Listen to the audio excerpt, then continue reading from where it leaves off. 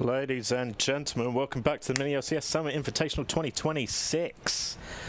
Today it's the Weenie Hut game, and I'm just going to skip straight through it.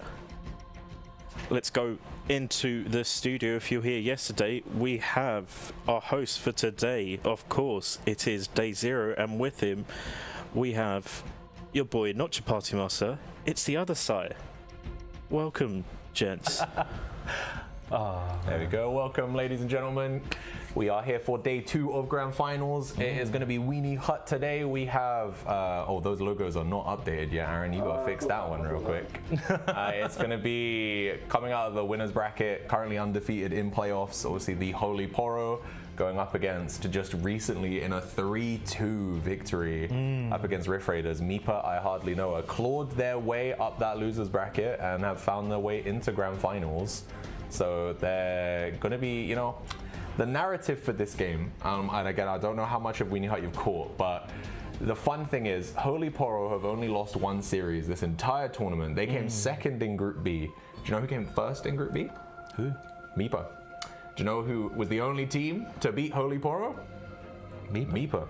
They beat them 2-0 in groups. Then they tied 4-1 and they got first place because of head-to-head, right? Got you. But then, obviously, since playoffs has started, Holy Poro have been a win after win after win. They've looked dominant in every single series. Meanwhile, Mipa, they won their first round, then they lost in the second round. They found themselves in playoffs, in loser's bracket. And from loser's bracket, they've been picking up more momentum. I believe they got 2 2-0s. They got a 2-0 against Snacks, I believe. And I think they got a 2-0 against Corn and Ball Torture. No, it was 2-1. It was 2-1. Ignore me. And then up in that last hurdle there against the Rift Raiders, it was a uphill battle for them, but they did take it 3-2 in the end, and have brought their ass right into the playoffs. So also playoffs finals, I should say, grand finals, the second of 3. Thank God. Because yeah, we are getting close to the end of this one. I just realized that I've been yapping and I haven't had the Twitch chat up, so I don't know what anybody else is saying in the meantime. Let's bring that one up for us. Absolutely nothing. Nice. We're saying Weenie Hut has L viewership. Is that what I'm understanding? I love that for us. But yeah, Sai, talk me a little bit through these two teams. How much have you caught of both? So I have commentated a couple of the games. Once again, I believe I was there for when they were facing CBT. I know Mipas. Now, I'm really excited to watch Mipas because we have a jungler who plays unconventional junglers. And once again, in the Weenie Hut, we're seeing very frequently that the Weenie Hut games, they go to these 40 minutes, these 50-minute sort of games here. And when you get to that point in the game, it doesn't matter what role the champion is in most of the times, because the champion has gotten their items. They're going to be able to do their job. You know, we've seen this, if you know, in your solo queue games, you see, like, say, for example, a set player who's fallen behind. But then it's 30 minutes into the game, he's pressed R on the tank and he's one-shot your squishy. He did his champion identity. And this is what we see in the Weenie Hut. So we've seen, I believe we've seen him play Singed, Teemo, Morgana, which is obviously a bit more standard, but once again, still a bit bizarre. A little bit of Vayne, I believe, as well. There was one game of Vayne. I believe it was a losing effort, but it was surprisingly more potent than I thought it would be, to be honest. I was like, how does it even clear? Like, it's going to be so rough. And then it wasn't too bad, but the game was actually a loss for them. But let's talk a little bit about the opponents here. So coming out of the winners side of this grand finals, the guys who have side select for game 1 and have elected for blue side, Holy Poro. So Holy Poro, for my money, I think they probably have top 2 mid laner in the bracket, and I think probably the best AD carry in the bracket. So they have Vanilla in the mid lane, who has looked really dominant. One of those players that was on the edge of eligibility to begin with. They were already like Plat 2, but it was like Plat 2 low LP, so you know, and it's the first time they've hit Plat 2, so we were like, we'll allow it, considering they were duoing with a gold player in Smith83, who is the top laner for Holy Poro. Someone who's been really adept at some of the more tank type champions. You know, we've seen them whip out a lot of stuff like the Tom Kench, like the Mundo. Been able to split push a lot in a lot of these games as well. There's been a big kind of sense of pressure for the team. Then yeah, Saiyan Sky and Midnight Siren in the bot lane. I mentioned it a few streams ago, but I think Midnight Siren's been one of the best value for money players they have. Obviously, she's a 2-point player because she was bronze before the tournament started. Throughout the course of the event, she's actually climbed up to gold 4. So yes, what's her main champion pool? I remember you. I think I've watched a game and I remember you actually saying this in one of her games. What's her champion pool again? It's mainly enchanters, if I remember. Yeah, I think correctly. I think she played a Nami. We've seen a couple Thresh games, but I think generally speaking, it's almost always enchanters. I believe I caught one of your games where you were mentioning this fact, and I believe she actually had a really good Nami game, if I remember correctly. I believe she was just landing bubbles non-stop. I was gonna say, let's you know, we're gonna take a little second here so that I can consult the Liga Shut Up website. Yeah. Check that shit out for yourselves now if you want to. Available publicly if you want to join and, you know, check your stats for any of the players that are in the game currently. If we have a quick look at Midnight Siren here, she has a 76% win rate all time, 16 wins and 5 losses. Yeah, Nami's most played. Yeah, Nami is most played. I need to up the brightness on this bitch. Hold on. This is how you know I'm getting old. There we go. Yeah, four games on Nami with 3 wins, 4 Thresh games with 3 wins, 4 Lux games with 3 wins, 4 Seraphine games with 3 wins, and then we got 3 on Morgana, 1 on Janna, and 1 on Mel. So, you know, we've got a decent repertoire of champions there that we can go through that I think, especially considering I imagine Midnight Siren is not someone that's going to get targeted with a lot of bans, right?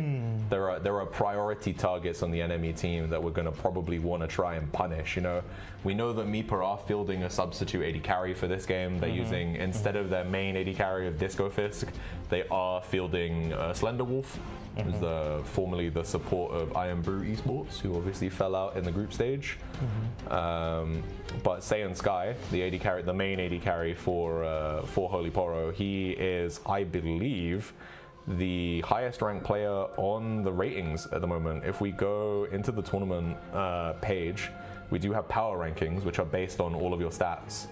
And yeah, if we go in there, we can see literally Saiyan Sky, Midnight Siren, and Vanilla are within the top 10. So, you know, they've looked real strong, and he is by over 6 points the highest person in the game score. So he's going to be the real person I'm going to be watching. He's against the substitute player, so the synergy will be a little bit less for Meepa, and it's somewhere where we can definitely see Saiyan Sky probably try to punish alongside Midnight Siren, as they have been, I think, for my money, probably the best bot lane out of Weenie Hut this season. So yeah, should be an interesting one to watch.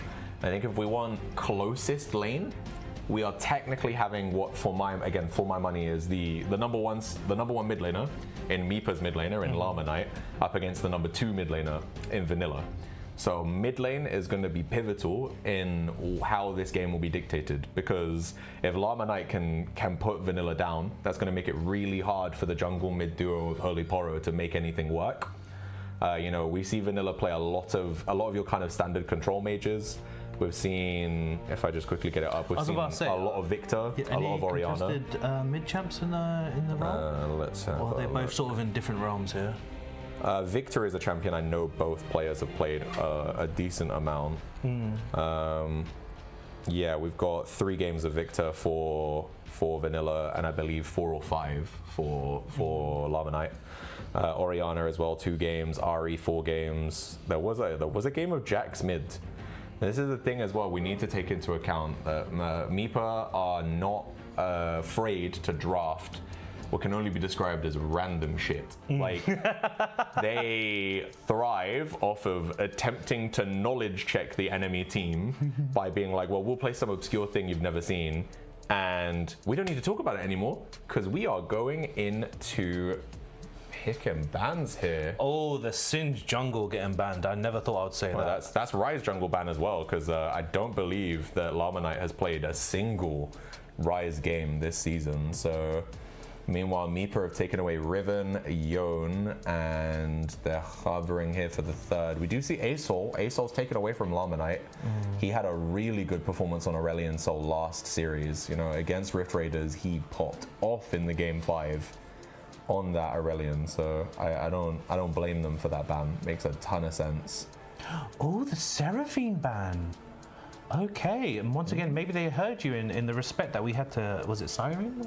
Yeah, Midnight Siren. She's. I mean, again, it's not her most played, but it is a very safe one, and it also pairs really well with Ashe, which is a champion that we have seen Saiyan Sky play. Yes, we've seen Ashe Seraphine, the combination quite a lot. Yeah, over all three brackets, it has been prevalent.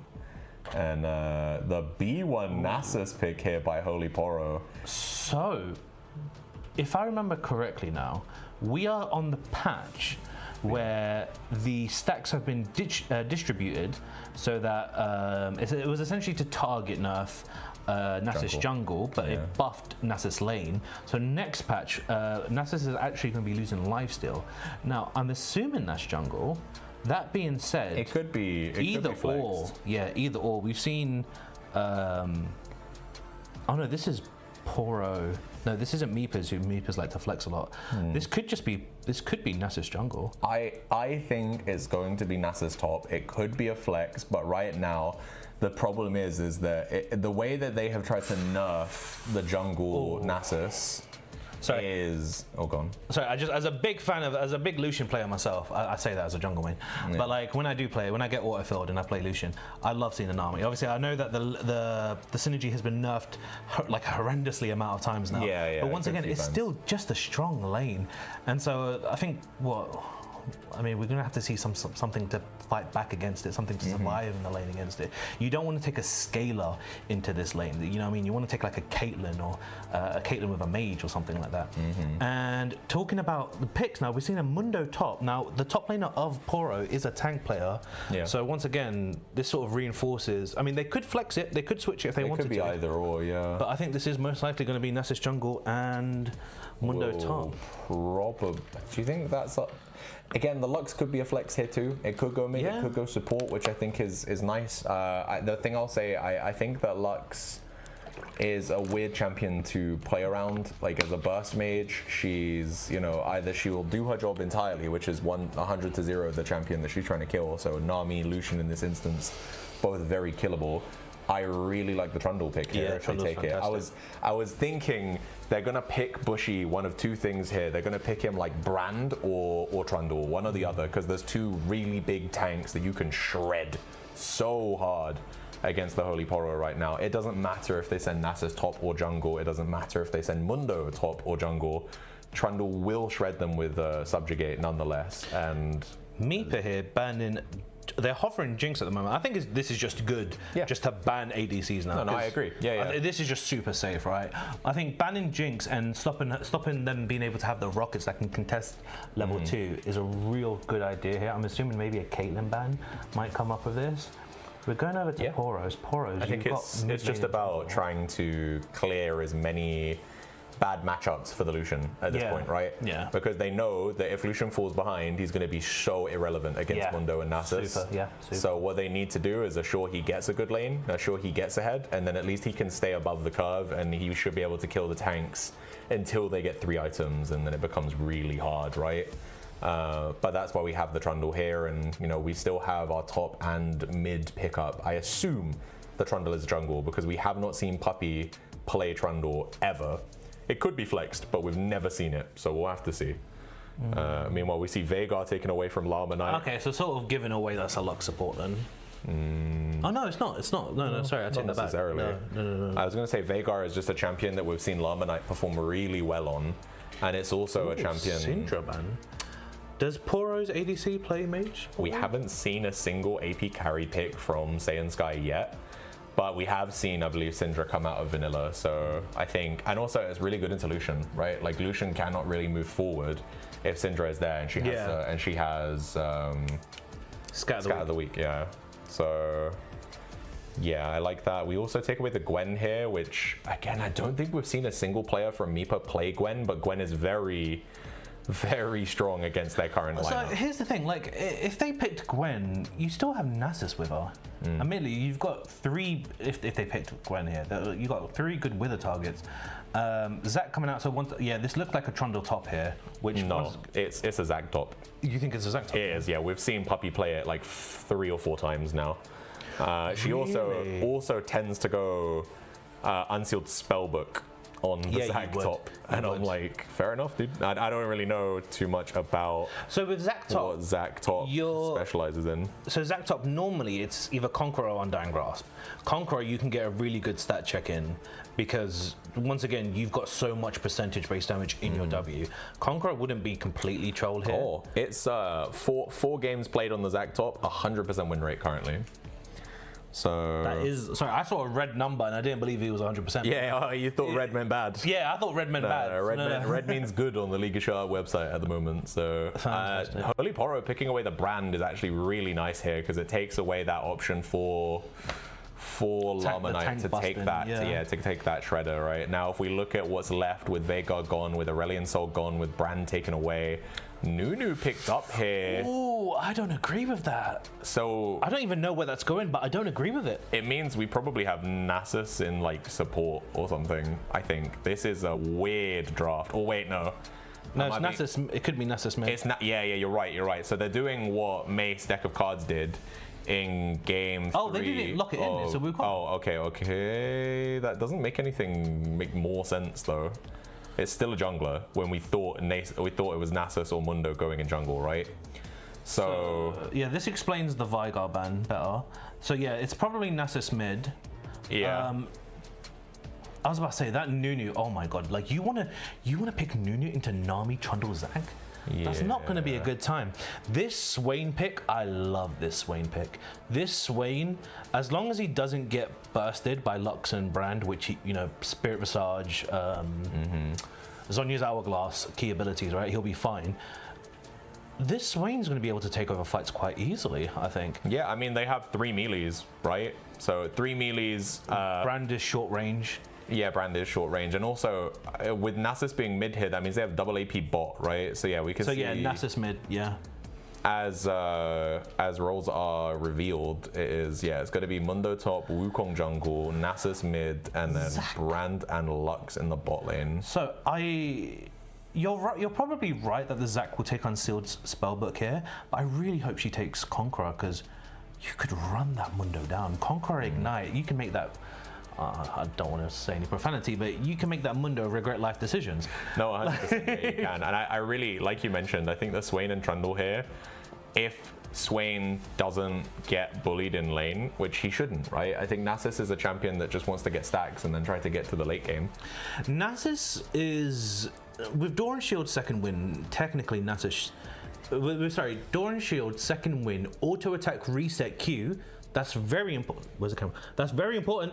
If you're playing Nasus, auto Q, auto reset, more healing. Okay, cool. Technically, you shouldn't get bullied out. Technically. But he does have, isn't it like 20% lifesteal or something of his passive? Its scale is up, so currently it's going to be 12% at level 1 to 24 at level 18, and then it's going to get nerfed to 10 to 20 next patch. Okay. That's why I know those numbers. I think, once again, because we're in Weenie Hut here, we need to talk about sort of like what the average player would do, right? Because, No, hold that thought, because I need to say, the Gambler is live, people. It's time. Put your money where your mouth is, put your stimmers on the ground. I'm actually not currently logged in on my laptop, so I cannot gamble. Neither can I, unfortunately. It's, that doesn't mean you guys can't in the Twitch chat. It's time, you've been watching the streams, you've been getting the coins for free. Let's see who you think's gonna win, because as it currently stands, we've got 520 coins on the Holy Poro right now. We can see a wild Scotsman in the chat has said, Holy Poro is going to just run over them post 20 minutes. Lucian doesn't have the damage, which I don't disagree. If Meepa don't get ahead in the early game, it's gonna be hard. Right. The thing is, both comps are very deathbally. Yeah. So I think it's gonna be a case of, yeah, I mean, the thing is, the only consistent damage you have from Poro side is Wukong. That's the only thing. But then Wukong, it's a bit weird. You've picked Wukong here into Zac and Swain. Brand is consistent damage, no? It's just going to be that big burst, and then it's just going to be sort of in and out of rotations, isn't it, really? So if you mean like auto attack based, then it's Wukong and Nasus for the most part, yeah. Yeah, Wukong and Nasus, but the Nasus could get kited. Like, there's so much CC to go through. Zac, Swain. Once again, we're assuming Swain's going to build Rylai's here. I like the Meepers comp just because I feel like Swain and Lucian have enough breathing room to run away with the game, assuming they don't make us, like they keep track of Lux and Brand. Like if Lux and Brand find Lucian or Swain, then you deserve to lose that team fight. But I kind of want to give it to Meepers. I'm going to try and log in because I want to claim some Steamo coins myself. Yeah, wants to start splashing some coinage. I play some Honkai Star Rail. I want to gamble. Hell no. You will never catch me on a gacha game in the big 2-6. It's not going to happen. I've done my time. I did 6 months on Honkai Star Rail and I'll never go back. What do you mean? You don't want to hear Argenti say for what shit? What's the line? Was that for beauty? Was it? I have no idea. I defend beauty. Argenti came out on the patch I stopped playing. It wasn't relevant, but he had been announced, and then what's the name of the little Halloween bitch? She came out. I think her name was like How or something. Or? Oh, Ho, the green one. Yeah. Her. She was the person. That was the patch I stopped playing because it was like a Halloween event, and we've been waiting for something to happen. And the Lawfu, is it called? Yeah. But like that area, we've been waiting for main story content for like 6 months, and they just didn't do it. And then I was like, I missed the dailies one day, and I was like, I was like being released from the Matrix. I was like, I don't need to do this anymore. I've just realized I've spent 36 hours not touching this piece of shit. I'm free. And then I never went back. So, and then, if you ever want to, I know you'll have to play life on hard mode. If you ever want to come back, I'm so good. Amphoris has a great storyline, supposedly. Yeah. So I've been told that is it called Penacony, I think? Yeah. Yeah. Apparently the main story content there is great. I'm never gonna find out because I ain't going back. But let's have a look at what the Twitch chat's saying. As we can see, 19,000 coins have gone down onto the Holy Poro. Jesus. So a lot of people believe that. I don't blame them though. Mid lane Nasus in this game, Swain is not going to punish him in the early game, and then when we get to the mid game, if he's got 300, 400, 500 stacks on the queue, yes, Swain can regen through with ult, but it's not going to be enough. He's going to get out DPS, right? Here's the reason why I don't like this, because once again, rank is important to talk about here, because once again, I've mentioned the Nasus auto queue, which is just like, I believe if you do Nasus auto queue at level 1, if you do it like 5 or 7 times, it's the equivalent of a health potion, which this is a technique that Nasus players use to survive the early game. And then we've seen how, through the rise of Aloys with Mundo, how these small techniques can help these late game monsters become late game monsters more consistently. So I just think that on a low rank skill level, realistically, I think this Swain won't take Airy. I know this Swain won't take Airy or Deathfire Grasp. I hope they do. Deathfire Touch, sorry. I hope they do, because this Swain realistically could just bully out Nasus, and Swain and Trundle can just go monkey hunting, but I don't think that's going to happen. Another thing is that this Wukong has been picked into a team with basically, it feels like little AD. Yeah, right? Trundle and Lucian are the only AD options here. And it's just like, Trundle's going to press R on you. Well, actually, no, that's not guaranteed. No, yeah, there's 3 people that really want to get subjugated. Yeah. And Wukong is the worst of the 3 people to subjugate. But like, Trundle, I feel like Trundle has a good time into that team. Swain has a good time into that team. Zac has a good time into that team. Nami, these enchanters, their job is to give the utility to these melee champions that want to move around. Ladies and gentlemen, Zac, Trundle, Swain, they want to get in there and move around. And the thing is, minus the Wukong ult and possibly the range from Brandon Lux, how are you getting to that Lucian? I know that Lucian has the shortest auto attack range shared with Severe and Kaiser and so forth, but like, Lucian has E. Like, if Lucian E's forward twice in any team fight, he's gonna die. Realistically. But if he E's forward once and then plays respectfully with the second one, he shouldn't die. And once also, again, don't forget about the movement speed that comes out of the Nami as well. Every single time Nami hits him with something, he gets movement speed. Yeah, the W is going to get insane. The Nami W is going to get insane value. If they play it well, it will be strong. The thing is though, this Brand is also on the opposite side. Brand is going to love this, right? Brand is going to love just setting the entire team on fire. Yeah. I think this Brand definitely has big potential. That being said, going back to my notes here, we've obviously something that I completely forgot about is that Lucian's actually the substitute player, and ADC on the Poro side is actually the strongest player. So funny enough, actually, I could be wrong here. This brand could actually pop the hell off and just we're going to see those beautiful, satisfying AoE ultimates, passives, combustions, and all that stuff going off. This could actually be quite possible here, but it's just like I feel like there isn't much set up for the brand. That's the only thing. Yeah, I agree. Outside of Cyclone, Holy Poro severely lack any kind of major engage, right? They have Cyclone and that is it. So it's going to really be Wukong's job to make these fights start and to be able to kind of, you know, help his team find the opportunities for Brand to drop his entire damage pool onto them, right? But what I will say is the enemy team, look at both comps, they both have insane frontline, right? Yeah. It's Mundo, Nasus, and Wukong versus Zac, Trundle, and Swain. There is a little, if those were in an isolated scenario, 3v3, I give it to Meepa, because they have a lot more regen, they have a lot more tank shredding, right? But then when you add the bot lane included, Brand decimates that front line. If Saiyan Sky gets ahead, he takes over this game. If Vanilla gets ahead, he takes over this game. Whereas I think we look over the other side and I'm like, even if Lucian gets ahead, I think that Slender Wolf has a hard time ahead of him. If Llama Knight gets ahead, well, as long as Nasus gets to hit CS with his Q, as long as he gets to, you know, siphoning strike, he's happy. You know? This is where keystones are going to be important. When we get into game, we really need to check if Nasus. Okay, surely by default, Nasus is going to take Doran Shield. I really hope second wind's going to be there. Yeah. I really hope second, because second wind like do so much. I was gonna say Doran's Shield second wind, is that still like the melee mid lane kind of setup? No, it got nerfed, but then the reason why it's more effective on Nasus is because Nasus has like 10% lifesteal at level 1. Yeah. Which once again, that goes back to the auto Q reset. Adaptive, if I remember correctly, Doran's Helm gives resistances, correct? It gives resistances upon taking damage. MR and, so yeah, there's some good value there. I don't know when you take which one. I know there's been more of a distinction with Doran's Helm and Doran's Bow. But once again, I really think by default you're going to take these two defensive items, and then it's just going to be down to the Nasus just to sustain through this. No, I agree. I think that I really need to see keystones. I need also to see if we go late, I favor the Holy Poro as well. I think that, absolutely. You know, with absolutely. items and with time, Nasus and Brand will be inevitable. So we're going to be kind of really hoping Meepa can lock this one down in under 30 minutes if they're going to do so. If they fail to, I think that it will be 1-0 for the Holy Poro.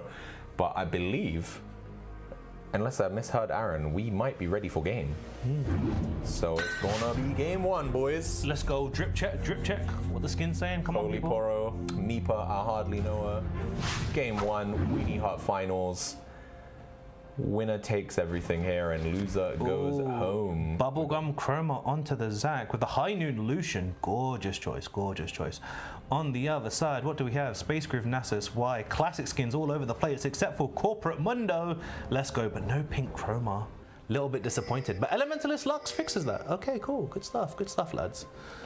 See, I kept looking at the skins yesterday, but I don't have any opinions on them, man. I'm not a skin kind of guy. Like, I don't know. You don't like your cosmetics? Not really, no. That's also probably why I don't enjoy the gacha. So, second win is there. And yes, Wayne is going to take Conqueror, which is pretty normal. Zac did take on Sealed Spellbook. I knew she was going to, but I'm assuming she has Teleport as well.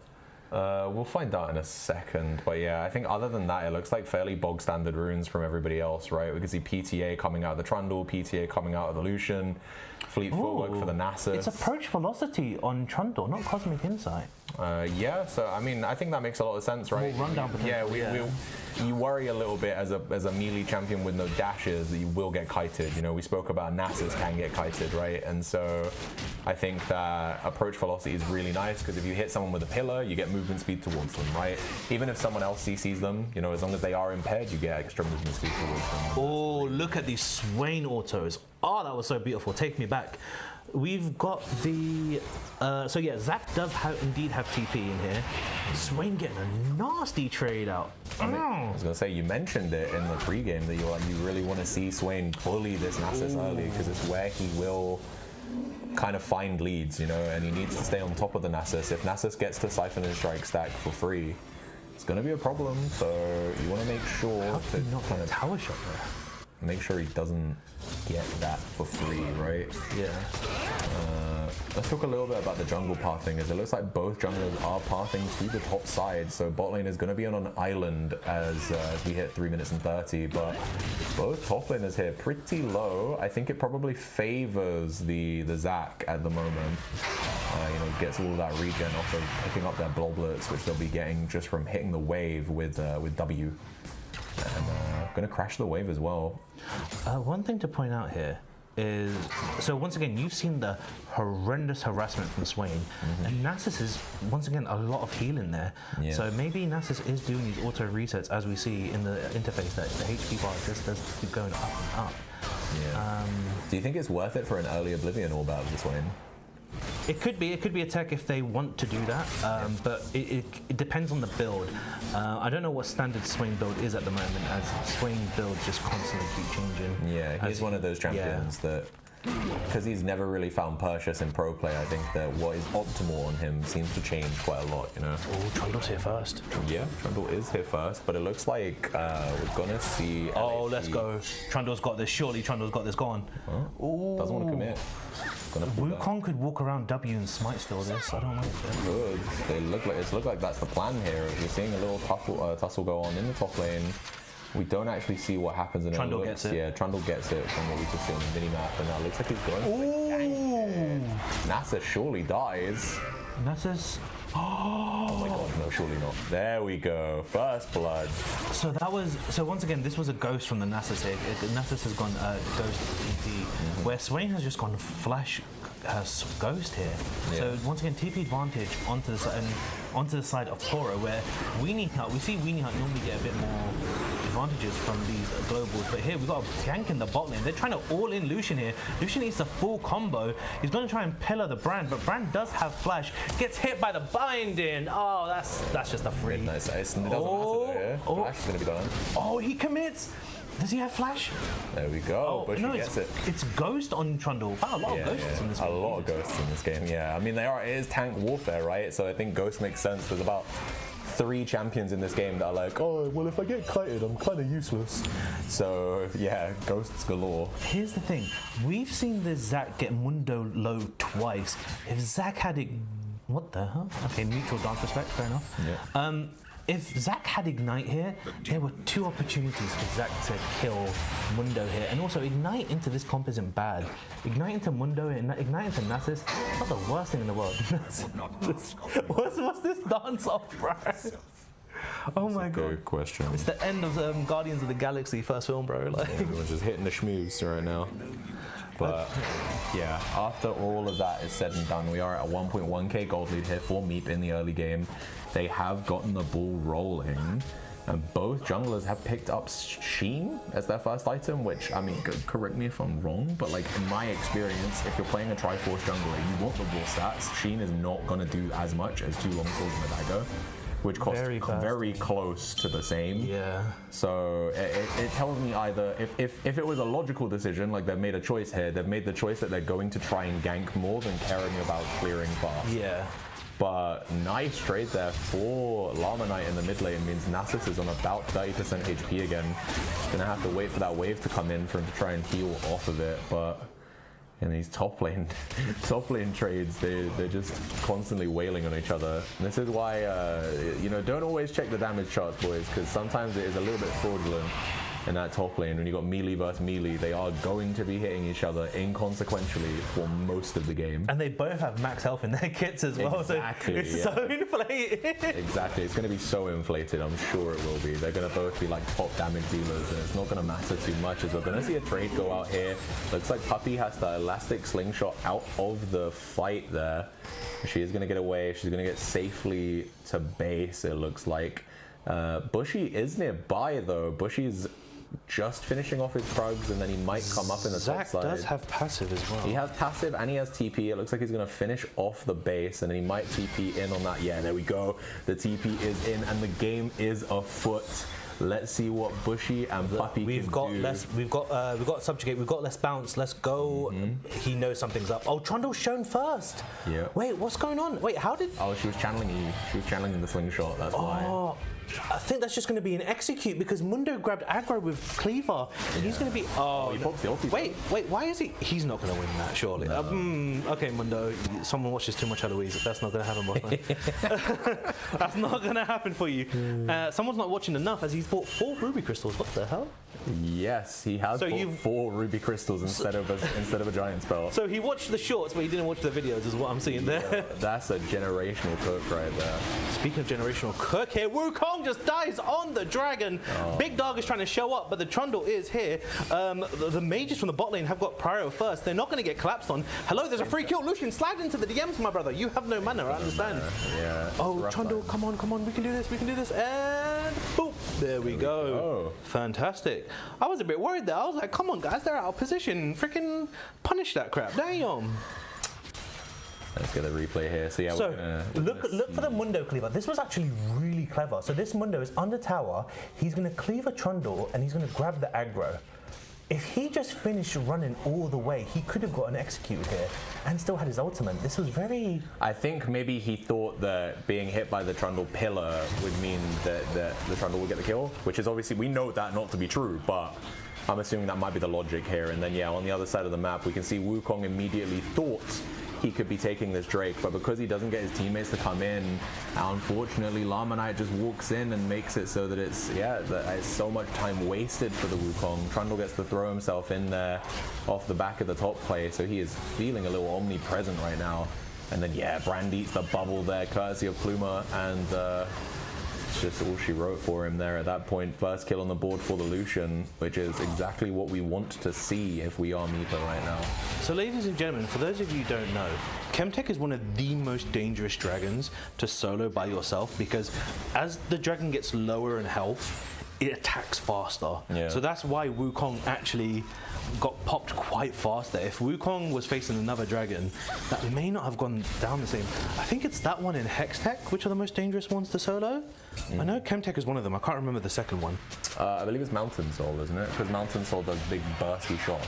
Possibly, It's like, instead of like the other Drakes where they shoot a little bit more frequently but they're less damage, the Mountain Drake is like big AoE kind of cone shots, but they're slower, but they do more damage. I wouldn't know. I play Viego, so I'm permanently safe. I mean, I also wouldn't know. Most of my champions can solo Drake as well. Like, yeah. Play sustainable junglers, ladies and gentlemen. Hell yeah. Meanwhile, in this top lane, so we've got Unsealed Spellbook, and it's just like, Zach, I really want you to take that Ignite, please. You could kill this Mundo. Mundo doesn't have ult. You could just start bouncing on the face. Let's go. Oh no, Mundo does have ult back again, and we're not going to see what happens as the trade in mid lane is a lot more important, which admittedly is getting chunked out heavily. It looks like this Swain player is going for Blackfire Torch first, which is very common for the mages in mid lane these days, as it is just such a generically good item, scales so well. Yeah, also removes most of their mana problems as well. You know, Swain is a champion that chugs through mana, and I mean, you can see it literally now. He is sitting on like 20% mana, if that, and yeah, once he finishes that Blackfire Torch, it will help out for any mana issues, which is nice for him. But if we look at the CS numbers, I don't know if we can get from production a check on the Q stacks for Vanilla right now. You're going to see he gets yoinked into this fight here by Swain, but he knows Swain is low in mana, so he knows he should be fine. And nothing else will come. I think Swain just missed the play. They might have. I'm not actually too sure. I didn't see it myself. Let's see the passive pop there for the Mundo. 280. You had 280, I had 250, but Final Spark will come out nonetheless on the top of that Cyclone. And it looks like Nipa's bot lane are out scot-free. The culling will come out, and it doesn't quite connect everything. But, you know, it was more of a deterrent. It was a warning shot. Yeah. You know, he was telling them, get off my back, and that worked. Oh, check out the Swain boots here. It's the Zerker. Yeah, the Gluttonous Greed. Gluttonous Greed, sorry, not Zerkers, yeah, which will turn into a Mortal Path, which... No, that is Mortal Path. If he's finished his quest. Oh, we completely missed Brand. Brand just got Brand completely angled, completely blew up Lucian. I'm assuming he must have bounced the ult off the wave there. Yeah. That was really unfortunate. He must have been on 2 stacks. I just saw the passive get a kill. So here we go. So bit under tower here. So he misses the W. EQ. Oh. It was just the EQ. Oh, Yeah, the passive is enough there. that is so brutal. We've got creep score difference. I mean, the main difference is in the bot lane right now. Saiyan Sky is in control of this one right now. He's what, Yeah, something we expected. 25 CS up. He got the kill there as well. That's going to put him comfortably in the lead in this top lane. Sorry, in this bot lane even. Although Smith is up on CS as well, but it doesn't actually translate to much in terms of gold because of the fact that he has died, you know. And I think Puppey is doing pretty well up here in the top lane. Again, like we said, the Zac is 100% win rate for her over 4 games, so not a champion that she struggles with at all. And the main differences here are in this mid jungle. You know, we can see L8P is 1.1k down on the Trundle. Trundle's had so much more presence than the Wukong. And Swain has been bullying this Nasus right now, which, you know, was to be expected in the early game. And Nasus is really going to want to be scaling for the rest of this one if he can. We know he's got a little under 300 on the Siphoning Strike right now, so not too bad for this point in the game, considering he's been getting bullied out of lane a lot. One thing I want to jump on here is Zac actually has on Hollow Radiance, Which this is going to be fantastic because one thing we didn't actually cover about the Zac pick is that Zac can get picks. Yeah. Like you've got immobile mages there, and Zac is just like a free ticket airline into jumping into backlines, as we're seeing right here. As Zac is going to all in. Zac got the empowered shield from the TP. Does she have less bounce? She does. Doesn't choose to choose it just yet. She did rip the passive shield off. Not going to commit to anything else. Here's the thing, she has Unsealed Spellbook. Now, I don't really play Unsealed Spellbook that much. Same. But I know that the point of it is to get other summoner spells, which Yeah. I have not seen. Where is the Ignite Sister? Tell me. I mean, maybe it's been used and we just haven't seen it, but yeah, the Ignite will be so good against the enemy comp right now, right? They have Mundo who heals a ton, and they have Nasus who heals a ton. So, you know, when we get into these team fights, we're going to be able to turn that that TP into an Ignite and hopefully have some influence in the team fights. But in the meantime, Puppey is actually just proxying the wave right now. Zac's just going coast to coast. Like, Zac don't give a damn. Yeah, Speaking well, of not giving a damn, Lucian is not respecting the brand damage. Brand is landing these Qs, but Nami's landing the bubbles. Doesn't matter, as Wukong is here to finish off. Lucian's just going to commit himself after killing himself, but he gives off the was not barrier. needed. Wait, what's the Cyclone? Wait, why did we use Cyclone? It's Weenie Hut, man. Yeah. Why did we use Cyclone? Because Why did we use Cyclone? Why did we use Barrier? Yeah. I need to join the team's VC right now to find out more. I mean, yeah, the barrier is questionable considering you could tell from the positioning of Slenderwolf, like, he stopped moving, which tells you he knew he was going to die. So then using the barrier there felt like it felt a little superfluous, and then Cyclone was overkill, but I guess L8P just, you know, it was the first kill he's been a part of in the game thus far. He wants to get his name on the board, so I respect the opportunity there at least.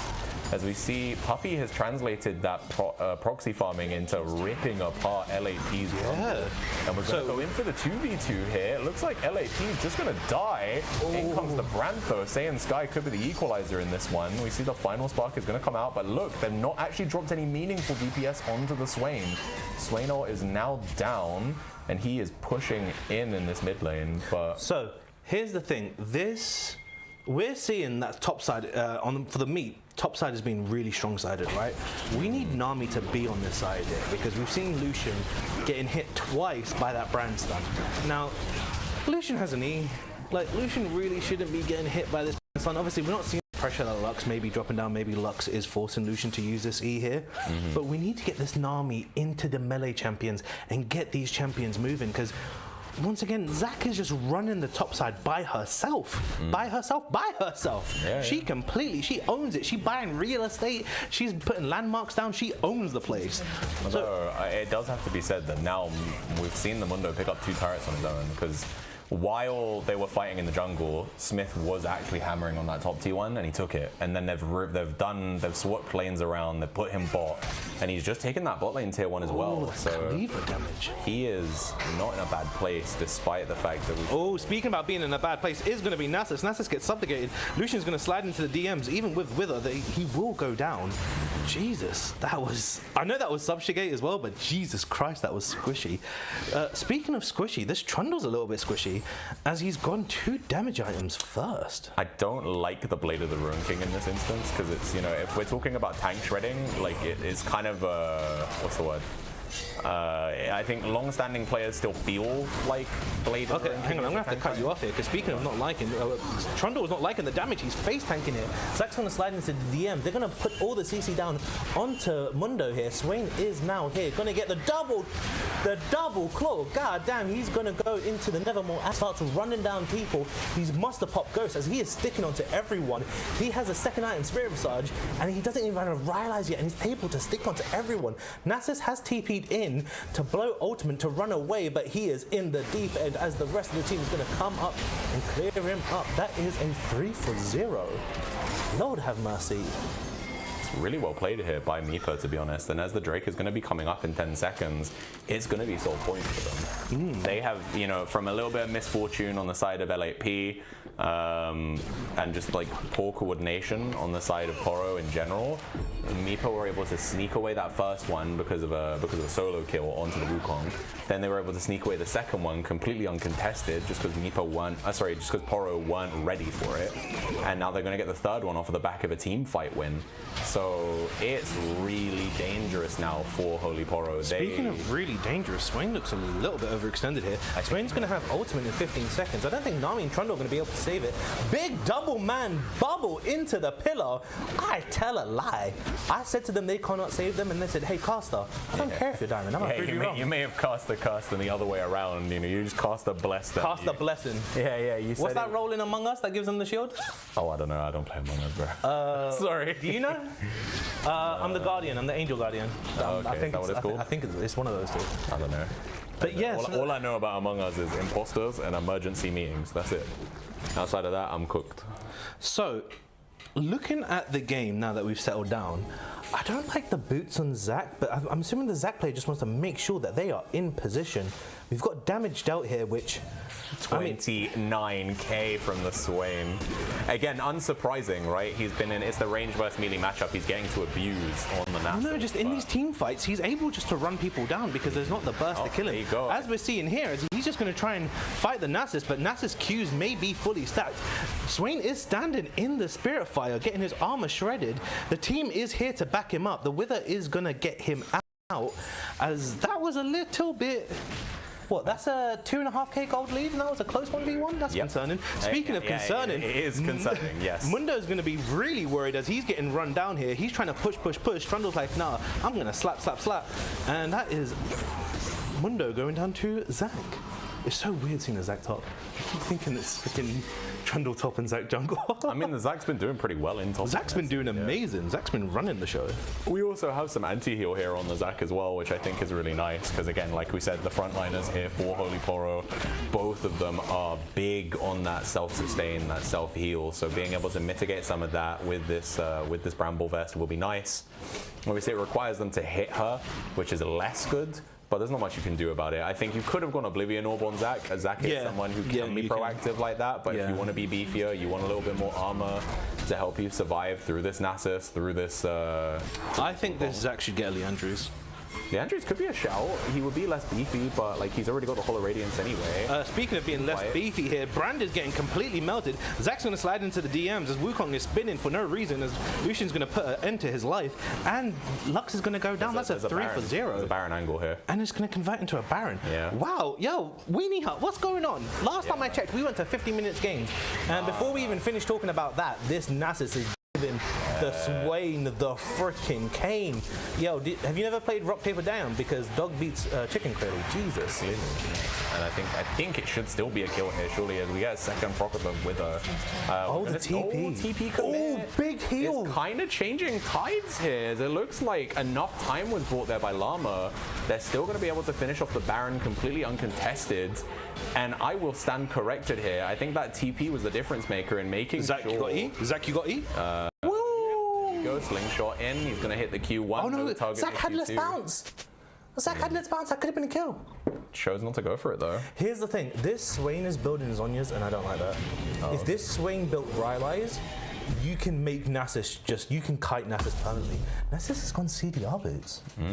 Yeah, I mean, I guess it assists with stacking, right?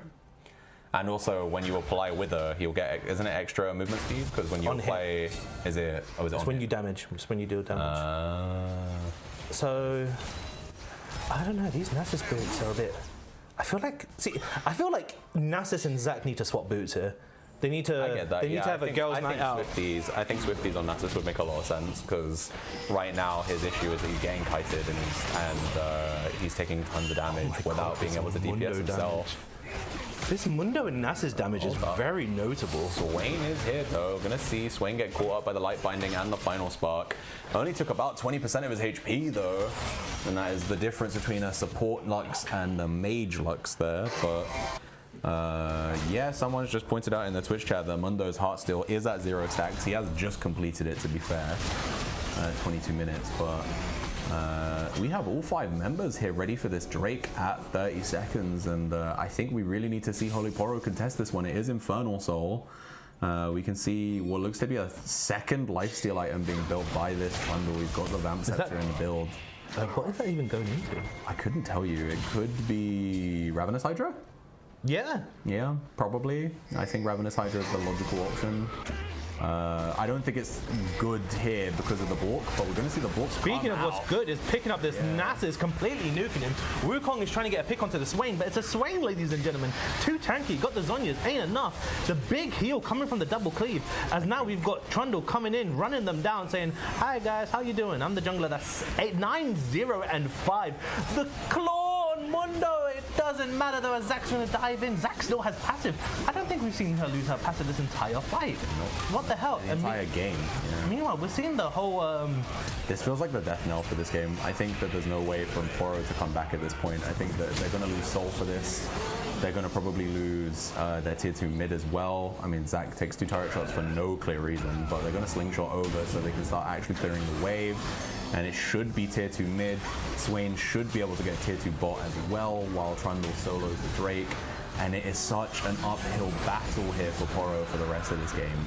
They do have scaling options, so let's not pretend they don't. Obviously, we can see the Nasus will continue to scale. He can actually 1v1 the Swain now, despite the 3k gold lead for the Swain. So, you know, inside lanes, he's still a threat. 0-4-0 doesn't really matter. He is still a threat.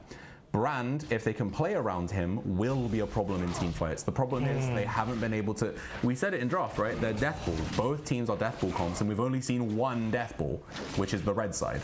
They are 12k gold up right now, and they have been playing the team fight significantly better. So, the Trundle here, once again, the Trundle is so ahead. The Trundle is 6k gold ahead. Yeah. Now, when you're that much gold ahead, really, like once again, half the gold lead is on him, right? So realistically, Trundle could, well, Trundle's going to anyway, regardless of what we say. But Trundle can build more damage if he wants to, which I'm assuming when we come off, we're going to see a completed item there, which it's Ravenous. And he's still on tier 1 boots, by the way.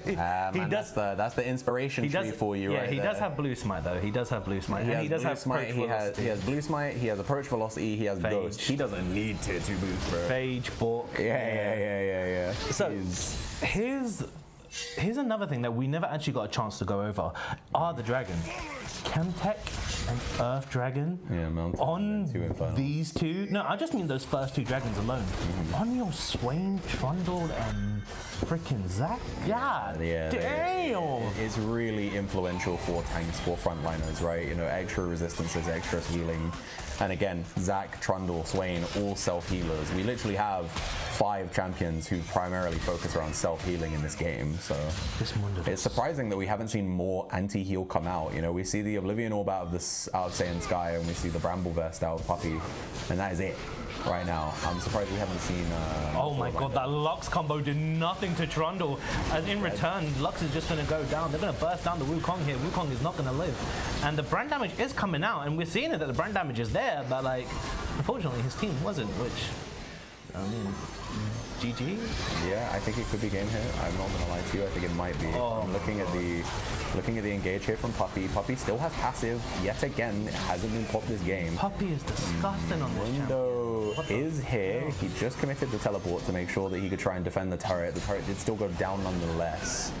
but he does at least kind of mitigate them from pushing any further. We have 30 seconds until Baron is up. We have less than 10 seconds until L8P is back on the map. There is nothing here for Trundle to really farm on that bottom quadrant. He could go to his own camps, which I think is what it looks like he's going to do. He's actually Flame Horizoned the Wukong, by the way. I don't. Wait, you know Flame Horizon, right? 100 CS difference. Yeah, cool, nice. All right, because you were looking there like I didn't know if you knew what I was talking about. No, it took me a second. Yeah. Where did that term actually come from? Top laner in LCK, or was actually OGN at the time. So he was a top laner for Najin. His name was Flame. Yeah. He actually played in NA like 2 or 3 years after his prominence in Korea.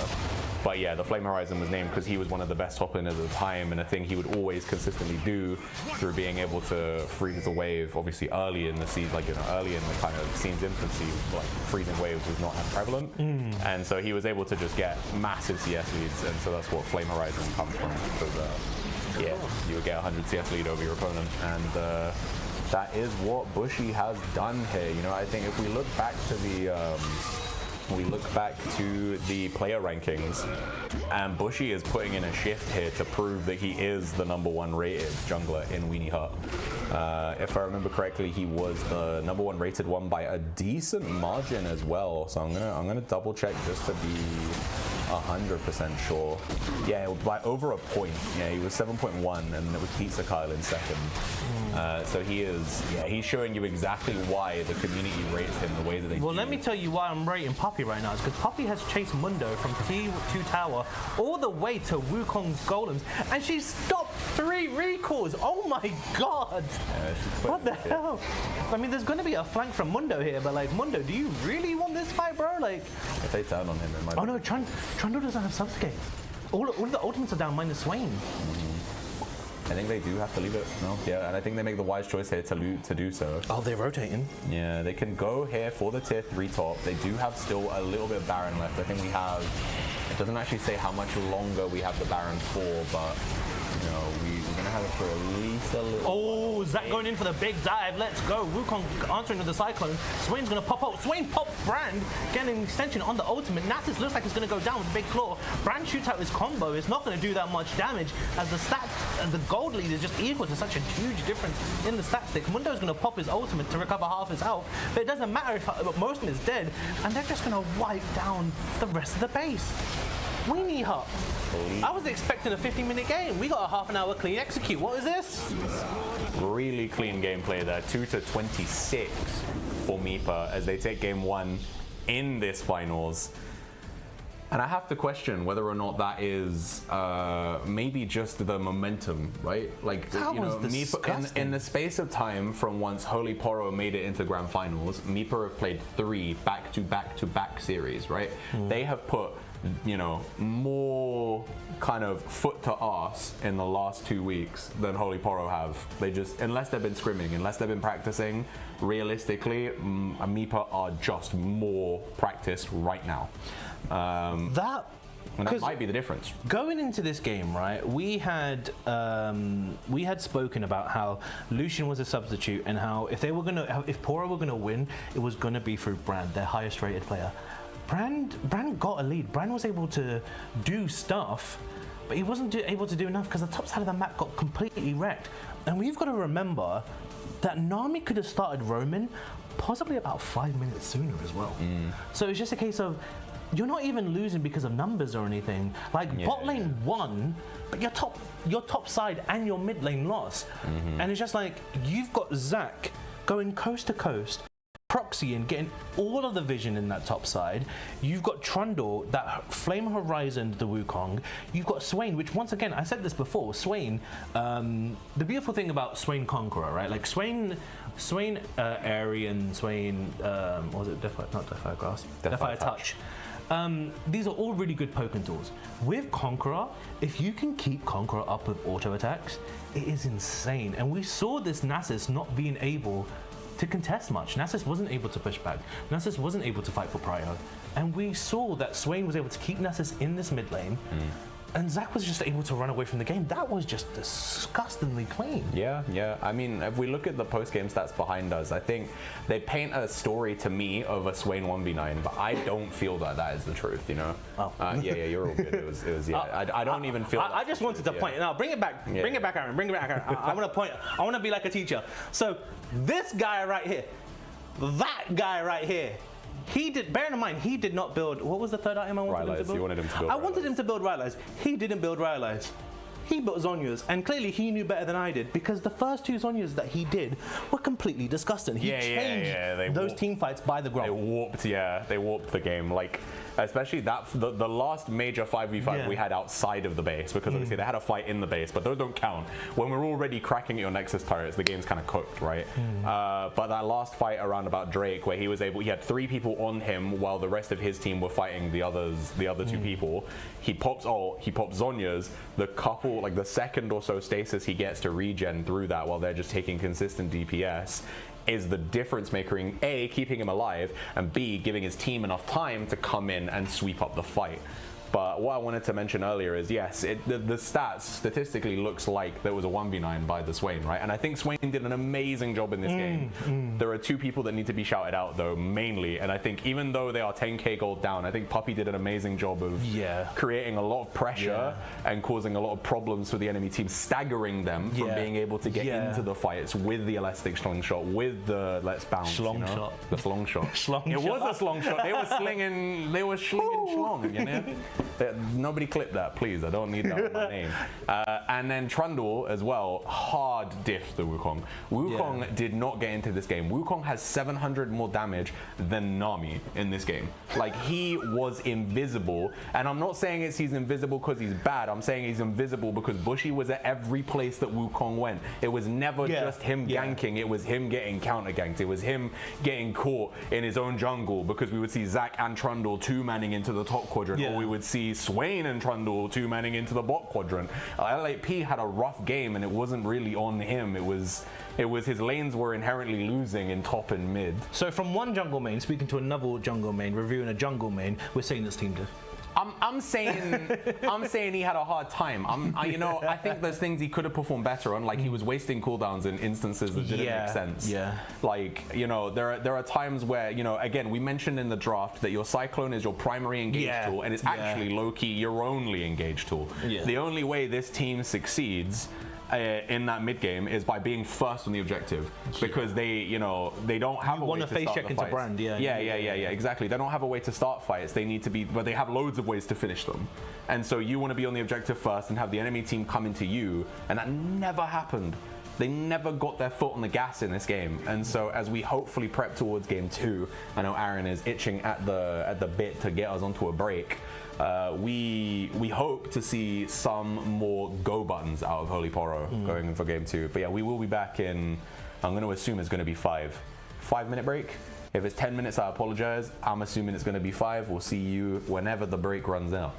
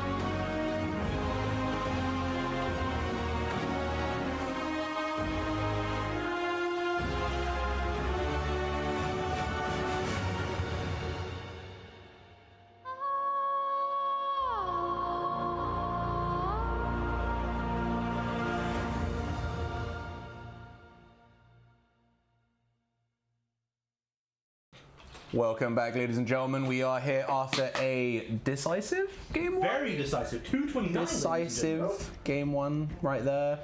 Courtesy of Meepa. You know, I think maybe one or two people maybe vetted on oh no. Oh, Sai forgot his mic. I'm sorry, I went to the bathroom. I didn't want people to hear me pee. Well, they won't hear you anyway. Your mic would be muted when you're pissing, don't worry. I Aaron, think there's also a mute button on it if you want to do that too, you know. Aaron, could you have heard it if I went to the bathroom? Yes, I would have. See, I'm protecting the producers' kids. Oh no, I do this. I do this on my Don't daily you job. worry about I always that. listen He to does people not pee. need protection. But anyway, back on track, back into the game.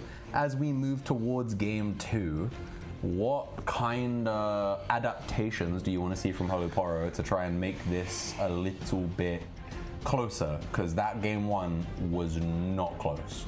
So, we spoke about Wukong and how Wukong was sort of getting a bit of a rough time.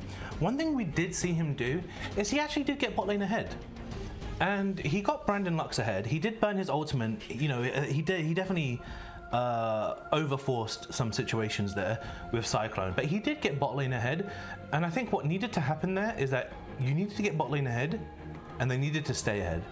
Like, I think there was just one point where Wukong, I think he camped them up until like 13 minutes, and then he went top and fed, which you don't fight, you know. If your top side's on fire and your bottom side, you're trying to set something on fire, you need to fight fire with fire. You need to take your bot lane with you. And what needed to happen is the classic, you run down that tower, you bring Brand and Lux into mid lane, and then you just run them down with that. We saw Mundo actually did do a lot of work. Mundo's damage was quite notable. Yeah, it was, yeah, for sure. So it's more about the macro and the commitment of, like, if you want to get bot ahead, well then stay down there. That's clearly the game plan. Ooh. So, as we move into game 2, we're going to see exact same bans. They were hovering the Teemo ban, which makes me think they were thinking to B1 ASOL, but they've decided to just take away the ASOL instead. And we're going to get the exact same bans here out of Meepa. I mean, if it ain't broke, don't fix it, right? Yeah. Can you pass me the pen? Oh, we've forgotten many things. Yes. As there we go. Thank you. Gotta take down my notes so I know who to cuss. Fair enough.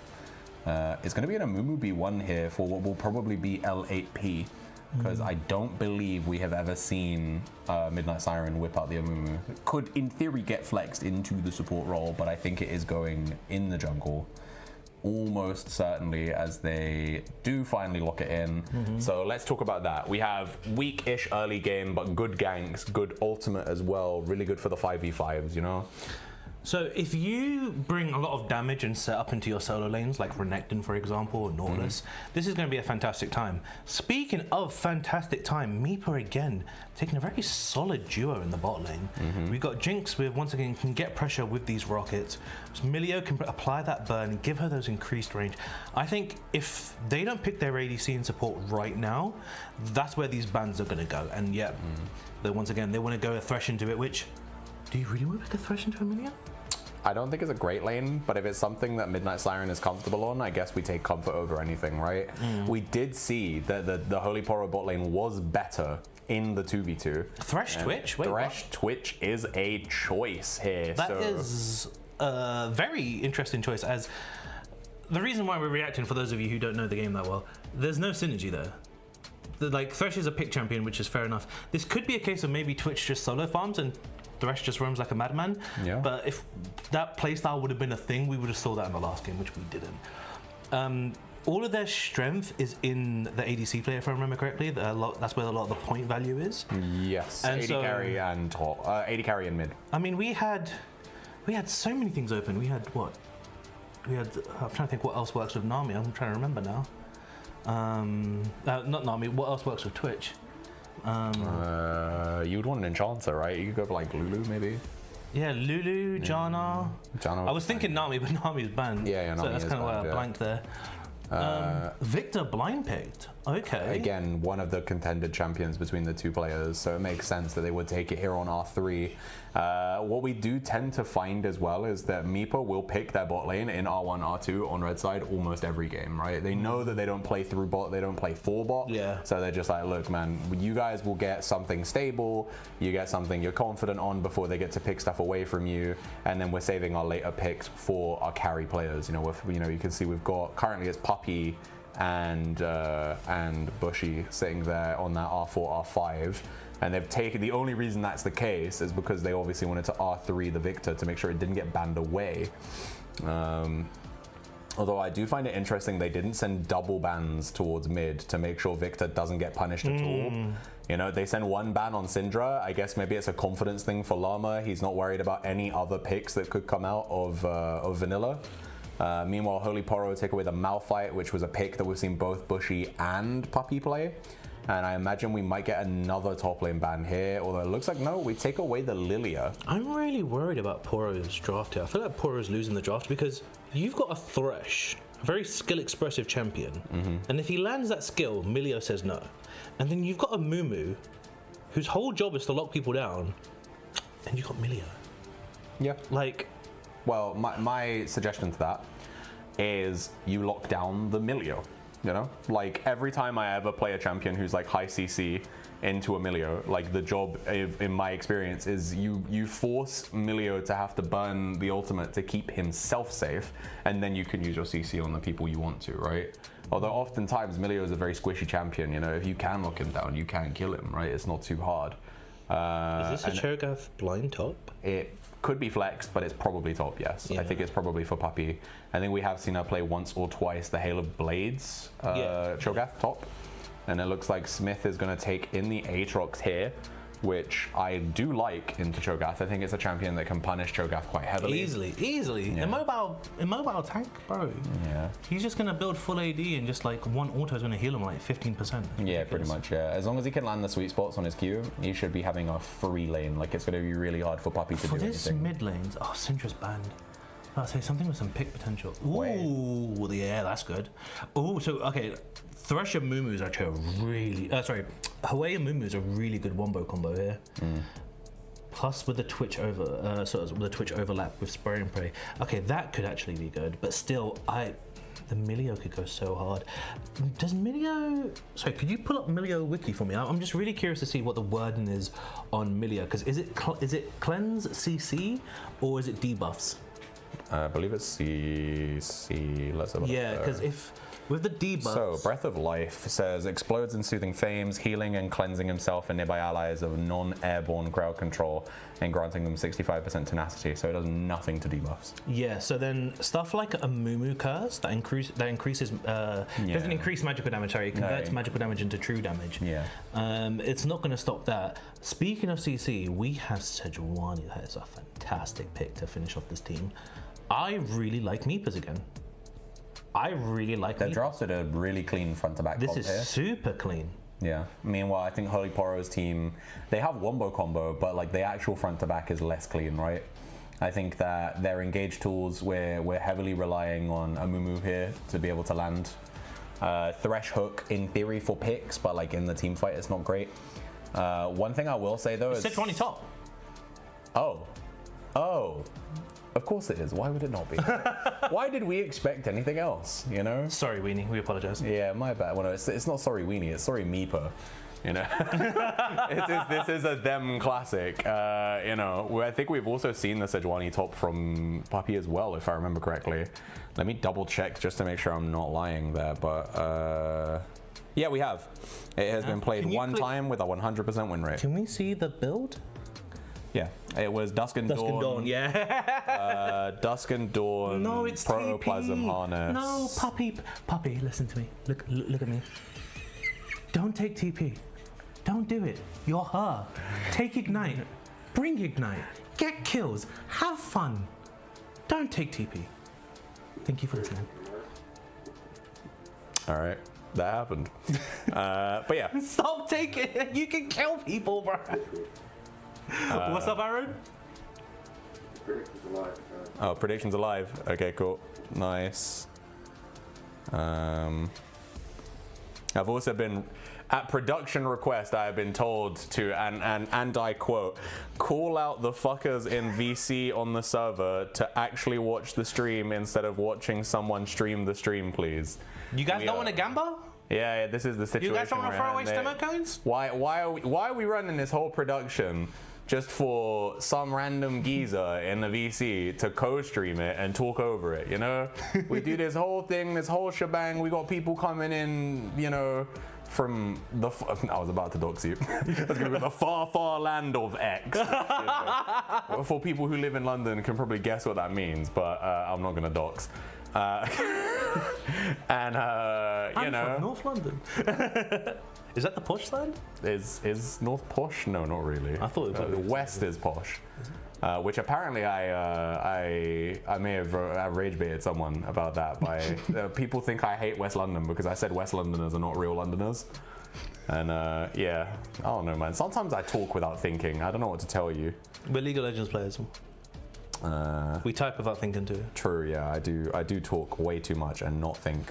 Let's see what the Twitch chat's saying though, as we can see. Oh no, 0 coins and 0 coins on both sides. Oh, that's got to be rectified, boys. You know what it is? It's because all the people bet on Borrow and they lost the coins. They might have, yeah. That genuinely might be what happened. I know. Guys, you need to listen to me, all right? I know drops. KD dropped like 15k on Holy Poro and lost it. So let's drop all my coins on the people I wanted. I think we'll win this one. Bro, can I get onto like a hotspot or something, man? I want to gamble too. Like. Yeah. I think in between the break, that's something that Aaron can probably help you out with. Cool. As I don't know whether or not my gamba has gone through. I don't know. Mobile is being arse. Oh, it has. My 3.5k on Tamipa has come through. I would bet if I could, but it's still got a country diff, so I can't vote. Yeah, unlucky, bro. The Netherlands is a place. Oh, what? They don't have access to it? Yeah, you can't. Oh, wow. You can't gamble in the Netherlands, I believe. Like, what? So did they just stop that Twitch add-on? He can't just see predict. No, so he can collect Stimo coins, but he just can't gamble. Get a VPN. I mean, you could, but that's so much effort, you know. But it's that deep that like you can't even play Uma Musume without a VPN because Uma Musume's developers they don't reveal the percentage chance of being able to get someone. Yeah. So that's when you know you're playing a bad gacha. Yeah, if it's like Honkai Star Rail and like Hoyoverse games where you know the chances of the champion or the person you're trying to pick on the banner, those are fine because you know what you're getting into when you play the game. But yeah, Uma Musume is a no-go. If they want to play that, they have to VPN it, which is crazy. All right, cool. So we didn't actually talk about the draft. We just kind of started going on some... I've heard that, okay, they can play Uma. Okay, I thought they couldn't. Oh, cool. I might be wrong. The Europe servers block our internet, but the Japanese servers don't block the Dutch. Oh, so you can't play Uma unless you play Japanese, which means you don't understand anything in the game unless you're fluent in Japanese. So I was kind of just right. Like, unless you want to play a game that you physically can't understand anything that's going on, then you kind of can't play. But I respect the tenacity to want to play the game so much that you will play it in Japanese to make sure that it just functions, you know? That is something special. But let's have a look at these finalized predictions. We see 250 on Holy Poro right now versus 3.5k on Meepa, which means I'm the only person that's bet on Meepa because I dropped 3.5k. So people are being a little stingy with the coinage right now, you know? They're being a little stingy with the coinage. People don't have the coins to bet right now. We're in times of austerity within the MiniLCS. How much time do we have? I might be able to slide in real quick into the DMs. Like probably under a minute. Let's go, man. Yeah, good luck. I gotta get my daily gacha in, bro. There is a translator, so I can read everything. Damn. This is pain with more steps. I'm getting cocked. What the hell? Yeah, I think you're gonna miss this. I'm not gonna lie to you. But someone dropped 12k. Someone dropped 12k on Holy Poro, or 11,957 to be specific. So we're gonna have to see if that's some really big faith placed into the boys. And we're all watching the stream. I lost 15 fucking K. Nice. See, you gotta agree with me, man, alright? Vote for the Meepers, bro. I know the top laner's not taking Ignite, but trust me still, alright? I mean, I think their comp is better. I think we've seen we've seen Llama Knight perform really well on the Victor before.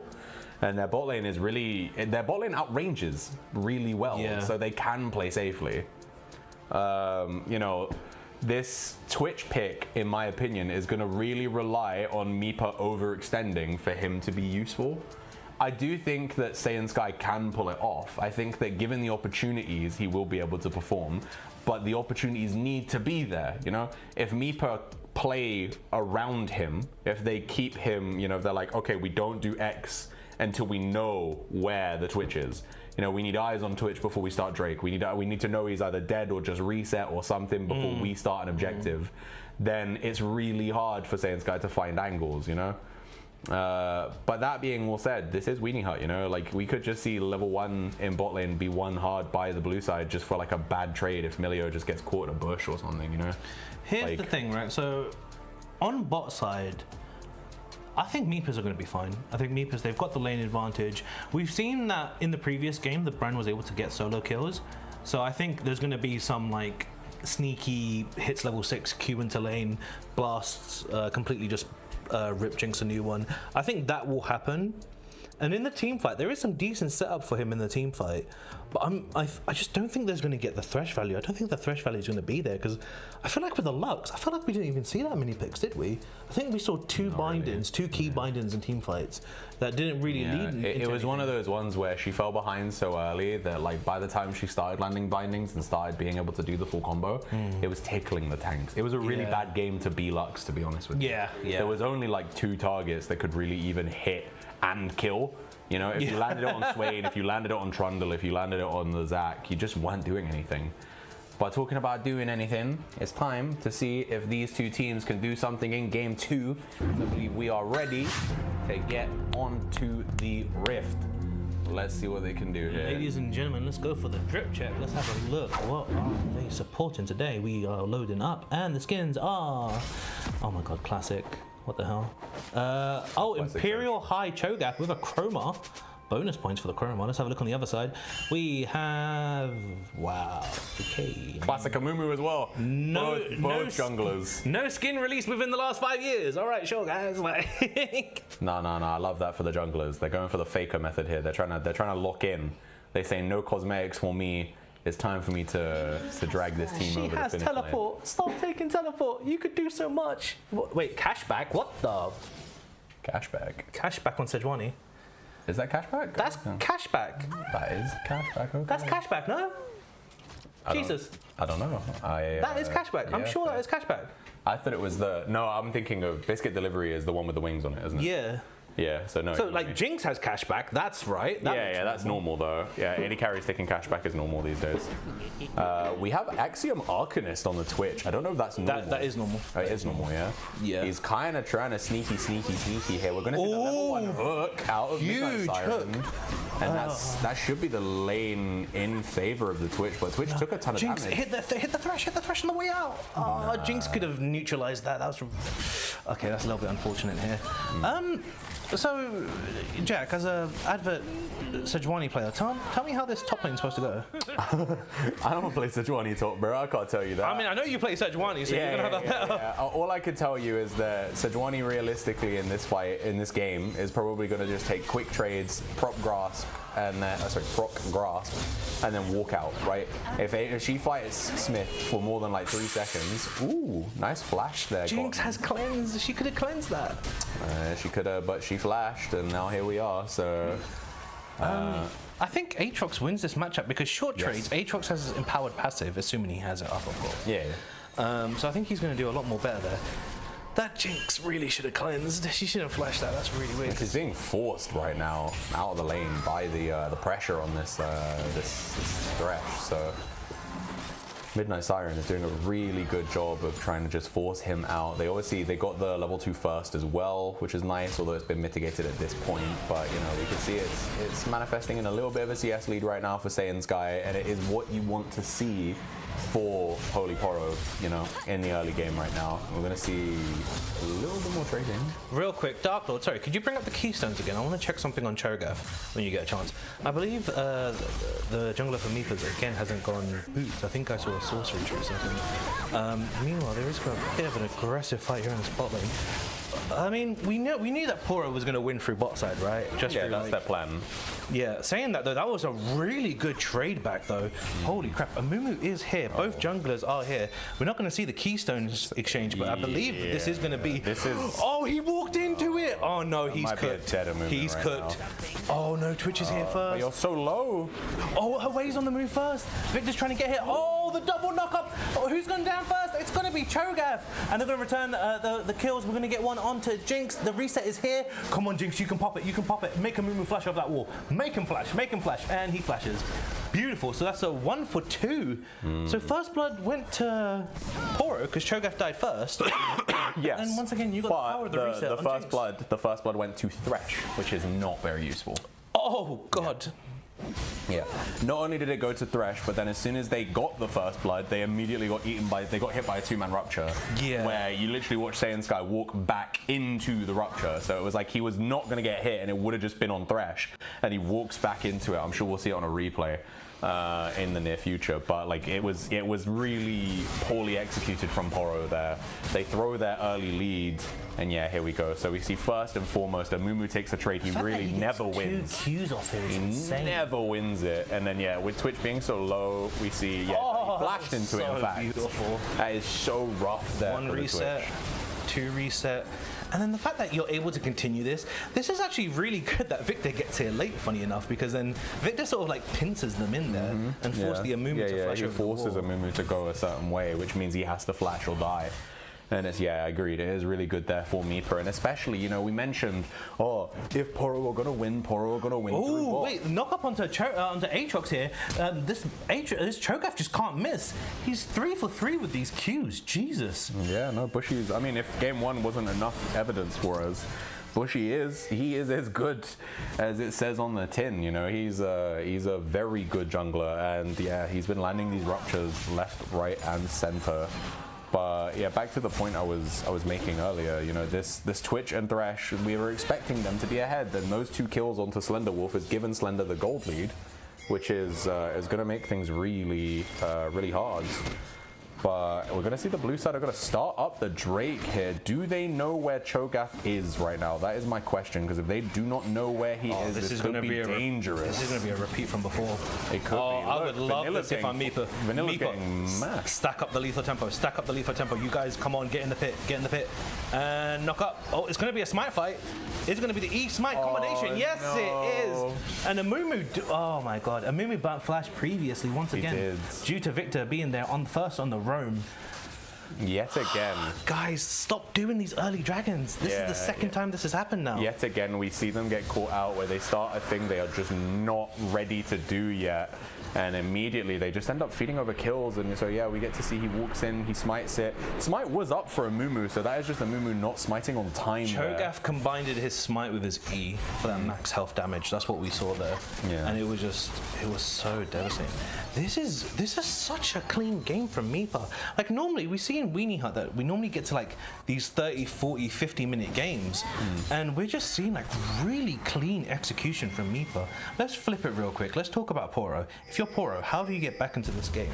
First of all, Amumu needs to get to 6. Step 1. Step 2, you need to go down bot lane, press R on 2 people, then Twitch presses R. You claim all the shutdowns. That's how they get back into this game. Yeah, I agree. I mean, we look at the team comp that they have. How do they want to win the game, right? They want to win the game by getting one big team fight where they land Curse of the Sad Mummy and they land the Hui ult and they land Spray and Pray. You know, and they want Smith on this Aatrox to be making space for the team, and they want Amumu to be trying to make space as well, right? Look at the CS difference on top lane. 50 on 38. It makes sense. Yeah. I mean, again, we think Aatrox wins this lane pretty hard. We could see even the build here for Sejuani has been completely warped by the fact that she's against the Aatrox here. As, we have been revealed. We are standing because the chairs are destroying my arse cheeks. Yeah, like, brother, what the hell? Pure wood. Yeah. Wait, pause. Okay, so. Pure wood is destroying Sai's arse cheeks. Understandable. Understandable. So, here's the thing, right? You picked Sejuani into Aatrox. Not you specifically, obviously. Yeah. But you've picked Sejuani into Aatrox. Might have to, but yeah, there we go. Yeah, you're good now. Yeah. Hey, now you're shorter than me. You want to be taller than me? Say less. Yeah. Okay, Take it. I don't have a complex about being short. I'm 5'11", but this motherfucker is just too tall. So, motherfucker's too tall. So we've seen here, right, that Sejuani picked this matchup into Aatrox. Yes. And we see that Aatrox has the Ignite. Once again, Aatrox, you do have the Sejuani Q to dodge one of the sweet spots. One. There's two more. And there's also chains. And there's also his E. I think you win through top lane, you camp bot lane. Mid lane has a CS lead, but Victor got a kill from one of the dragon fights. Yeah, it's because when Hui moved, because his team forced Dragon really early, he was already on 40% HP.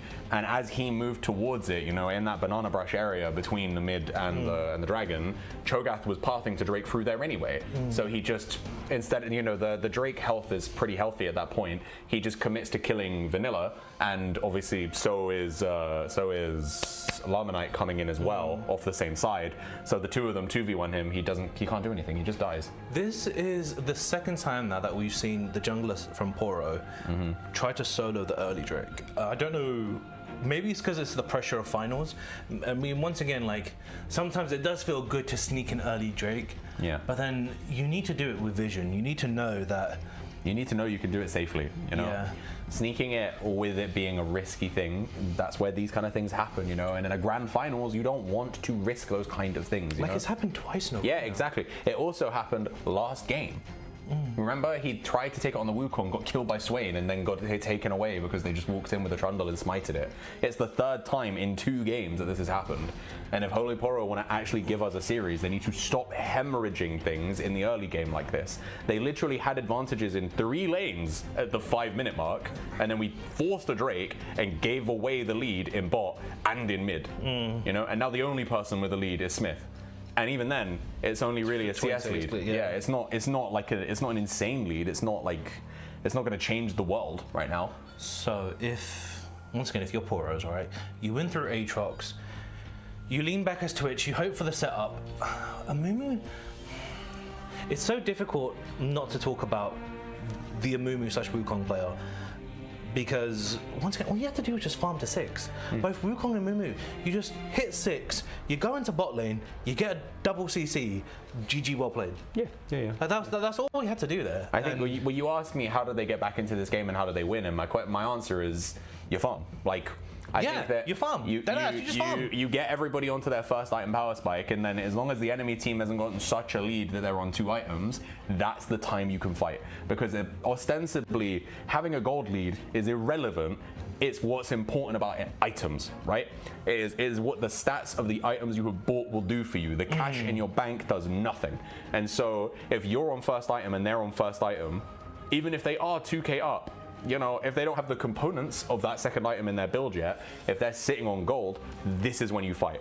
And also, the components obviously are significantly less important than your completed item. So even if it's let's say both AD carriers are going Yuntal first item. I don't even know if that's normal for Twitch, but I know it's normal for the Jinx, right? Yeah. If both of them have Yuntal, but then Jinx has Yuntal plus Berserker's Greaves or something, or Yuntal plus a pickaxe, she's obviously stronger. But that's a better time for you to take a fight than you being on components and her being on Yuntal, because you want the unique passive of that item, and you want almost all completed items have more cost efficiency than components, right? I also think that this threat, we're not going to see this because we didn't see it in the previous game, but I think this Thresh needs to roam. Yeah, I agree. I think at this point, when we're trying to just scale, right? I think maybe we should be seeing a Mumu and Thresh roam up to the top lane, try to exacerbate that lead from the Sejuani as well. The thing is, you can go and just camp mid as well because you've got so much pick potential and you've got decent setup from Hui, right? Because Hui's just gonna do that sort of mini seti, and then once again Aatrox. Oh, the thing that could boom and smash yeah.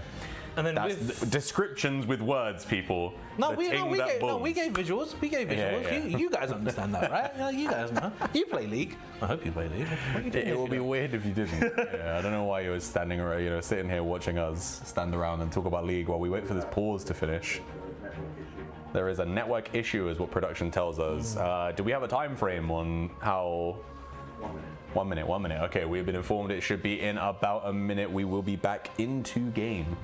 So not too bad, I think. I think we've already been talking for about like 3 to 4 minutes. So 5 minutes of their 15-minute break here, obviously allotted to all teams for any technical issues or emergencies and whatnot. It sucks when it happens in live broadcast, but it is what it is. At the end of the day, as a free-to-play tournament, we can't really you've got to play, and you can't take the pause because you're having network issues. You're just gonna have to fucking run it because at the end of the day, it would be boring for everybody if we had to force people to play 4v5 because of technical issues and whatnot. Once again, at MiniLCS here, right, you guys have created such a great environment to be able to do all of this stuff, and we've got these gorgeous treaders. If you haven't seen this is the size of my man's head, and they're way bigger than that Aatrox. So, ladies and gentlemen, this man... Hey, there we go. We're back in it. I was... Unlucky. No, it's fine. We want to get back to the game. I don't know what glaze he was about to try and assault me with. No, I was pointing to Aatrox. What are you on about? I wasn't pointing to you. Okay, good. I just had this guy. I was like, don't you dare fucking glaze me right now. I'll be very upset. Why would you be upset if I glaze you? Speaking of glaze, the Thresh deserves some glaze. Those are great hooks. It's not going to lead to anything. Yeah, why don't you want to be glazed? I don't want to be glazed. Why not? It's not the place. We got to be talking about the teams. We got to talk about the players. I don't know what you said, Aaron. All I heard was glaze. But we're going to see a gank here out of Bushy. Glacial Prism's going to come out. I think Aatrox is dead here. Yeah, but I say Cho'Gath does not. He has popped the World Ender here, but in comes the max bandage boss. And L8P heard us flaming him in that break there. And he said, you know what? It's time for me to lock the fuck in. And he's going to get that first kill, I think, for himself there. Or did it go over to... No, Smith's got 0 kills. So yeah, it was... First kill on the board there for Amumu. Nice counter gank, and these are the kinds of things we want to see from L8P. We need to see him be focusing on this top lane, and it looks like Puppey just walks in to die. Wait, I felt like we just did a little bit of a time skip there. How did he get back into the lane so fast? What do you mean? He never left that. Yeah, he never left. I thought he just healed off of hitting minions passive, and he healed off of champion hits as well. Wait, sorry, am I glitching? Yeah, you're bugging. Didn't Aatrox just... No, he never Aatrox didn't die. No, he never died. He based. He never they died. killed Cho'Gath. Sorry, they killed Cho'Gath and then they killed Sejuani. Yeah, so here you go. Glacial Prison lands onto Aatrox. Aatrox is going to try to land the Rupture here. Yeah, I thought this was a 1-for-1 because Cho'Gath... Oh no, Cho'Gath doesn't have Beast yet. No. Okay, cool. That was a complete blow. And then they come back and loop around and kill the Sejuani. Yeah. Okay, cool. Yeah, so he never left. He stays in lane. Sejuani throws herself in. He hits the thumbs up emote for good measure.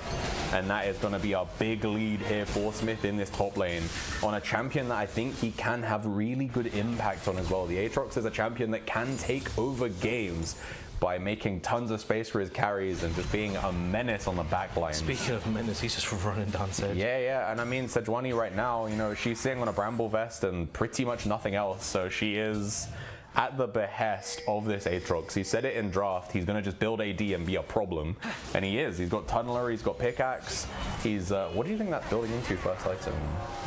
That looks like... Spear Shogun, is it? Oh, no, I don't think Pickaxe is in Spear.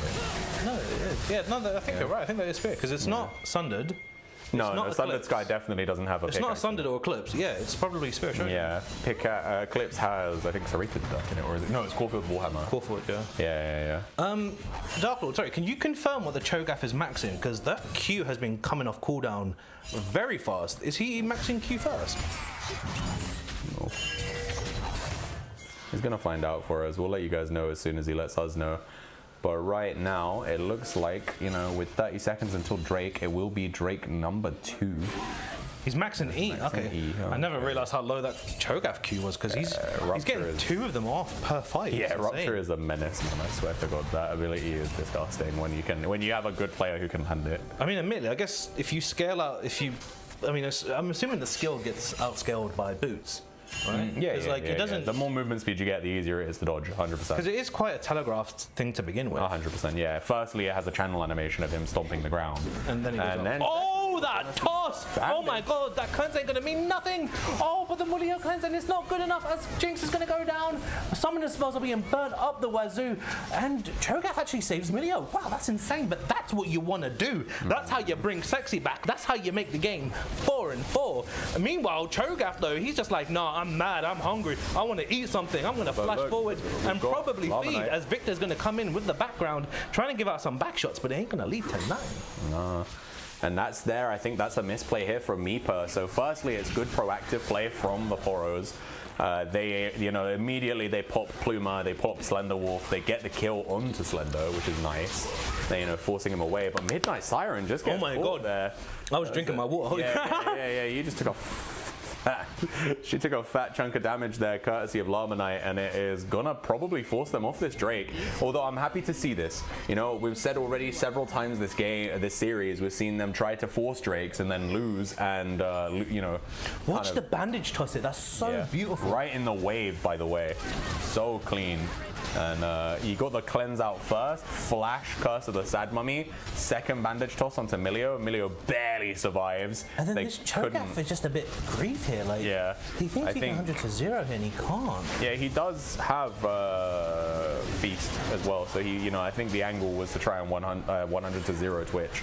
If that hook lands, I think they could do something onto Victor, but then Thresh is just too low right now. This was so dangerous from Thresh. Yeah. Just not respecting the fact that Victor could be in that bush, and it allows Llama to get himself a courtesy kill there.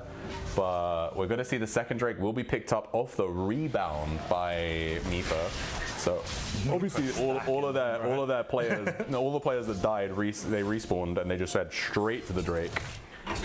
Meanwhile, we don't really see the same from Holy Poro, who they backed off and they're a little bit later on the uptake for it. Although we're going to see Spray and Pray. The hook gets landed. Oh my god. This is the kind of stuff we wanted to see. This is what we wanted to see when we started this series. We wanted to see the bot lane finding advantages through picks, through just better mechanical play here. And right now, Saiyan Sky and Midnight Siren, they are showing us why they are the top 2 rated players in the power rankings. Meanwhile, topside, we can see Smith is... Oh my god, another hook! Jesus! Is it a kill? We have max stacks on the He already expunged. Okay. I think he expunged in 5. Yeah, fair. So, not going to be a kill there, but it is going to force Pluma away. Super Mega Death Rocket goes wide. Not much else to be said for that one.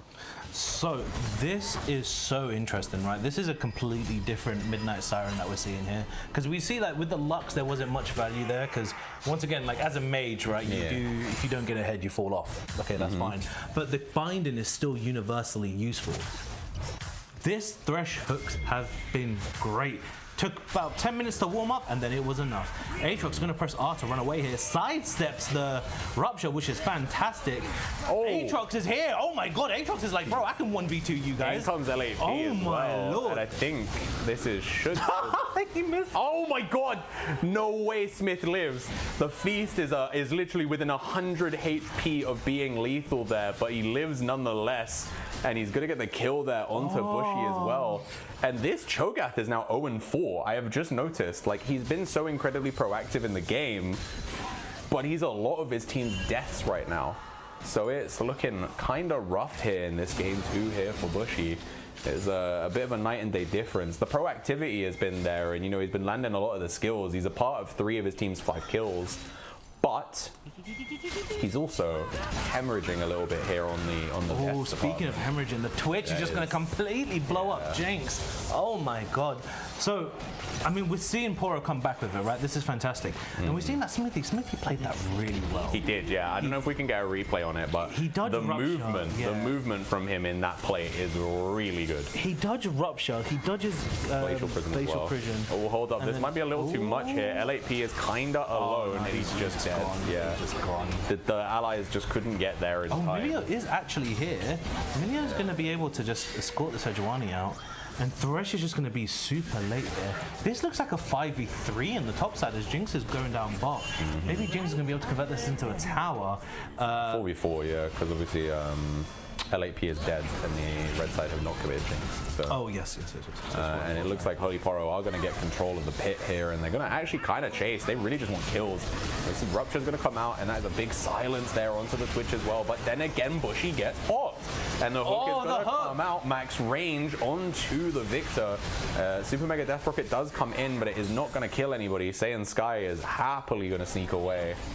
And yeah, Holy Poro here showing us exactly what we expected to see from them in the game 1 here in game 2. They are back with a vengeance. We have a little bit more of a simple team comp to follow here.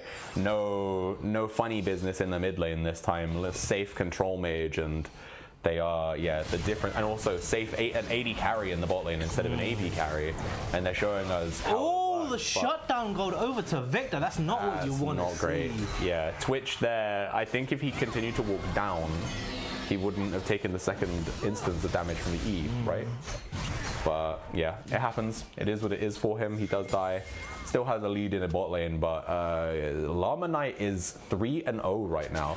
And if you are Meepa right now, despite being down 2k gold, Llama Knight's the guy you're going to be looking to bring this one home. You know, he's a very consistent player. This is a brutal time to be a puppy. This dive is really He's taking 2 good. tower shots for no reason. Yeah, Midnight Siren took a little too much there, but we're going to see the turret's actually going to just die before they actually focus onto the Sedge. Almost got him. Nearly, yeah. Midnight Siren ends up picking up the kill, and it looks like Hui might be caught out here. We're going to see a lot of damage coming out here as the Rupture comes through. L8P is here, though, to punish the attempted kill by Bushy, and Bushy goes down for the 6th time this game.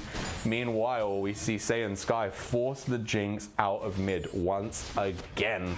He does commit flash though, and doesn't get anything for it, so that is not great. It was a flash trade as Yeah, well. okay, so this is the old school replay that we're talking about. Yeah. Oh yeah, so here Maneuvers maneuvers around the Rupture, maneuvers around the Glacial Prison by so much time, and once L8P is in here, and then this side mummy doesn't actually hit Cho'Gath, but it doesn't.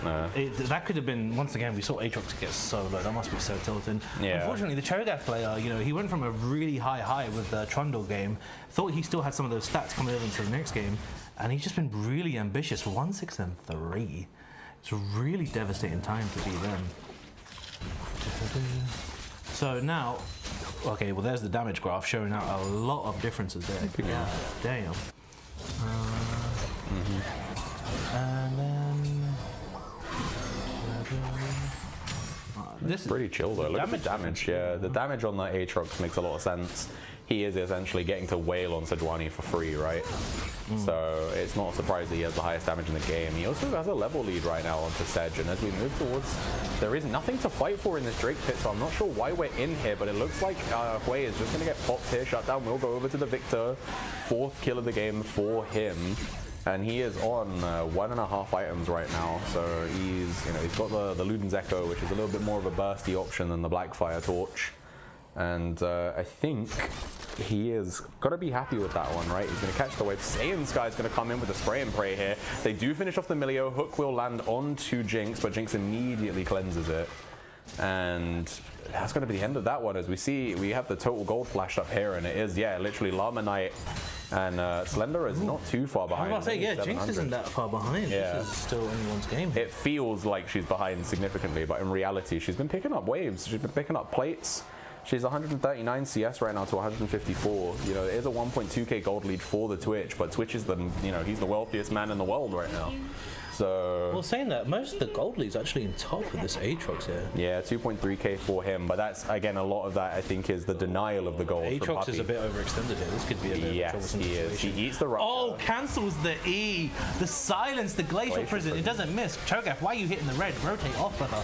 And meanwhile, we're going to have a 1v1 in the Battle of the Mages here, and it's just going to be a bunch of spells going out, but it looks like Away is going to drop down. And that's a 1-for-1 as Aatrox has gotten away and didn't even burn flesh, even though his E got cancelled. Yeah, that was rough there for the Hui. Again, second death of the game for him, and I do look at Llama right now, 5-0-1 on this Victor.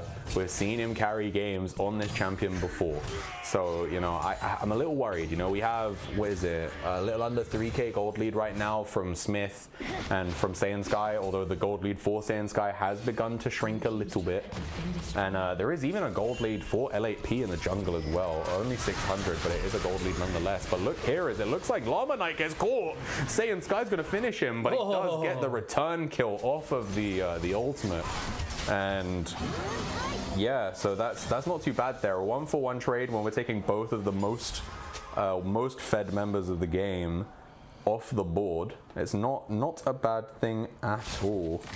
And this is like, once again, the game is still even. Oh, nice, beautiful double E here by the way. Once again, look how much damage he's doing. It's not too bad. I thought he was about to re-add ultimate. It's not. Oh, hold up, Cho'Gath is looking Cho'Gath. very aggressive. Thresh with the fancy feet though. This Thresh has been playing fantastic this game. I love this Thresh. We've got a Mumu who's actually been bringing it back 3-2-2. Yeah. The gold's quite. I mean, if you're Poro, like this is like fantastic, right? Yeah. You This had is where a you stomp wanted to game. be. Yeah, This you is had where a you wanted stomp game, and you was able just to bring it back, right? So this just feels fantastic in that regard. So now it's just about keep doing what you've been doing. And here, like, They're going to get the Herald completely for free as well. oh, James has gone bananas. Oh, Renon's Hurricane is the second item. It did get buffed this patch. Did unfortunately though, Twitch doesn't care. He's just going to annihilate and blow up the whole of bot lane, and they're going to try and finish off the Cho'Gath, but they've got Oh, whoa, what is Thresh this going. battle fucking Thresh, Shelly? where did you get your driver's license? Nah, that wasn't a driving license error there. That was intentional. They wanted to go for it. They wanted to go for the knockup, I think. And they did drift it through the jungle fairly well, but it was just ambitious. But yeah, Amumu there eats a little bit too much damage courtesy of the Victor, and then we can see Hui and Twitch here having the the front line into the lane allows them to just shred through the wave, push into the tier 2. And again, the lead persists here for Poro. It wasn't a clean fight. They did lose someone in the exchange, but they're happy to lose that if it continues to The grow. mid tower is still up. Yeah, their mid tier 1 is still up, and we can see 3-man sitting in this bush waiting for Meepa to walk in, and the Rupture predict from Bushy is going to make this a terrible play for Poro. They are going to get caught in. Bushy's going to kill Midnight Siren immediately, and in comes the rest of Meepa, but LAP's going to flash him with a 2-man. He is going to land Curse of the Sad Mummy onto the carry, but Jinx is almost out. Jinx is going to be able to she gets killed in the end, but 3 members of Meepa remain here, and I think at the end of it, it was actually a 2-for-2. With Drake still alive here, we can see Saiyan Sky is still alive and Vanilla is still alive, but Llama Knight still alive here, 7-1. No, and it will be the difference maker as Hui gets obliterated. Rupture lands. the Rupture! I think that's going to be a kill here, and this is going for Meepa here. I don't think they can do much else here. Double kill over to Llama, feeding him more and more gold. 9-1 and 3 on this Victor. And this is why I said for my money, Llama is the best mid laner in Weenie Hut. He is a monster. But yeah, break this play down here as we see, So like, just the it was Rupture is literally the just the Rupture, difference right? It was maker. the game sense of the Cho'Gath, and then it got followed up by the Chaos Storm. Aatrox has tried to stand up, trying to tank everything. It's not going to do much. Amumu gets a little bit late. He does get like a really fantastic Curse of the Mummy into a double bandage toss onto Jinx, and annihilating the Jinx. And then we see here Twitch is only able to kill one person on the way out. Then here, Away unfortunately just face checks with no vision there. As you can see, that ward was just freshly dropped. And then Amumu gets hit by the Rupture, and this Cho'Gath's Ruptures, okay, Cho'Gath's feeding, but like, who cares if you land? Yeah. His job is to frontline for his team and to land that knockup, He's 3, 6, and 7 now. Oh, fucking 7. And, he's actually built AP, which despite the fact that he's Halo Blades, he's gone full AP, he's got the Rift Maker and the Rocket Belt. He is now building tank. He's just built 2 parts what are going to be probably the Randuin's Omen. Yes. So, yeah. That's, Omen to try and slow down the, try and tank the Twitch a little bit better. yeah. Oh my god, Jinx caught with her pants down. Easy kill there for Saiyan Sky. And Saiyan Sky and Smith right now, they have been the 2 shining lights here for the Holy Poro. Bro, Twitch is 3 items. Look at the damage dealt. Yeah, man. 3 20K. times the damage. Oh my god. He is so much stronger than the Jinx right now. And the thing is that we said it in draft, we were like, if Meepa get the 5v5 fights that they want, if they play like neutral lanes and they're able to, keep track of Twitch, then it's really hard for Twitch to get in the game. Meepa haven't done that. They haven't kept track of the Twitch. Twitch has been able to sneak in with the Q, find angles in every major team fight. And he gets multi-man spray and praise, and he's shredding this Jinx. Most of Jinx's 6 deaths have been just by isolated spray and praise. Just, not respecting the fact Twitch could be there. Credit where credit's due though. Midnight Siren and L8P. Amumu and Thresh. Oh my god, go. Twitch Once kills again. him again! And Amumu just bandage toss onto a Cho'Gath, which I don't think he was expecting the Cho'Gath to be there, but he still did it. I don't know, that was a really weird decision. Meanwhile, Twitch is in melee range of a Cho'Gath. Twitch, you don't want to be there. He's AP, he hurts, but clearly you hurt a lot more as the Glacial Prison slows down everything. Twitch has to blow the flash in fear of Victor blowing up, as Victor still does have access to the Chaos Storm. We're just going to go 1 for 1. Yeah, I think when all is said and done, that's actually a net positive for Meepa here. I mean, obviously Jinx dying is not great, but the fact that the jungler for L8P died means that they can't try to convert it into a Baron, right? Like once they kill, we've seen again multiple times here, Saiyan Sky, he is 10-3 right now. He's been able to find these sneaky kills, and then you could, in theory, translate it into an objective, right? You get that man advantage, and then it makes it so much harder for the red side to play into you as you go on to the Baron or as you go on to the Dragon. Oh, he's gonna go for it. He's gonna go for it. I think he's sitting on it. Oh, he chooses not to. Did he have spray and pray? No, he didn't. It was 18 seconds left. So, once again, Amumu and Amumu and Thresh have done like a fantastic job of landing the CC onto Did he just hurt about for no reason? I'm not going to talk about it. So Thresh and Amumu. It was for tempo, bro. It was for tempo. He needed to get to the camp. He's been CCing correct targets. It looks like he didn't because the proto belt isn't on cooldown. I know what I saw. I know full well what I saw. Maybe it's the UI bugging. Yeah, well, I say it's a UI bug. I know exactly what I saw. Oh, but meanwhile, Milio saw nothing as Twitch just claims his life pull down. Oh my lord. So here's the thing, right? When you're a Twitch player, you are no longer an ADC. You are an assassin. And you can just do that. And this is the beauty of going Fiend Hunter bolts and that Axim Arcanist. You get that ultimate up quicker, faster, and it hits harder. Twitch is going to keep going around. He's going to keep blowing people up.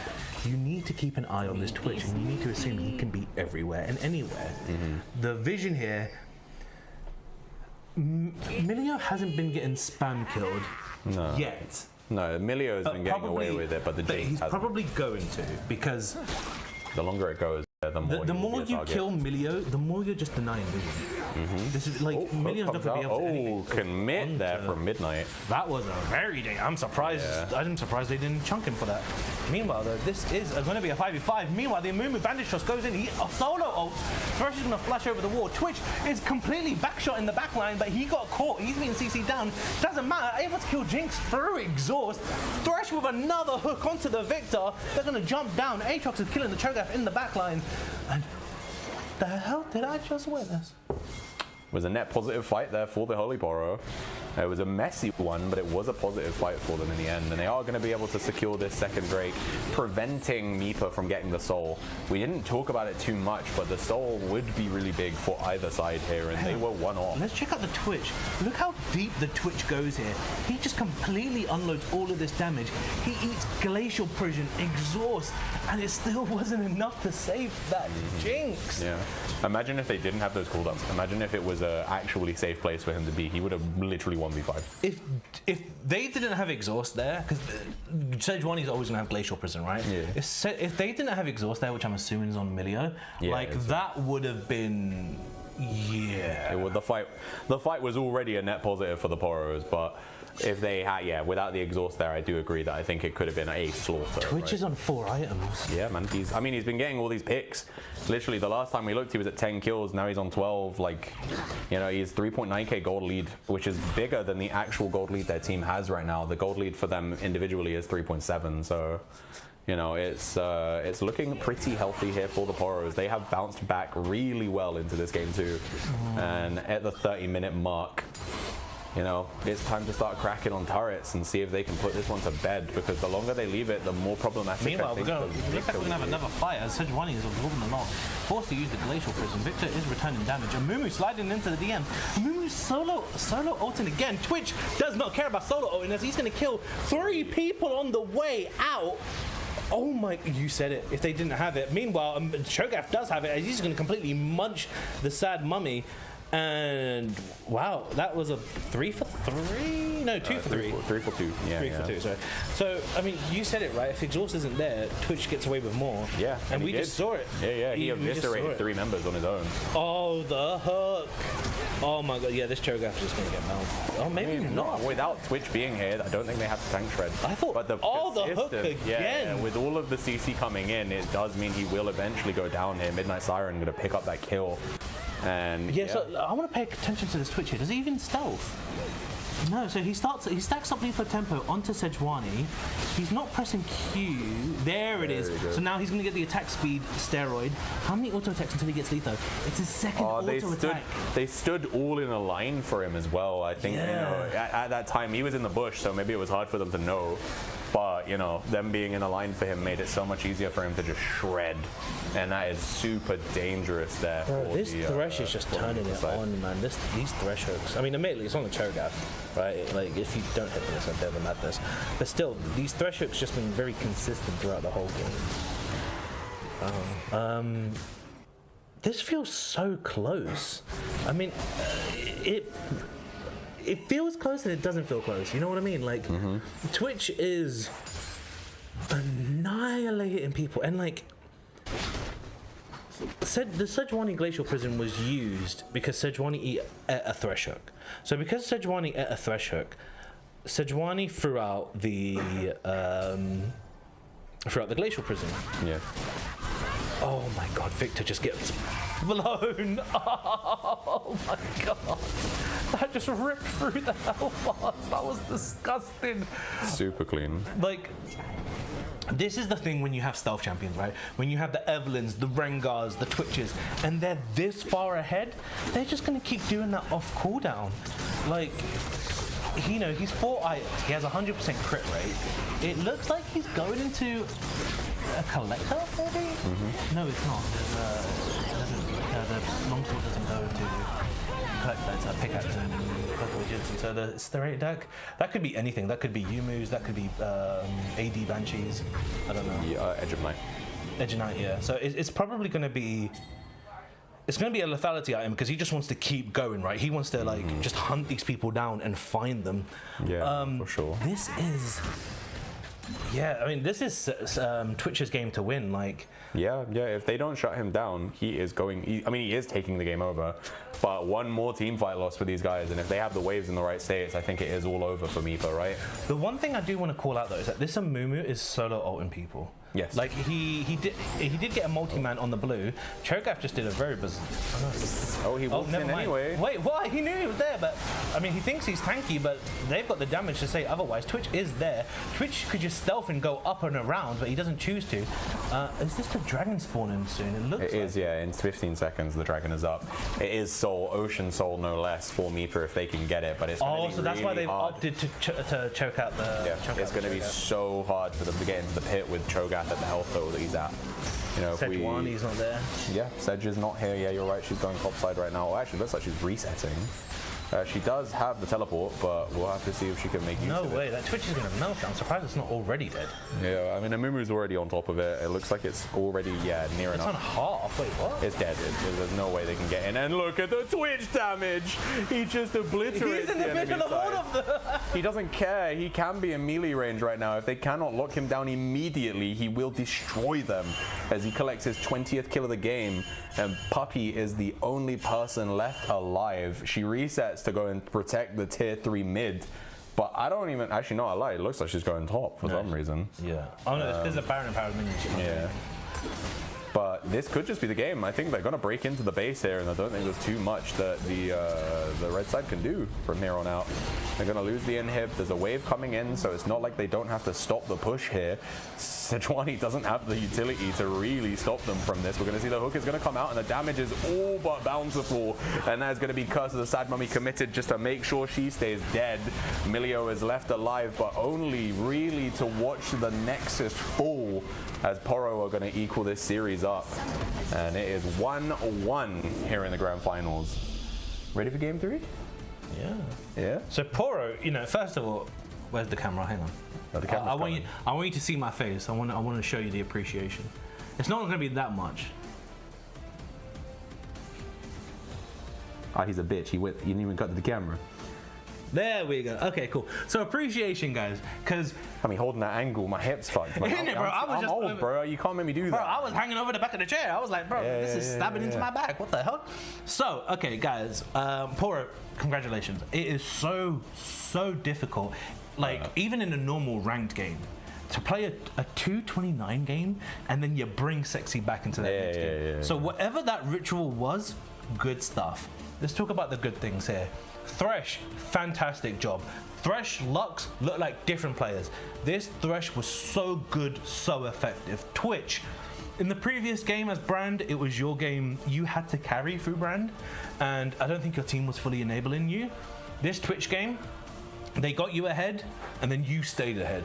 You played to your power spikes, played to the ultimates. You did fantastic. Aatrox, good stuff in top. You neutralized it. Meepa, let's have a conversation. Sejuani, you picked Sejuani to Aatrox. Yeah. We're going to leave that there. And the rest of the team, well, actually, no, it's not even the rest of the team. It's Cho'Gath. Cho'Gath was very... Cho'Gath, you got some really great ganks off at the start of the game. You know, those ruptures, I was actually going to keep a tally, but then I lost halfway through because you... It was so many, yeah. Yeah, you know, you was landing these ruptures and they were fantastic, but then just... Things just started going downhill. 1 minute you're like, I think he was 1-0 and 2. I mean, with the Twitch getting fed and him going full AP, you know, Twitch is... Full AP was, was... With him being full AP, even though he obviously is beefier than your average AP carry, he was still squishy, you know, no resistances, right? And Twitch is someone who has bountiful damage. So he was just shredding him was the problem. Like we found in so many fights he was playing like he was a tank and he wasn't. There were 2 times, right, where the Cho'Gath overextended, and I think even both you and me was like, well, what's he doing here? Yeah. Like that last fight where he hit Rupture, saw Midnight Siren, and then was like, I'm gonna walk in anyway.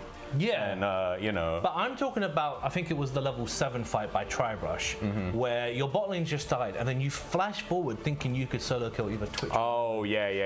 And he just doesn't get feast off. That's what happens. He just gets kited. Well, no, because I think Feast at level 1 does like 350, and Twitch was on like 500. Yeah. So like, you know, it's one of those ones where like, it's kind of like the same advice we had to give to the Amumu, which like all you have to do was just farm there. Yeah. Because like. Yeah. And it needs to be said, L8P turned it to the fuck on in that game. Yeah. He, you know, we were there like the first 5 minutes. I was like, the performance ain't cooking. He's struggling.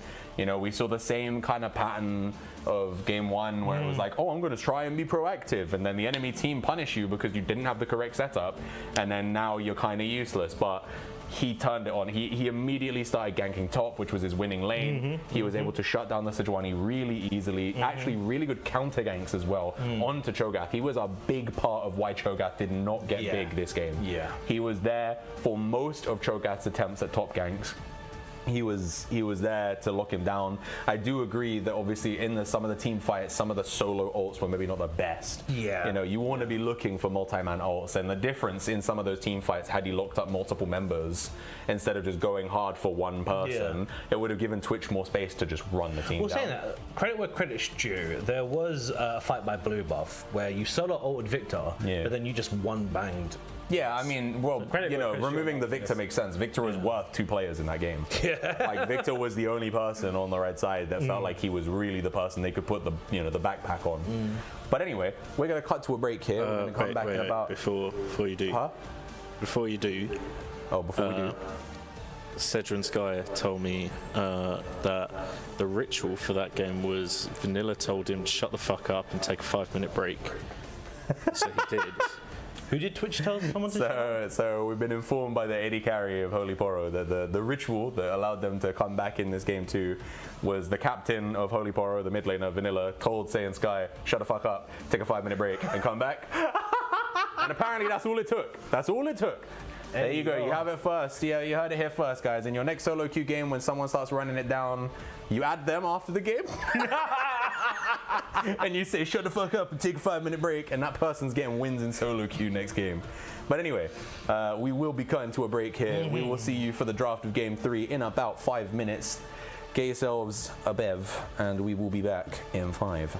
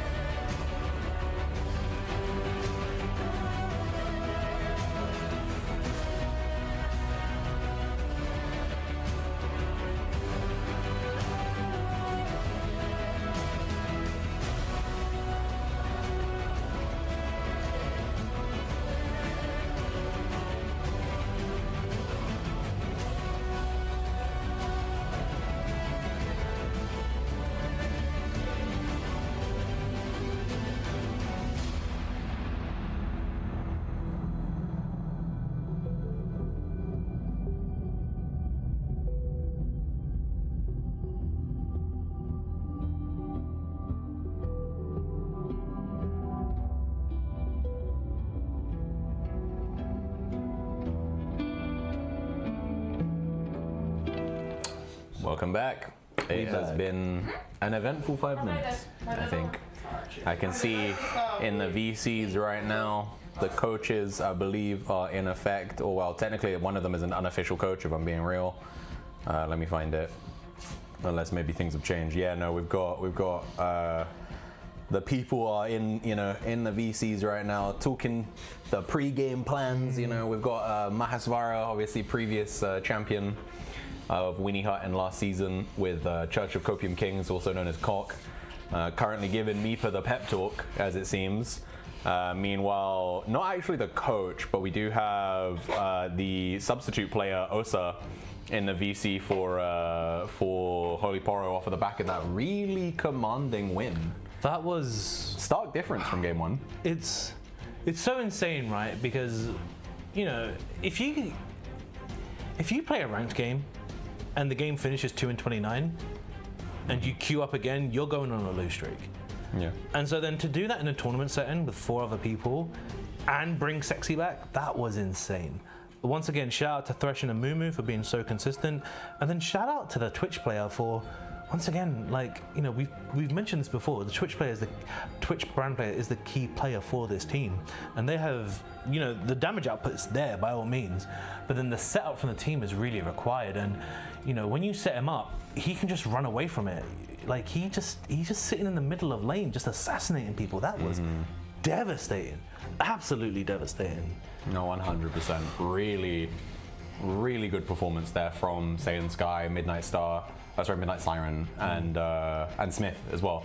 And yeah, like you mentioned, I think L8P really turned it on. I think Vanilla is still having not a difficult series, but their game is challenging right now because they are against, again, like I said, I think the best mid laner in the bracket, right? And so we expect it to be a little bit more challenging, and I'll be interested to see what comes out in the later stages of this draft, right? Because we're definitely going to a game 4 now. Yes, so we're having a minimum 4 games, and already Swain is out, Nasus is out, Victor is out, and Hui is out. There are obviously still a myriad of other champions they could go. Ooh, they flipped sides. They do, yeah. So with Meepa getting side selection this time, they have decided to take blue. So there is a priority B1 pick they want. And the question is, what do we think it is? Is it something that they've been banning in stage 1 before? We see same bans here currently. Riven, Yone.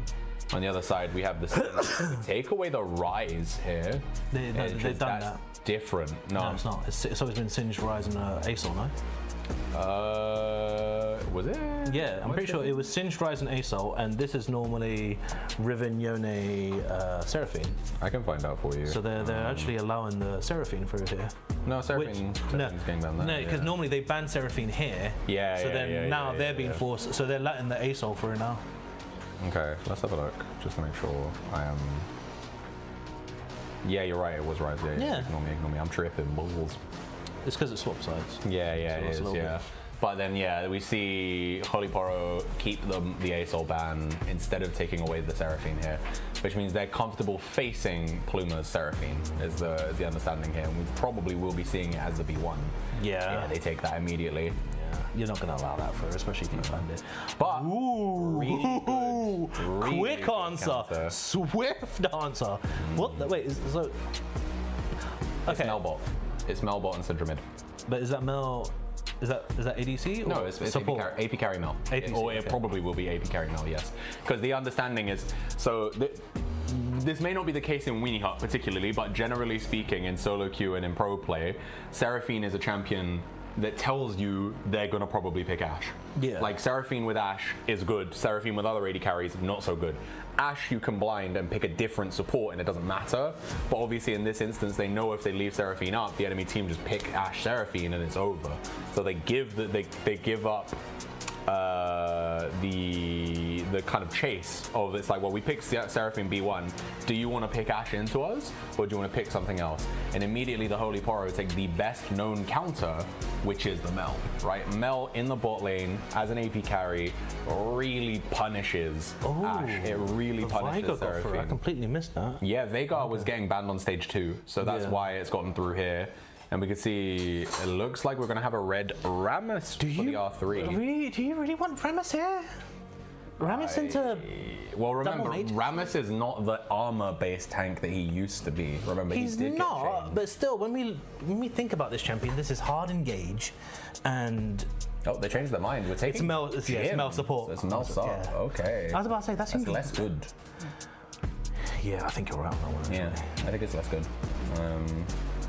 I do prefer Saiyan Sky on an AD carry over AP carry. I'll say that if game 1 was any indication to go by. But I think that Mel AP carry is a better counter into the Ashe Seraphine than the Mel support. But we're going to see the Ornn taken away here, so they're going to try and take that off of Puppey. Puppey has had quite a telegraphed champion pool. She has some obscure picks, but she's been picking a lot of the same stuff. You know, we saw it in the champion pool earlier. It's like 4 games of X, 4 games of Y, 4 games of Z. Not too many on the unique picks, and they You go really to want to ban a Malphite? further punish it as well with the Malphite takeout. Let the Malphite through. Look at that, all that AP damage, man. Meeper are taking away some priority junglers though. They take away the Nocturne and the Shyvana, 2 of the best junglers on this patch at the moment. So what does this? I mean, Jarvan goes hard here, no? Jarvan goes insanely hard. Jarvan goes nuts. Yeah, he does, yeah. I don't know whether or not L8P plays the Jarvan, but if he does, it goes so hard. Well, he's been playing Engage champion throughout the Yeah. entire series, so like surely this is gonna be a bit of him, right? Like You'd think so, and then they can leave R5 for the top laner. They go Volibear here, which could be not bad top on or jungle. It is flex. Volibear can unstoppable a lot of that CC as well. That's not unheard of. Create some decent stuff there. Yeah, I'll be interested to see if they put it top or if they put it jungle. It is also a pick away because we've seen Puppey play the Volibear a few times as well. Again, I can get the exact number up, but if I remember correctly, I think it is. They have played it 3 games with a 67% win rate, and I believe also in every game they've played the Volibear, they play it with Unsealed Spellbook. Why do you do this to me? They cook, you know. It's what Meepa do. They cook. I respect it. It's impressive. They've gone for a very magic-heavy draft here, though. Yeah, super. Veigar, Tahm Kench, Seraphine, and now Lilia on R5 is super AP heavy. Oh, Shen into Tom. Tom wins this, no? Tahm should win the lane, yeah. I mean, it's not locked in yet. We've still got a couple seconds. They might change their mind. That's really... But the R5 Shen will get locked in. I think it might be being picked more so to protect the carries here with Stand United, right? You know, it's more likely that Jhin and or Syndra will live when Stand United lands on them versus, say, the burst from the Veigar or the lockdown from the Ashe Seraphine as well if it does land. So I think maybe that's the angle they're going for. So then...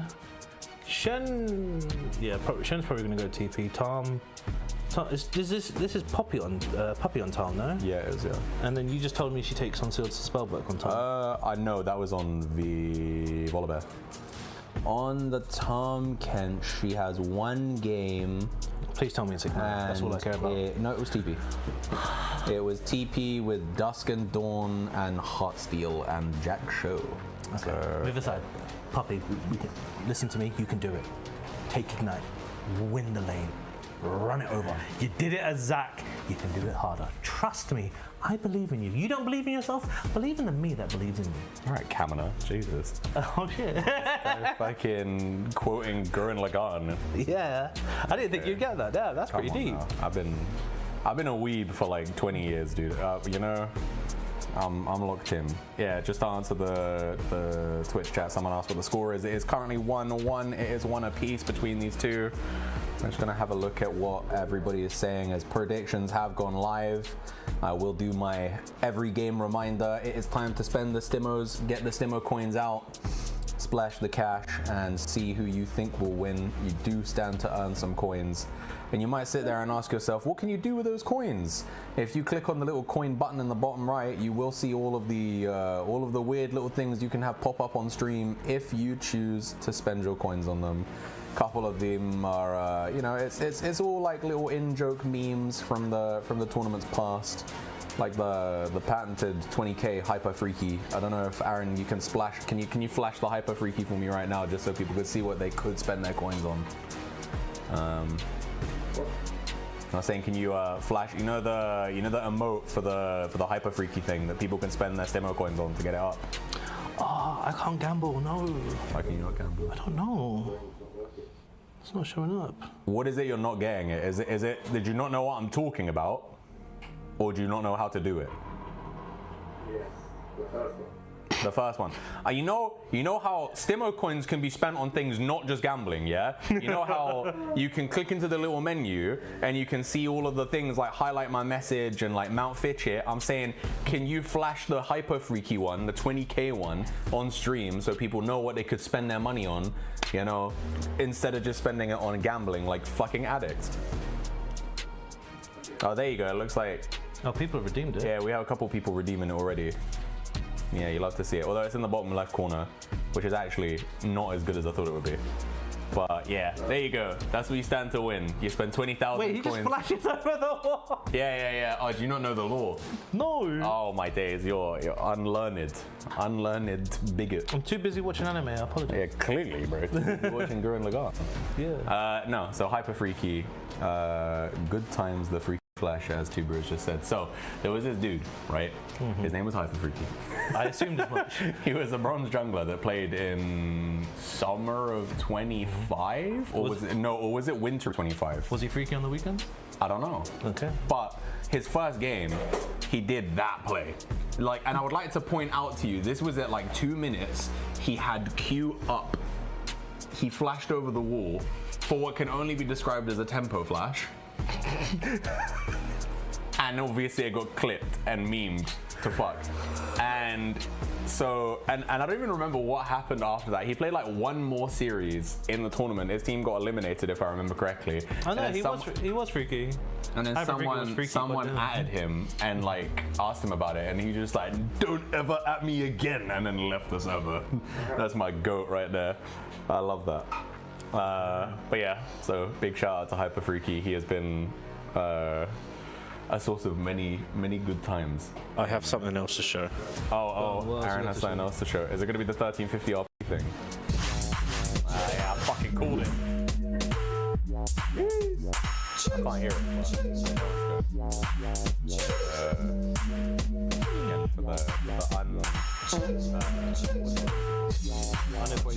The unacquainted. This is obviously. I can't remember what the context was of 1350 RP priors, but Eunice made that for us, and he also. I don't know if you know this YouTube video. It's like a random grime song that was like really low profile in the like late 2000s called "Man's on Road." No. And the backing track is just a good like, cheers, and that's what plays in the background of that fucking that thing. I remember we did a little gimmick for it last tournament. Yeah, people kept asking us to show the 1350 RP thing. And then Yuns was standing he was just standing in front of the screen, right? And then they had it play. Yeah, probably. Yeah. Sounds about it. He got pretty sick of it. It was a creation that he, you know, them times where you make a thing and then you grow to hate the thing because it is, When he comes to cast tomorrow, I'm sure it's going to pop up. Oh yeah, you'll blast it for him like 3 times when he's on stream. I respect that. We have limited time with him, you know, so we have to make the most of it. I did get something from Cedrin Sky asking why is the caster on the left now a Meepers fan and like the 6th member of Meepers. Is that me? I don't know who's on the left in this instance. Oh, that's Sai. Oh, Sai. Me. Oh, he's a biased caster is what I'm hearing. They keep having the better comps. Yeah. That's why. They keep having the better comps, bro. I would say right now, I don't know if I agree with that, but in game 2 I do. In game 2 I do. In game 2, the only reason that game went for the Holy Poro is because they outhands them. No, because game 1, it was the Swain one. It was Swain... Yeah. Yes, it was Swain and then Nami escorting the Zack and Trundle run. So yeah, they had the better comp there. Yeah. Second game was Cho, Sejuani, Victor, Jinx, Milio. I thought they were going to win again because it was a pretty decent comp. And once again, they just came off a 229. Yeah. But no, game 3 here, I'm not super convinced by the team comp they have right now. I think Poro's got a better comp. Yeah, Poro does have a better comp. The thing is, Poro. So top lane's lost, right? So Shen's not going to do much. Well, I mean, we'll see. It depends on how it gets played out. It depends on what the Tahm Kench even takes, right? Like, we're assuming under basic rules. Yeah, basic rules. Yeah. You need to create some space for the puppy effect.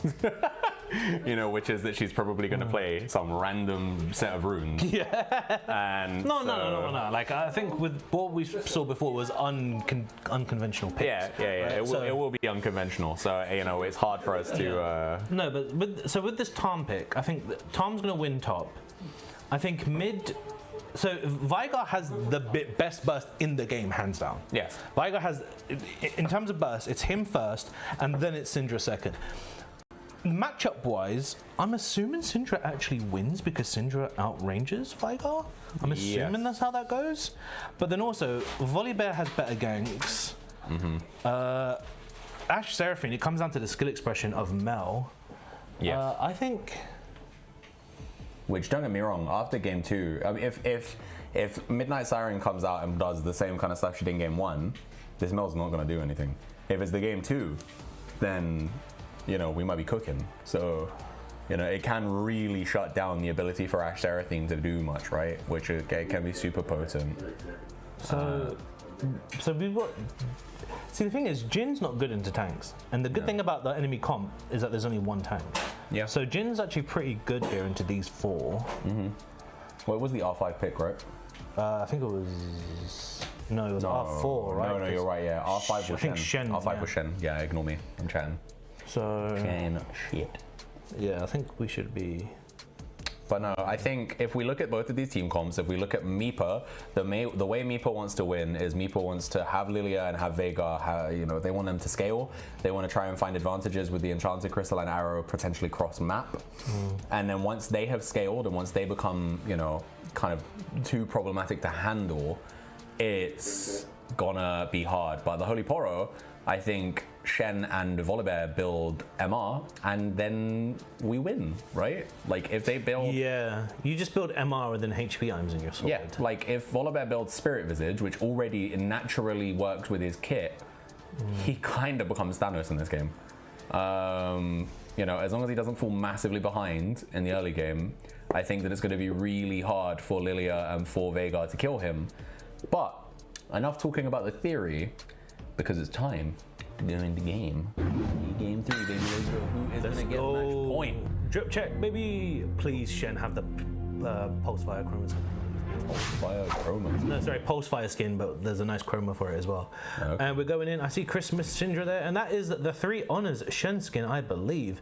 And we're going to flick over to the other side as I saw Volibear and Mel with the classic skin. Disgusting. On the other side, we have. Is that? Oh, that's a mythic chroma on Veigar. Oh my god, 25 mythic essence. Ashe, that looks like a really gorgeous skin. I can't spot what that is though. Is it Heartseeker? No, it's Heartseeker. She's a lot more pinky in that one. Oh, okay. We'll see it as we lay it out. And Puppy has Death Fire Touch. Okay. Puppy. Let's go. Puppy, we need to talk. Gonna cook. Puppy, what are we doing? Legitimately going to cook. No. Get out of the kitchen. Nah. Get out. No, let him cook. Let him cook. So, let's have a look at these runes. Let's see what's gonna happen. No, Rory was looking because he thought I was talking to someone else. And I was like, no, Rory, I'm talking to the camera. Oh, fairs. But yeah, no, if we look at these runes, let's see what we're seeing. So top lane is going to be Grasp for the Undying, which is standard for Shen. Short trades, he wants to eat in, auto Q, and then get Grasp proc and then walk out, right? We can see Deathfire Touch for the Tahm This is. I don't even know how that's supposed to play. It doesn't. It's like Tongue Lash isn't exactly gonna like do a lot of damage over time. It doesn't. Yeah. It doesn't. Oh, the aggressive Shen trade. Oh, I love this. Oh no, get the third auto. She's got Dust Brother. No, Grasp, Torch, whatever. Syndrome with the aggressive trade. That's beautiful. Junglers are path in bot side. Only thing to talk about Keystones is like normally you see Syndra players take first strike and they just sort of like try to hard scale faster basically. No, I mean I think Syndra probably or Vanilla knows in this matchup that if it goes to late game, if it scales, I think Vanilla is outscaled, right? They outrange in lane and they want to bully in lane. They want to put this Veigar down before he becomes a problem. Oh, Shen has Ignite. Oh, this is does, yeah. And next taunt. Yeah, if Shen just flash taunts, either Shen taunts or flash taunts, and that's a dead Tom. Yeah, well, Yeah, you goodbye, called it. Tom. Yeah. Oh no, level 3 spike. Flash. He just lives. Oh, if he would have flashed, he had Undying Grass proc. He would have killed. Just about gets out there. So unfortunate there Oh, for Shen Puppy. did flash. Yeah, he did. I think he. I think he flashed and taunted. Yeah. Oh, what's this? Is this a cheeky little root? Level 2 cheese going on in this Cheeky bush little here. root. Oh. Yeah, there we go. Oh, it's not going to lead to anything. Mel taking a lot of damage. Mel tried to click backwards, but auto attacked the minion instead. That really cost her like at least an additional 200 health there. The Hawk Shot is going to catch Volibear, but I don't think it's going to catch Syndra. Syndra's being a little sneaky. What is Syndra up to? I am sorry that I'm pushing the table there. That's all good. It just makes it easier. Yeah. Syndra's doing some little bit of a mad roam here. I think she may have lost 2 CS in mid there. Lilia's wrapping around. Bot lane is sleeping a little bit. Yeah, Volibear's looking mid as well, so I think they might. Oh. Never mind. The root comes in. Lilia cannot achieve anything here. And she's also missed the opportunity to get the crab. I don't know why Volibear doesn't go straight to the top crab here, but he knows where Lilia is, but instead of going to get double crab, he's just going to leave it. And we see blue pings coming out on top crab here. They're probably assuming Volibear's gotten it already. Wait, that was Lilia's W, by the way. That just made it all the way to top. Oh, was it? Yeah. Jesus. So it doesn't Aaron, can you catch a replay of that? Like, that was like that actually went past Tom Kench. Like, what the hell? That was sick. crazy. Although that's her E, not her W, right? The ball. Yeah, the ball is her E. Yeah, her W is the big like AoE circle thing where she's like, fucking bonk. Fair enough. You know? I don't play Lilia. Oh, fair. I played her a little bit, but I'm not great at carry champions. So I know her. I know what she does. Says the man that's mains Nocturne, yeah? Yeah. Nocturne's different, bro. Lilia is too squishy, and she doesn't have any CC outside of her ult, so it's a little different. But This Tom Kench is not going well. Speaking of not going well, the double root onto Jin. Mel is so low here that they can actually extend the trade and do a decent chunk on Jin. Jesus. Yeah, and I was going to say, Dark Harvest versus Lethal Tempo, obviously this blue side, they want the extended trades. You know, they win them every time. You can always look bot lane without knowing who your opponent even is, and just by rune setup alone, you know how they want to play, right? And so yeah, with the Lethal Tempo, she very nearly died. Pluma had to pop the flash there to get herself to safety, but nobody dies. And let's see what we've got the Twitch chat saying. Mipa is peel Ash and punish them comp. Poro is pick comp. They don't want to fight really. Yeah, no, I don't disagree with that. I think that if they do get into 5v5s, I think that the blue side will win because Shen is 2 levels up. Holy he's been hard pushing Puppy away. So yeah, and he's more importantly, he's on that 6. He's got Stand United. Takes a bad trade though. Yeah, misses the taunt. But like, the thing is, Shen's got Ignite back, so that's why Shen's really trying to push this up forward, a lot more forward. We're seeing experience total. This is a mad graph. What the hell? Yeah. Why is Mel just stuck on level 5? That looks like that's probably one of those ones when you hover over the XP bar, it says 0 XP to level up. Yeah, it will be. Yeah, she's literally like 1 minion away from 85. So that is unfortunate for her, but it is still a lead. We're gonna see Bushy tries it here against Vanilla. She's got Scare of the Week. She's safe. Yeah, she's fine. She's not in danger here. She's got Flash. She's got E. She's safe as hell. And they had the Volibear nearby for good measure as well. He was hovering there in the bot side river. So Tom, if you don't get on your best behavior, you might die because he's got Ignite and he's got Tiamat. There we go. Question, if Shen dives this... Oh, no, you are not on your best behavior. Ignite? It's done. Yep, first blood. Very clean by Smith. What did I just say? And Holy Poro are going to get this first Drake completely uncontested because Lilia is looking for topside camp to steal. So first time in the 3rd game that they go for the early Drake and they actually get it without a problem. So really good here for Poro. They're going to be happy with that. They also have the early lead here, courtesy primarily of Smith. So they're doing pretty well for themselves. We've also got double the CS right now, pretty much for the Shen. So the Shen pick is looking real strong here. You mentioned that in lane it shouldn't do well into the Tom, but right now it is looking pretty prevalent. Oh my God, he's gonna just walk away, isn't he? Lilia doesn't have 6. Lilia doesn't have 6, so I don't think there's anything they can do. He does just walk out. He taunts and walks, and that is enough to get him to safety. which is really rough. And I don't actually know how it's happened, but Bushy's actually down in farm right now. Oh, arrow's gonna come out as Ash you hits reflected in front of her, like, and she just hit 6 as well. Like, Shen though. Shen keeps the Shen meta alive. So this is where things are going to start going downhill for Shen, because Shen's now going to lose a wave on top. And Oh, curtain call though. I think this should be a kill. Yeah, I don't could think be. Ash loses this. Yeah, Yeah. Ash goes down, Slender. but here's the thing, right? Shen was winning top. And when Shen has to make up for a mistake like this, because Mel reflected, admittedly, Mel reflected in front of a level 5 Ash, right? It was a bit unfortunate timing that Ash then hit 6. Yeah. And then you've had to sort of like get your top laner to get you to sort of like get me like Save your get a jail free card, essentially. And now it's just like, but merely with Death Touch in the dark still, like I think Shen will be fine. Yeah. Still I got the agree. CS lead.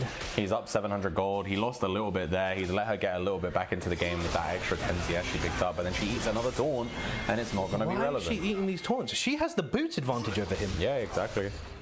And it looks like she's going for the steel caps as well because she's got the cloth armor in there. So I was going to say, I think Shen is mixed damaged, right? Yes. He's not Yes. purely physical, Yeah. but it's also mostly from basic Yes, attack. similar to Mundo, he has max health percentage in his Q. He has 3 of those. And once again, Tom eating the Shen taunt again. If I was Shen, I'd just be calling for the Volibear to ult top, but it doesn't matter because Volibear wants to ult mid. As they're going to try and burst out Lilia here, it's not going to mean too much. As Seraphine is here, and she is laying down the CC. Veigar. This is gonna blow up Mel. As Mel did not have the reflect, Scare of the Week is gonna stop the fight. Net positive for me. They actually played that really well. That was a bit of an overextension there, wasn't it? Yeah, it was, yeah. So obviously Poro sent their support up first, which you think means that they probably are better off, but in reality they take a ton of damage off of the Lilia and then off of the off of Dark Matter from the Veigar. And so he is, hold up, big flash there coming out. Where's the Ash 4 arrow? shot. Is she saving Ash Arrow for curtain call? She's saving Ash Arrow for next game, though. Although, hold up, ultimate onto the Shen's going to bring him under the turret, but he doesn't actually hit Tom, so he doesn't take any turret shots. And now we're just back in a neutral state. He did still take the tower shots because there was no mini wave underneath. Shen actually gets out. That's fine. Curtain call's going to come out, but immediate root from the Seraphine. Pluma does really well there. No, it was Ash Arrow. Oh, was it Ash Arrow? Sorry, Yeah, Ash Arrow was I thought it was the Seraphine E. I'm tripping balls, my bad. It's all good. This All of these skill shots look the same. no vision clarity. Exactly. This is. That's the problem with skins. That's why I don't like them. You should start to love them, and then you'll recognize all the animations. Nah. Be a skin connoisseur. Puppy here is just making sure that Smith cannot base, which not too bad. I think she's not losing anything. She's got the wave in actually a really advantageous state right now. We'll see if she tries to keep a freeze going or if she actually pushes it out. As we can see, she continues to stop him from basing. Is that Humus on Jin? No, Hubris. Is Hubris, yeah. And he does have first item completion over Slender as well, so... It's Hubris though. I mean, Hubris is a win more item. If he Yeah, can it's a continue win to- more yeah. item. It's definitely going to be a scale harder, which it Yeah. makes sense, right? Because he has been very. If he gets a impactful. performance half like the Twitch performance, Hubris is not going to be a problem. Yeah, it's going to be 4 shot for days. Yeah, Meanwhile, exactly. another taunt. And this is tier 2 boots over no boots. Like, Tom needs to be on their best behavior here. It's just like, you can't keep eating these taunts, otherwise you're just going to keep taking this max health percentage damage. Yeah. Dusk and Dawn finished on the Volibear here. Storm Surge finished on Syndra. Oh no, both mid laners have finished their items. Yeah, we've got Storm Surge versus the Luna's Luna's Echo, which I don't actually like the Storm Surge first item here. Unless you can actually translate it into some kills, it is kind of a bit arrogant, no? It is a bit weird not having mana sustain, but when you've got TP, I guess you can kind of manage it and cheek it, but it's still a bit bizarre. Yeah, we need to be winning if we're going to be taking Storm Surge, right? Storm Surge is an item designed to blow people up, so we need to start blowing people up. If we cannot do that, then it's a waste of a first item. There is second dragon now. Tom is walking back into top side. No TP from top laners, but Shen is Shen. Shen so does this have could be a second thing. dragon Is still. Shen? Oh, Syndra gets it, but it doesn't matter. As it goes over to Poro side, Asher is going to come out. The Shen ult hasn't been cold, but the curtain call has. And where is bot side running? They need to run down. I know they're trying to avoid the curtain call, but they're outside of the range. I don't think they understood. Oh no, never mind. That range was a lot more bigger from that full shot. Yeah, it looks like Asher and Seraphine are just going to die here. Viger, I don't think you want to be here, big man. You do have Primordial Burst, but it's a case of you would have to go 1-for-1, which you don't want to do. Yeah. Difficult there, I think, for the Meeper side. They got caught a little bit, but you know, we have what is this, nearly 4K gold lead already. That's pretty brutal, as two Drakes as well have passed over to the side of Poro. And yeah, with the total gold as it is, you can see that the leads are primarily manifesting in that bot lane. This look like this is gonna look like a Poro game if this is gonna keep going, because Jhin is getting to. Because this is a difficult lane for Jhin, realistically speaking. So if Jin's going to get to like just slide out of this lane, and you've got a Shen that hasn't been punished, this is just a good day. Because bro, you know, Syndra scaling is disgusting. Jhin scaling is disgusting. Volibear eats all of that damage, all of those big cooldowns, all day, every day. As long as you don't eat a Seraphine ult, you'll be fine. Speaking of eating stuff, Viger's going to eat a full combo. Syndra walks into the wall, unfortunately, was a little bit hesitant of which way she should have dodged.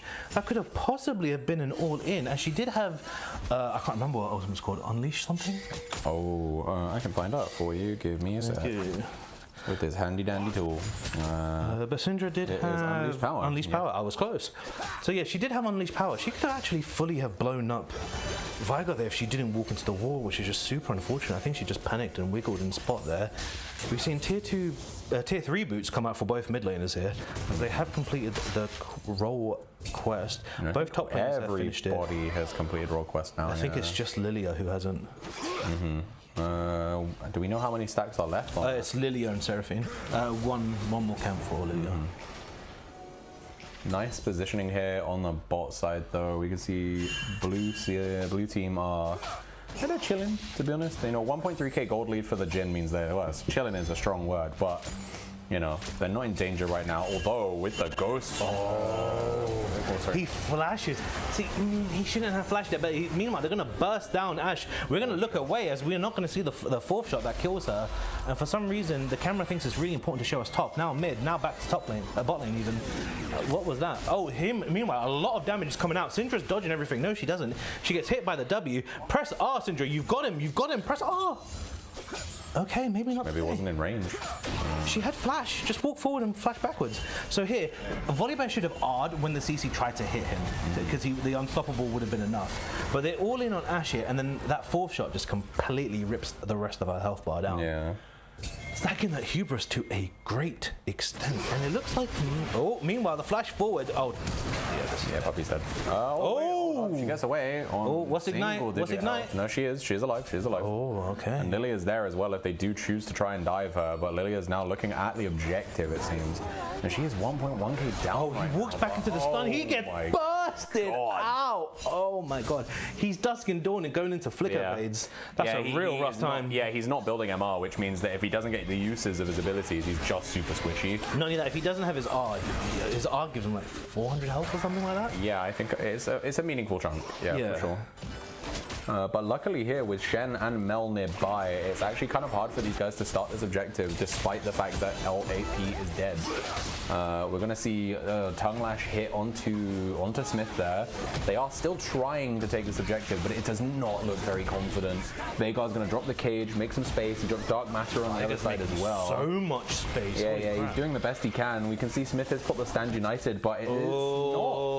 A little bit of a little bit of miscommunication. Did you say kiss communication? I did say kiss communication. Yeah, ignore that, brother. Don't worry about that. I've been doing this for too long, you know. It's between yesterday and today, I'm cooked. My mental is I've talked too much for too long, and the words don't come out the way they used to before, you know.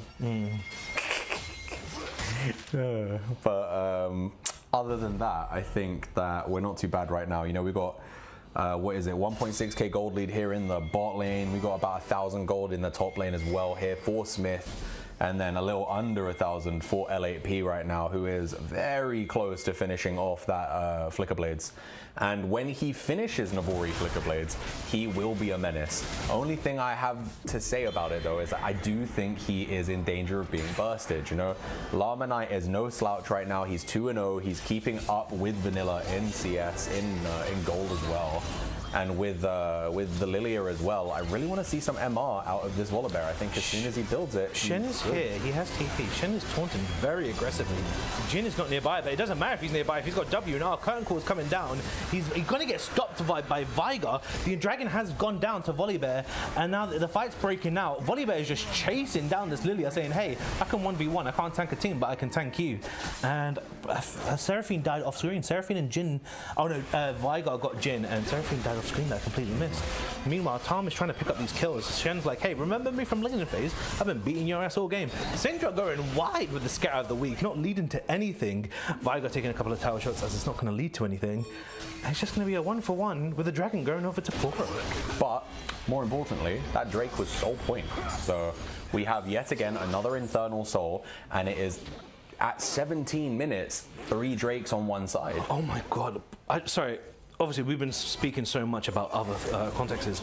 One thing that we kind of miss is the interaction between Infernal Dragons, sorry, and Jin with this hubris. This Jin is going to hit like a so hard. Yeah, like a truck. So hard.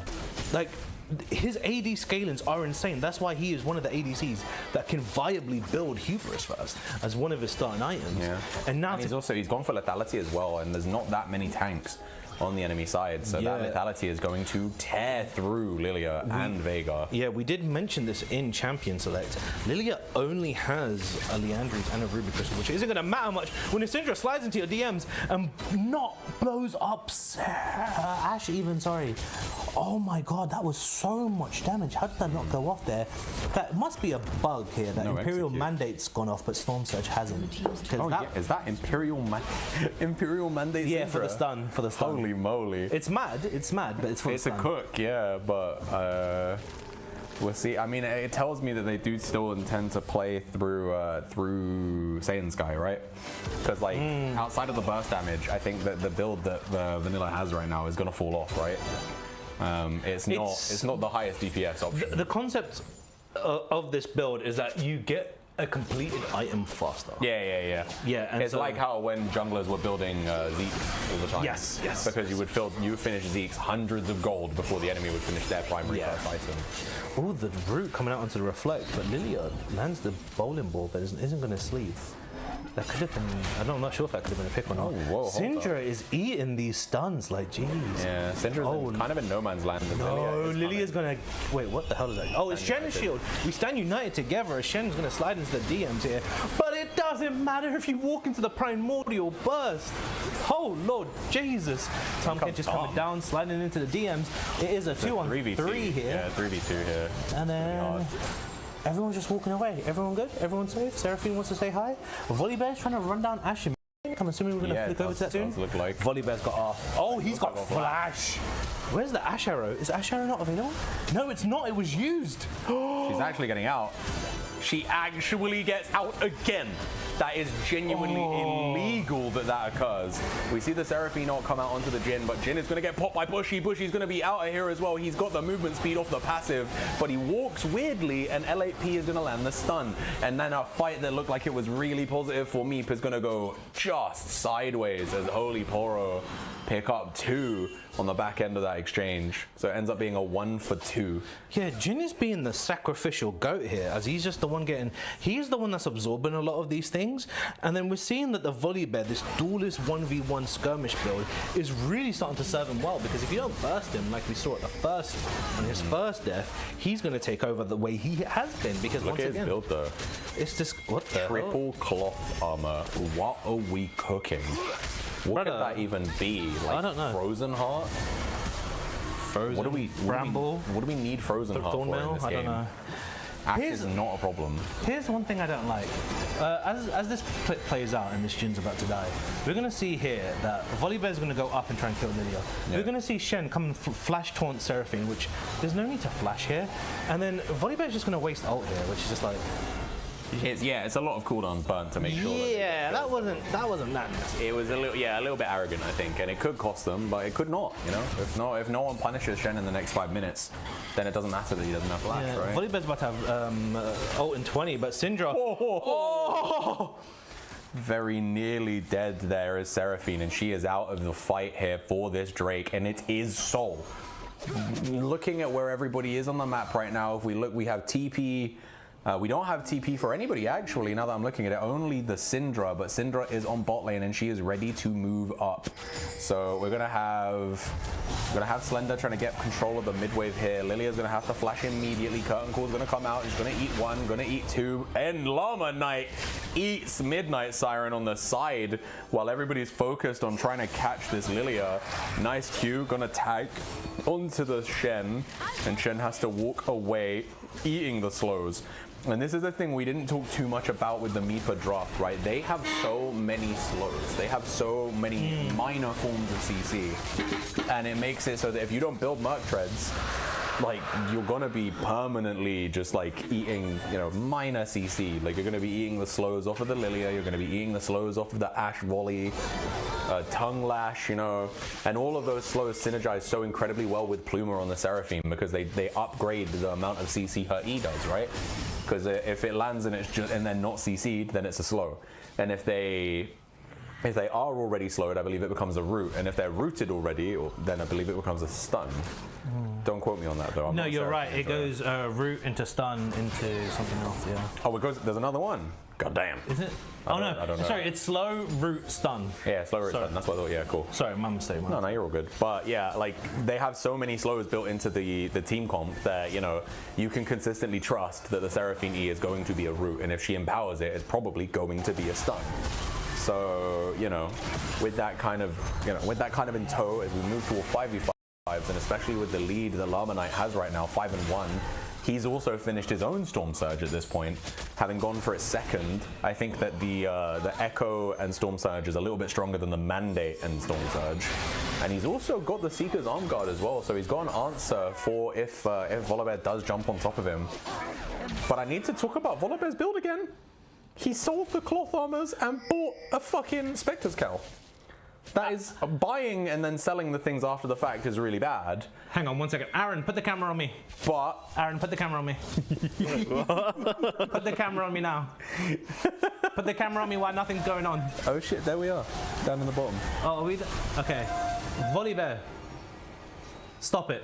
Go get some help. Don't sell a lead. Don't. Okay, you can take me off You could now. think like what he probably got 160 gold per cloth armor, and they cost him 300 per one, and so he spent like 900 on them. He spent 900 and he probably got like he got back like 400. So like his current 800 gold lead is probably non-existent at this point, you know. So yeah, it is rough. I mean, we did tell him to buy MR, so. We did, but you know. Yeah, technically speaking, the players shouldn't be watching the stream. They're too busy playing, you know? So he wouldn't have heard that. He has only heard the probably the calls of other people in his team to be like, we don't need armor right now, bro. We need MR. The people that are bursting us, it's all the MR people. We see a weird flash there from Puppy, and she's going to get jumped on here by Smith, and I think she just dies for her problems here. She's going to, okay, she turns the Grey Health, and she's able to keep herself alive, but in come the cavalry here for the blue side. Oh, Baron Pings. Lilia takes tons of damage, and yeah, like you mentioned, Baron Pings do come out. Taunt up, my brother. Keep Vanilla Taunt up. alive. There we go, he's out. Yeah, he does get himself to safety, but look, there was 3 members here of Poro on this Baron. Oh, no, they don't have the damage. Yeah, they don't have the damage. They ain't got the facilities for this one. Especially, we still look ping, TP from Tom. Freaking Ashe Hawk, no, you need to peel off. You need to peel off. Jin's up with Jin, you need to drop traps. Oh, Jin, 2-man knock up. Okay, Midnight Siren might be cooked here. I think if the rest... No, I mean, Tom just wasted flesh, so they can't actually pursue that. Yeah, they couldn't kind of kill it there, but it is what it is. They stopped the Baron, which is the important thing. They're shrinking the gold lead a little bit by getting these nice kills on the bot side, and that's as much as they can do right now, you know? They really need to play around this Veigar. Veigar is the person on their team that can really burst someone and kind of try and make a lead for the team. You know, if they can catch Jin, if they can catch Mel in the cage, they cannot get out, right?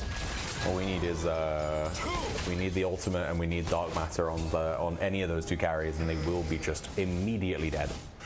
So Poro is still ahead. They are Their lead is primarily in bot and top. yeah. So Jin is scaling. This is good. Jin does have cleanse. This is something to keep an eye of. He is building in towards Infinity Edge.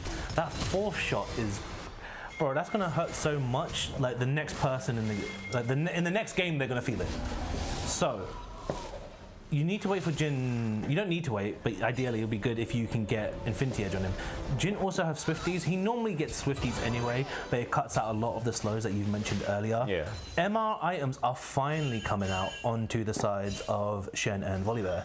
Shen is quite behind. Once again, actually, yeah, how is Shen behind in gold compared to Volibear? He isn't behind in gold. He's just spent weirdly. He's in 9k. Oh, meanwhile, speaking of things weirdly, Volibear just face checks into 4 of them, and wow, and the cage, the 3-man knockup. Oh my lord, the burst damage is coming out. The Shen ultimate trying to save Jin as he is their last hope, and it doesn't matter. Scatter of the Week goes wide. Poro was ahead, right? They were. Not anymore. I think that's now within 400, and the Drake is going to go over here to Meepo. And yeah, I think that Holy Poro may have flown a little bit too close to the sun there. You need to respect the cage and the knock up there from... You need to not face check 4 people, my man. Yeah, exactly, that too. You have an E for that, no? Yeah, I mean, it's rough, you know. It's... yeah, and that's going to be the problems that Poro had trying to take this Baron earlier in the game. They do not exist for the blue side, as they have Lilia here shredding, they have Ashe here shredding. This Baron will be forfeit due to the problematic plays there from Holy Poro. And I think that's going to be the gold lead going with it as well, as we can break down this replay as, yeah, Volibear just walks in. He thinks he has a pick, but they just don't know where the rest of the red side are. The cage was out of vision. They didn't know Viger was there. That is so disgusting. Yeah. Something to point out that someone in chat just said is that Viger is doing really well, and that he has 2 Infernal Dragons. Yeah, he does. Yeah, his damage is insane. Yeah, same thing we was talking about with the Jin is also true for the Viger, right?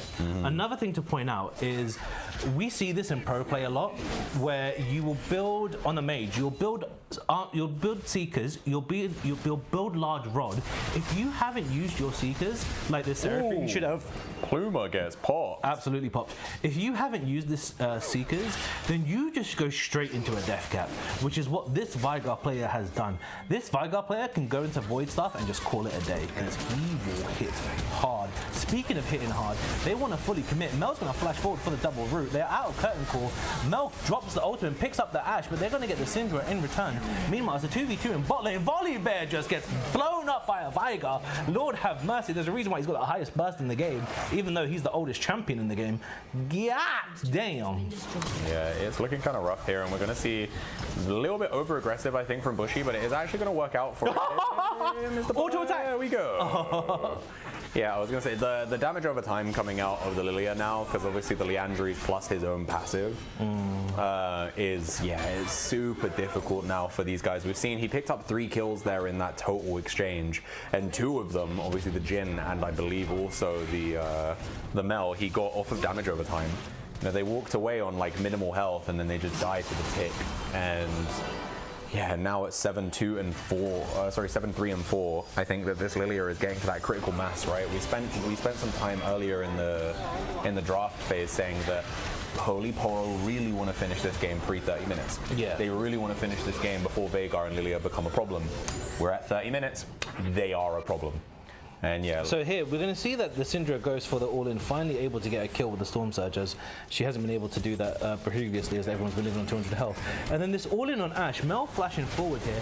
Syndra here just slightly is going to overextend into that sort of like choke point there to get finished off by Lilia. Mel dies to the dot that was applied like 4 seconds ago. And then look at this Volibear, just 1 Q, 1 W, second Q, 2 Qs, 1 W and an R, and your tankiest person had just died. It's gone. Just gone. Yeah. And especially with Shen not having any MR yet, like he hasn't completed a Spirit Visage or anything, it does spell difficult times ahead for Shen's eating. Yeah, I think he flashes, he gets out. Luckily he has the wave in front of him for the tongue lash, so doesn't have to worry too much about it. But as this game has progressed, I think Puppey has been a lot more prevalent. You know, Wait, what is Shen doing? Shen, this is dangerous here. and now with especially with Llama Knight here, Llama picks up that 9th kill of the Was game. that one rotation of spells from Vigar? Yeah, it was. I mean, he was already on 60%. His HP, ultimate is but on a 30-second cooldown. Yeah.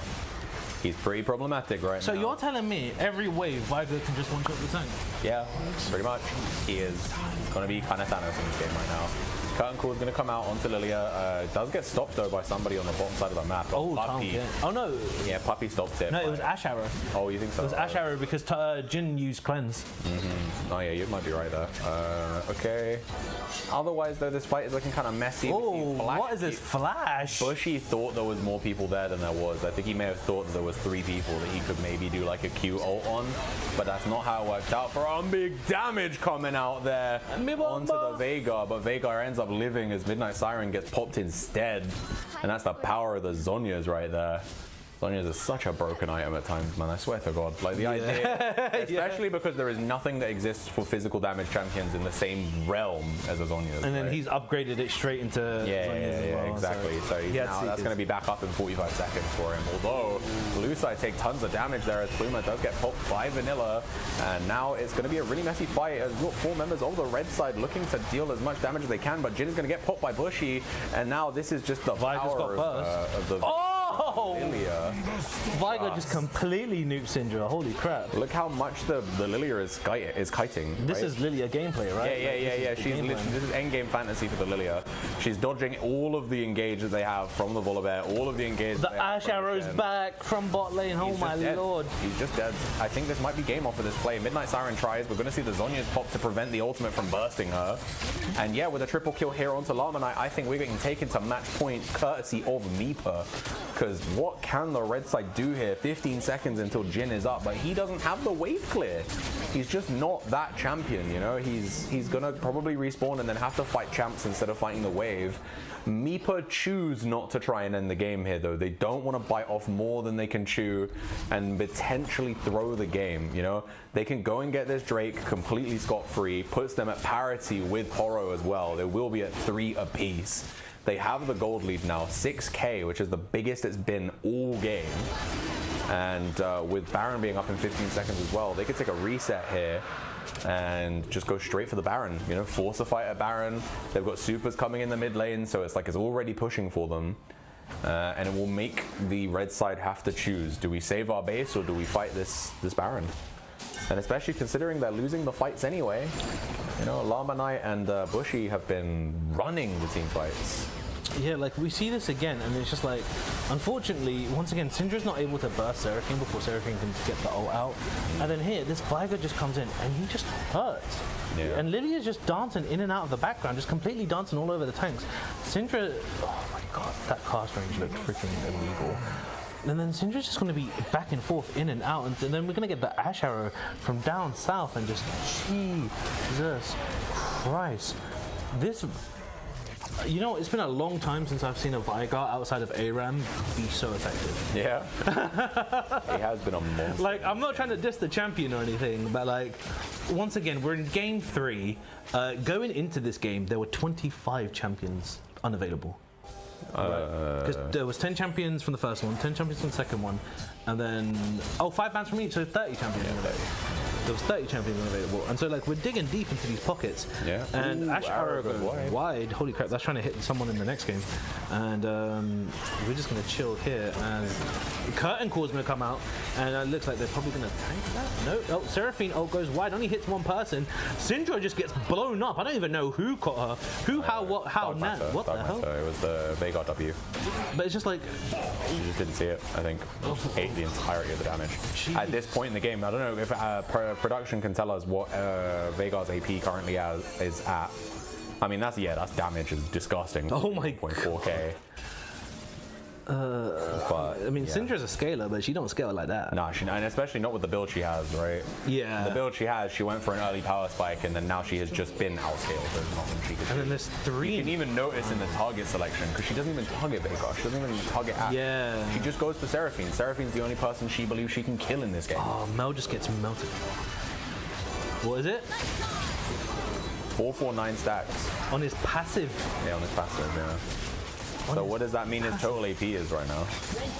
Got to be over 1,000, surely.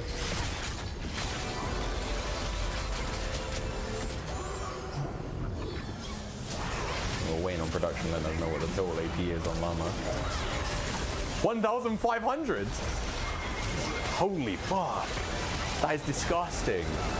There's nothing you can do. It doesn't matter how much MR you have at that point. If you land an ability, you die. Bro, Jin wishes he had that much AD. Right? Yeah, he's dreaming. And look at that. He ate a Q. It was 1 Q. And he lost 80% of his He's health. still got Primordial Burst. Yeah, he doesn't can just even need use it on the Nexus. That is something. Match point. Meepa. Damn. Okay. Let's have a talk. Who are you talking to? Who are we talking about? I don't know. Because I think Poro, you know, we saw Poro do well in the game too there. You know, they came back. And I think this game started off really well for them. It's just we knew they needed to win by 30 minutes. And when they failed to win by 30 minutes, it just fell through. Like, what can you do? it felt like Volibear. Oh, sorry, am I keeping it? But yeah. It felt like Volibear just kept getting caught. Yeah, I agree. He, again, had a really good early game, and then it got to a certain point where he just couldn't keep up anymore. Yeah. Volibear has just, you know, didn't get... like, the thing is, it's difficult, right? Because as Shen and Volley, your core items are these... they both go Dusk and Dawn. Shen goes Titanic. Volibear goes... Navori's. Yeah, he went Dusk and Dawn into Navori. Yeah, and it's just like... You needed that MR item so much more sooner. Yes. Like, yeah. He shouldn't have gone Flicker Blades. Like, he knows his role in the team was never really to be a DPS. In fact, I'd have argued he could have even maybe skipped Dusk and Dawn. Like, his team's damage, he doesn't need to be AP. Syndra does so much AP damage already. He could have just gone for straight up tank. Like he could have done that. He could have just... Like, he could have just been CC. Like, Shen's winning top so hard already. Syndra, Jin, and Mel is bringing so much of the damage. And, like, it was so difficult. And another thing we're seeing in here is, once again, you know, credit to Meepa for winning. But, like, these... Oh, no, wait, sorry. I was about to make a wrong implication there, because I was about to say the first dragon situation. But in this game, First Dragon was actually really clean by Poro. yeah, First Dragon was actually super clean by Poro, considering that this was like the first game where they tracked Lilia down, right? And it was like, okay, cool, it's safe to take it. They go for it, which was brilliant. But I mean, you had your Shen winning. Bot lane, you knew you was playing into an Ashe Seraphine, and I felt like bot lane should have won harder. Yeah, I agree. This is why I'm saying I think the Mel should have been AP carry. I think like Mel from support, she can't abuse in the same way because she's not getting gold. Like, Not only is she not getting gold, but it's just like, in most scenarios, right? Who are you going to Ashe ult Seraphine ult? You're going to Ashe ult Seraphine ult the ADC, not the APC, right? it's hard. I don't know. But it is time for us to go to a break. So keep yourselves where you're seated. We will be back in about 5 minutes for some Game 4, some match point action. Can Meepa close it out in 4 games, or will we have our first Grand Final Silver Scrapes of Summer Invitational 2026? Stay tuned and find out in the near future. We will see you all soon.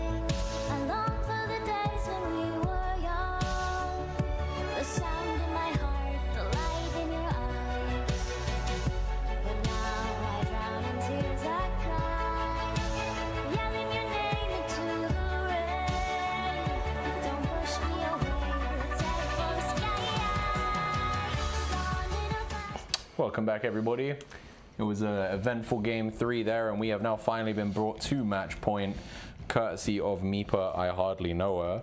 You know, they have brought us here from the losers bracket, no less. They have brought the game to Holy Poro. They've beaten them now more times than any team in playoffs. You know, two games. They haven't lost a game in playoffs yet. So yeah, they've really got Poro on the back foot here. And I think one thing that needs to be mentioned as well is it seems like while the bot lane is winning every time for Poro, it doesn't feel as explosive as previous games. You know, when we watched Holy Poro face Corn Ball Torture, we saw Saiyan Sky and Midnight Siren destroy Mark and Ditzy. Yeah. When we saw them face, I believe it was Rift Raiders, actually in that instance, we saw every single game that was played, Karai's and Kiridan, the bot lane for Rift Raiders, they won lane, but in team fights, Saiyan Sky would turn it on and just carry the game, right? But here in grand finals, it feels like that's not happening so much. We saw it in the Twitch game, but in game 1 and in game 3, despite leads, he is finding it hard to find angles to actually hard carry these games. And so for me, I want to see from Holy Poro a hyper carry in this bot lane in this game 4. We know that they have locked in red side for game 4 draft, so I really want to see from them something, you know, something stable, something front to back, keep it simple, let's get 2 good tanks, let's get some engage options going, you know, because right now, like I said, as it stands, it's kind of been lacking, right? And it's like, you know, in other games against other teams, they've been able to say, we won't draft engage and you'll play into us because we'll be first on objectives. That hasn't been the case in this one though. Even though they've been first on some of the Drakes, they've been punished for being first because they don't have the men, they don't have the health to be able to pay the price of taking that early objective. And you know, I think it's just kind of rough. So I want to see them change it up in the draft here.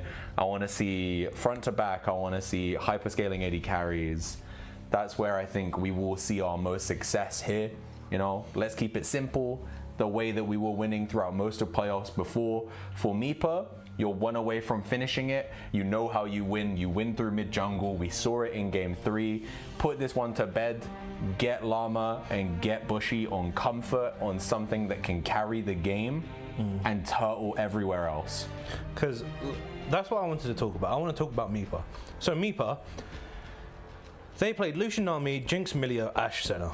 Yes. Not Ashe Senna, sorry. Ashe Seraphine. Ashe Seraphine, yes. And they did a really good job of containing the explosive ADC of that bot lane. Yeah, for sure. Obviously, the Jinx game was a bit unfortunate. Twitch got ahead. Whatever, it's going to happen. Best of 3 games. Yeah, Can't that's win. Twitch for you though. Yeah. You know, So he's hard to track down.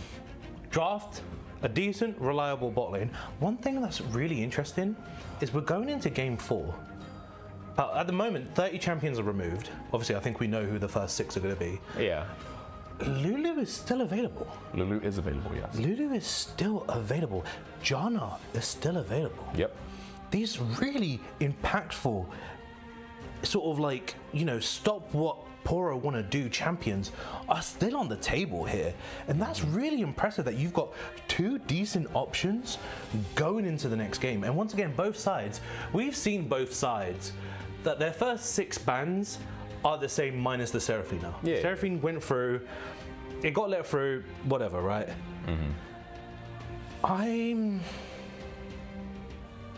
We know the win cons of both teams now. We've seen 3 games. We've seen so much in depth, so much in details. Yeah. You know, Meepa was able to bring it. Meepa's jungler was able to sort of like bring it back and give us good value with this Lilia. Professor, you know, he's learned from his first 2 mistakes, the jungler on Professor side, whereas just like the Wukong and Mumu, he didn't go for the early dragons. He tracked the jungle. Volley Bear, he was able to get that first dragon. That's fantastic. In this 4th game now, I just want to see the draft. I'm so curious because we're so deep into champion pools right now. I think if I was in this and like, well, if you and me were both in this tournament, right? My Viego's gone, your Nocturne's gone, right? Jarvan is both of a comfort pick for both of us. Diane is both of a comfort pick for us. So, you know, then we go through a couple of other champions and now we're this deep into this series. Like, what champions do you have left? Yeah. And can you play them 100%. effectively enough? I mean, I said this for the losers finals for Meeper as well, and I was like, you know, at this point in time in the draft, you know, you get into the game 4, the game 5s of your event. This is where the experience comes in, right? Like, this is where you might rely on champions you know you used to play, but you haven't played in a while. You know, this is where, you know, again, most people, they'll main like 2, 3, maybe 4 champions tops, right? And those champs are either perma-banned at this point, or you've already played them. You're on your B, you're on your C tier champions at this point in the game. And so now it really relies on your wealth of knowledge and your ability to play a wide array of champions, and also, again, to maybe play some off-meta stuff, to play some stuff that's a little bit more situational. And that's really interesting, right? Because Meeper, we've seen the off-meta junglers. Yeah, already, yeah. Yeah, we've seen. We could see more. We've seen these crazy picks from them, and it's just like, you know, Singed isn't getting past these bans. No, Singed and Rise have been perma-banned in this particular series. Yeah. I don't think we're going to get to see them at all. And it looks like they also want to remain to keep that Aurelion Soul out of the game as much as humanly possible. So, you know, meanwhile, on the Meeper side, obviously, they got the Seraphine out. They banned it in game 1 and game 2. They took it in game 3. They found success with it in game 3. And now, one of those 3 courtesy bans they had to spend every single game on, they don't have to do that now. They can change it around. They can ban away. We saw they took away Viego in game 3. They might take away something else they're a little bit afraid of if there's something they think maybe Smith or Vanilla might pull out. You know, there's a lot of options here as we hopefully do get into draft pretty soon. Let's have a look at what people are saying. We've got KD in the Twitch chat saying, people ain't got champ pool like me for real. Well, we'll see what you can do in finals. We'll see how you do it against. Oh, we're in the bans. Okay, cool. Yeah, we are, finally. You can see Meeper keep it simple. Same thing they did every other game so far with the Riven first ban. It probably will be a Yon second ban. Let me take a seat so I can actually get into the frame. I just realized that my hairline just goes. Yeah, you're a little too tall for it. You're a little too tall. So, let's have a look, right? We have... This is going to be the Rise Singed whatever, right? Yeah, and then Rise. we're going to see Yone. Rise Singed ASOL. And Yone is banned here. So the Seraphine... no, so the third ban is going to be Viego then, right? So this is... I'm coming out focused. Oh, okay, cool. So this is the Singed ban, right? Should be. I don't see why they change it. Yeah. And then this should be Viego. Oh, I'm pointing this way. Sorry, yeah. Viego. Well, it was Viego in game 3. It might not be a Viego again. They might choose to pick the Viego here as a B1. You know. They could. Yeah. They take away the Noxzone this time. Okay. So yeah, this might be a B1 Viego angle, or they might just be like, look, pick the Viego on R1, R2. We have answers. There's a THP here. The Holy Poro are hovering here for their third ban. That maybe they're thinking to themselves like, damn, they left up the Viego. Do we let it go through? And it looks like they're not going to. They are going to commit to what they have done every other game, which is take away the Aurelion Soul. Here we go. So then, last second, letting it go down to the wire. So then we're doing Viego first pick? Does he actually want it though? I mean, Meeper's jungler is a carry, right? We saw the we saw the Trundle, we saw the Cho'Gath, we saw the Lilia. The Viego would make sense, and once again, as a Viego main myself, like, you know, I'll always be happy to see a Viego pick. So. Oh, looks like they're B1ing Xayah here, so... Ooh, Xayah's a bit of a... It's a questionable B1, yeah. Yeah, because... Unless it's something like they know they want to draft dive elsewhere in their draft and they want to make sure that Holy Poro cannot take it. Because Xayah's one of those champions... I don't know, I don't feel about it. She's more good into, like, you run into her, right? Yes, yeah, exactly. So, like, the fact that they've picked it so early, that's really concerning. Well, I mean, in the last Holy Poro series, I believe we did see a lot of Xayah bans come out. So, no, sorry, I'm mixing it with Rift Raiders. Ignore me. But Xayah is a very stable, very good hyper carry champion, right? She's someone who you can trust in. If this is a comfort pick, then by all means. Maokai, ooh, this is good. I like this. I like this pick. Maokai is also a 3-way flex as well. It is a 3-way flex, but I love this pick, right? Because Maokai, you're gonna just. You no matter where you're going, you've got lockdown. Yeah, right. Exactly. That's just so good. Twisted Advance is one of the best abilities in the game. Just point and click, get on a guy, and then you immediately get to hit them with your Q. knock them back towards your team. Yeah, it's such a good combo. Maokai is one of those champions that he is also pretty inherently beefy due to his passive, giving him a bunch of extra healing. And it looks like they're gonna look up a support here, so it's gonna probably be Maokai in the jungle, followed up with Janna in the support role here. Yeah, so once again, I mentioned this, right, where it's just like Janna and Lulu, we've seen them like drip all the way down here. And yeah, all the way to game 4. And this was the same support player that played Nami, Thresh. This is likely a Galio support, by the way. We've seen Pluma play Galio support in nearly every series. So we can safely assume that the Galio will be going support in this game. They tend to go for the Aftershock, first item, Knight's Vow, I believe. Knight's Vow, Locket. Yeah. Not really going for like Imperial Mandate or any of the like damage focused stuff. It's usually just pure tank. And like I said, yeah, like Aftershock is the key rune and whatnot as well. So this is interesting, right? This is a lot of Vanguard. Bard mid as well. And you're probably looking at it like, sure, it's Bard support, Galio mid, but it is Bard mid, it's gonna be. I don't think Pluma's played Bard once. And yeah, they're like, look, you know, hands against the wall right now. It is do or die. If we win this, we can at least, you know, they're gonna win on their champions, right? And so with the Bard, we're gonna see Aurora picking as a match to the Bard, which I like. Because I think that oh wait, no, never mind, we're going to lock up our bot lane, so we're going to finish off the bot lane with Kai'Sa here, so a nice hyper scaling AD carry. Like I wonder if they hovered Aurora to bait the ban. Maybe, yeah, that could be a play. I mean, it's hard to say who does well into Bard mid, because Bard mid is like such a low pick rate champion. It's hard to really say what is great. You can theorize it, right? But you'd want someone that can push waves and deny it, basically. Push waves. And Eunice in the Twitch chat right now has just said there's no way Bard mid is real. No, it is. It is not meta, but it is a Meepa pick, because if I go onto Llama Knight's page right now on the Ligue Chatap website, he currently has 5 games on it with a 60% win rate. I need to get new glasses. But yeah, we see here as we move to stage 2 bans, Teemo jungle banned away from Bushy, Akali being banned away from Vanilla. Yeah, so these are all top bans. Malphite ban being taken away again. Yeah, Malphite, yeah, okay, now this makes sense, because Malphite Galio setup is disgusting. And saying that, you know what, Vi's open. Vi Galio was hard. Yeah, Vi Galio could be good. The problem is that to go into a Janna. Yeah, Janna with the Tempest does make things exceedingly difficult. And Nivea ban, Jesus Christ, we're going deep. Yeah, these are they're really trying to make sure they get an advantageous matchup for this Bard right now. And I mean, they needed to punish it as well, because I guess they obviously they R3'd the Kai'Sa, trying to make sure they don't get a ban away from Saiyan Sky, right? So they're like, okay, cool. You don't counter our mid pick right now. That's fine. We ban as many things as we don't want to face in mid right now. We take away the Akali, who could one-shot me. We take away the Anivia, who could be super safe into me. And we're now going to be picking the Ahri here. Ahri wave clear is good. Yeah, Ahri. I think Ahri into the Bard is actually pretty good as well. Ahri wave clear plus Ahri roams. Yeah. You know, Bard does have better roams because of how his E works, but Ahri won't be too far behind. No, she shouldn't be. And also, she can dodge the what's the name of the Bard? Cosmic Binding. Tempered Fates. Tempered Fates, yeah. She can dodge Tempered Fates with Spirit Rush, right? I hate that I know all of the ultimates names. Like, I think I've only dropped one, but Jesus Christ. It's not a bad thing. Poppy is going to be going top here, 100%. We've seen Poppy play it before. Poppy top. Is that... It's not too bad. It's not too bad, but it's just like... She'll go like Aftershock and... But like it's very skill... You have to do like a lot of skill expression into Kai'Sa and Ahri. Yes, yeah. The problem is I don't think you're getting value out of that W.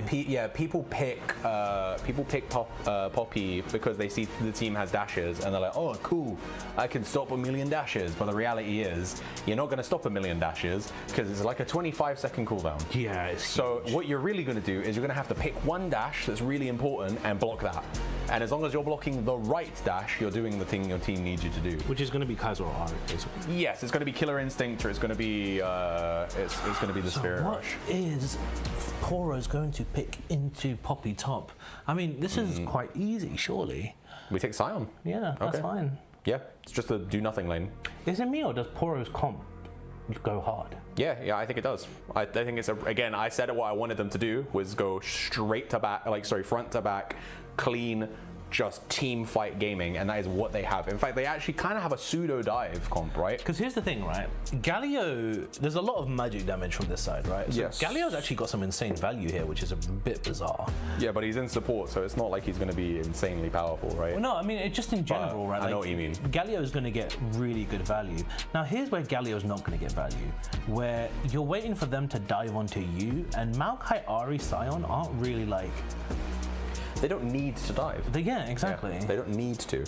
They can. This is what I was saying. Like when I said it's a pseudo dive comp, it's like we have Twisted Advance, we have Spirit Rush, we have Killer Instinct, right? And we also technically have Unstoppable Onslaught as well. Bro, Maokai's really good here. Yeah, Maokai's great. Maokai's super good. Again, like if Holy Poro could be first on objectives, his ultimate is able to zone so much that it will allow them to get the objectives without But no, having just to like the contest them. pre-6, right? Like, look, you gank Sion, that's like free Q or free Sion E into Q, right? So that's Yeah. going to be a chunk. You jump onto Bard, that's a free chunk. You go into bot lane, like you know, as long as you don't let the feathers rip you a new one, you're fine, right? Yeah, I mean pre-6, I think the gank bot is probably quite free. After Featherstorm is up, it's hard while it's up, right? But once Featherstorm is down, then we don't have so much to worry about. But yeah, I think this Ari should be able to. okay. Oh, predictions are live, by the way, guys. The stimmos are on, baby. Let's get it. It is potentially the last Weenie Hut game of the year. You know you gotta put your money where your mouth is. Get the stimmos out. I had to grab my phone real quick, see if I can gamba. I don't know how many coins I even have after the last one. I'm pretty sure I bet on the wrong team. So let's see what I got, because I tend to go all in. So let's have a look. I got 475, and I'm dropping it all on us going to game 5 right now. Oh wow, we've been streaming for almost 4 hours. Jeez. Yeah, man. That's what happens. Best of 5 is We've been on it, boys. struggle, bro. We've been Me and on it. Tuba had to do this like 3 days ago, and that's why I'm telling you I'm tired as hell, man. Like on Thursday we did Bro, I'm it. telling you, eat food, man. You No, don't understand. it's not. The pizza ain't gonna help me here, you know. Pizza doesn't. Unlike video game food, which will like heal you, this will just make me feel lethargic. It's as greasy as fuck. Oh, screw it. I'm gonna go buy it. What are we saying? Day 0 interview for the illegal stream after the games are done. What do you mean interview for the illegal stream? We told you to stop the illegal stream, and now you're asking interviews. Shut up! Unbelievable. What the fuck? These guys, man. I know we have 1,000 people on a server, yeah, but I didn't know there was gonna be like pirate copies of our content at this point. I don't know how we got this far. How did they, like, what the fuck? How do we have parasites? What happened? People leeching our shit, man. We're in the League of Legends community, man. Yeah, for real. Yeah, League of Legends is a parasitic game in general. But you know what? I guess DJ Khaled angle suffering from success. I guess we'll take it. But I mean, depending on how long this goes, because obviously if it goes to a game 5, we're already at 20 to 11 right now. It will presumably be nearly like 1 a.m. by the time we're done. So I don't know if anybody's going to want to do an interview after that. Everyone's probably going to be comatose. So yeah, maybe not on the interview front. We'll see. Justice for pirate stream. Justice for pirate stream. Shut up, Eunice, man. What do you mean justice for pirate stream, bro? Why are you highlighting it, Aaron? Yeah, this guy, bro. I paid for my sub for 3 months after games ended and stream was inactive. I deserve this pirate stream. What do you mean? Just shut up, man. Like, you don't deserve a pirate stream. What even is? Literally, it's just you guys streaming the stream in a Discord VC. Like, In my head, I weird. imagine that like they've muted us. I want you guys all to wear eye patches while Yeah, you're they're doing doing it. like a Yeah, pirate I version. want eye patches. I want everyone going "arr." You know, if it's not that, then I don't want it. You They guys locked in R. cease and desist. Yeah, Ari, her. But Shiver me timbers, it's a hard man. bard mid indeed. Yeah, goddamn. Gotta be worried about the bard mid for sure. We don't have it muted and we just shit talk players. That's all it is. You can't be shit talking people, man. That's not nice. Can't be doing that, son. Especially when you didn't even finish your fucking solo queue games to take part. Nah. But the last person that should be flaming. Unbelievable. Oh, look, whoa. Okay, I gotta stop moving that way. We're gonna be real close right now. Go let the, there you go. Yeah. Oh, babes. I was just trying to do friendship positivity. No. Everybody will know that I'm the top in this relationship because you're now half a foot shorter than me right now. So what happens when I stand up? Don't worry, don't do that. Just don't do that. Just don't do that. You'll be fine. You know they're clipping this, right? I don't give a fuck, bro. You're that's tired, yeah? Nah, I'm comfortable with my sexuality. I don't have any problems with that. Be alright. How comfortable are you in your sugar levels, man? Get something drinks into you, I bro. could, yeah. I am currently fluidless right now. Yeah, so. Aaron, we got any drinks? No. Leave him alone. He's busy doing his production thing as we hopefully get into game within the next minute or so. And there's no way I can stay out of the way of this without being basically non-social distancing with you. So I'm sorry, Holy Poro, but your logo is gonna get covered by my fucking shoulder. Why does the bigger caster simply not eat the little caster? Because it's not Pac-Man, brother. Yeah, also that would be highly haram. Fucking. So does that make you the Muslim? Yeah, bro. Bismillah. Yeah, exactly, yeah. Astaghfirullah. Do not eat your fellow man. Because we are very close to pork, from what I've heard. If Hannibal is to be believed, you know? Especially because I'm white. I'm pink as hell, huh? I don't know, bro. I'm waiting for the game to start. I have nothing to talk about the draft. We've spoken about the draft for like 4 minutes. I'm mentally just discharged right now, which could also be misconstrued. Water, please. Could I get Coke, please? There we go. Thank you. Justice for Cadrel, justice for co-streams. What does Cadrel have to do with this? No, because Cadrel's co-streaming LCS, and he was getting more viewers than LCS was. Yeah, that's what happens with all of the co-streamers for the most part. But the thing is that Riot have now told them no more co-streaming. Really? Or they would have to like hire a license out or something. Oh, that's mad. Yeah, that's what's happening.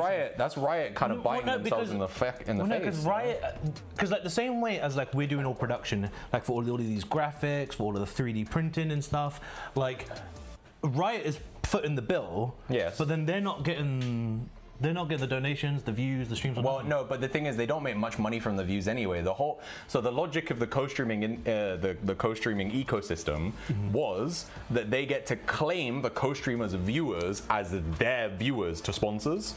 That was the logic, right? So this is why they were like, well, yes, we will have less viewers, but every Cadrel viewer who isn't watching us for us, they're watching Cadrel for Cadrel, and Cadrel happens to be watching LEC, we get to pretend they care about us, and then we look to we look to sponsors like, you know, like Capital or whoever the fuck, right? I think they had a Kit Kat. And yeah, Kit Kat is another. Yeah, Kit Kat's another sponsor, and they go, look, this is all the people who care about our product. When in reality, had they not done co-streaming, most of the Cadrel viewers and most of like the I Will Dominate viewers and whoever else it is that's co-streaming wouldn't have been watching official broadcast anyway. So, and if you want to big piggyback off of that, the like 3 dudes who are in the co-stream VC right now, you guys ain't making any money off the co-stream. We ain't making any money off of this. So, you know, there's no reason for there to be a co-stream ecosystem for MiniLCS. Prove it to me that it's worthwhile, and then maybe we won't cause issue with it. I'm just eating pizza, y'all. Someone asked Cadrel to co-stream our finals. That would be a banger. I'm telling you, what we need to do, right? So, do you know who Phantasm is? Top lane player, no? I don't actually know if he's a top laner. He's like an ERL player, I think. And in his stream, some of the guys in Sweatlord sent a Twitch chat message to him being like, oh, can you come and sub in for us for MiniLCS? It's a really promising new tournament. And they clipped him being like, what the fuck is MiniLCS? And now I've kind of made it I have an idea in my head. Me and Aaron have been talking about this idea for a video we could do where we just try to get as many notable people to just basically be like, what the fuck is MiniLCS or something along to those facts. You know, we just want to like hound them in their chats until they respond about it, you know, do like highlighted messages or something. I think that would be fucking cinema. We could clip all of those and make like one reel. That shit would be so good. But enough about banger ideas. It's about to get into the last potentially banger game of tonight. Meepa need to put this one to bed or Holy Poro will bring us to silver scrapes. Game 4 is live right now. Let's get it. Let's go drip check. All right, what do we have, baby? Let's have a look. We are going in. I swear to God, if I see classic. Well, no, okay, it's game 4 actually. They can get away classic skins. Warmonger Scion. Brother, what are you doing? What's it? Brother. Is that Meow Maokai? Okay, Zaya skin's nice. Christmas Bard. That's some funky Galio skin. What? It looks like Empyrean, maybe? I don't know. I didn't even know there was an is there Empyrean Galio. No, it's Infernal Galio with a chroma. Oh, okay. Hey, you know more than me. I don't give Is a fuck that about Dynasty Ari? Brother. People, buy some better skins, please. Bro, there's no prize support in this tournament. We can't be asking people to spend money. It's not fair. At least last tournament we had prizes for people doing clips and stuff, but I'm not gonna lie, that kind of decimated my pockets, so I didn't do that this time around. But if people want to see stuff like prize support, you know, we're gonna set up a coffee page. We're gonna have like a little PayPal thing at some point in the near future. You just make sure you slide us a little Kwanzaa, you know. Wait, Scion doesn't have bone plate in all second win. No, he does He's not. gonna have a He rough. has Demolish. Why do Poppy and Scion both have cashback? What is this, bro? Bro, you're not understanding the top lane tech. This is how I know you're not a top laner, you know what I'm saying? You're not a top laner either, boss man. I know, I don't We're both understand jungle mains. I don't understand it either, don't worry. I don't understand the cashback mechanics. I understand why AD carries take it, because, you know, their items are mega expensive, so getting 7% of the money back from it is actually kind of valid, but it's 7.5% or 7%? Right? 7%. Yeah. Bot lane here took a really bad trade here in the early game, so that is going to be Holy Poro taking a little bit of the lead here, a little bit of control in that bot lane. Prey Seeker landing there as well for Saiyan Sky. And again, I do want to keep my eyes on Saiyan Sky for this game, because again, he's now back on a traditional hyper carry, something, you know, like the Twitch. Obviously, we saw the Twitch pop off super hard. I just clicked at him like a servant, bro. Sorry, I was trying to be discreet, bro. Sorry, my bad. Yo, Wagwan, Rory from the other side. Brother, get me some pizza. Nah. No, you want me to interrupt? Say less, boss man. Clicked him like a slave, bro. That was crazy work. I was trying to be discreet. Nah. And you're just calling me out. Aaron, stop laughing. I hear you. Crazy work, bro. That was crazy work. I didn't know we had unpaid interns in the MiniLCS, bro. That's kind of sick. Yeah, it was bring your worker today. Bring your duo key to Bring your friend to work day. Bring your duo to work day, bro.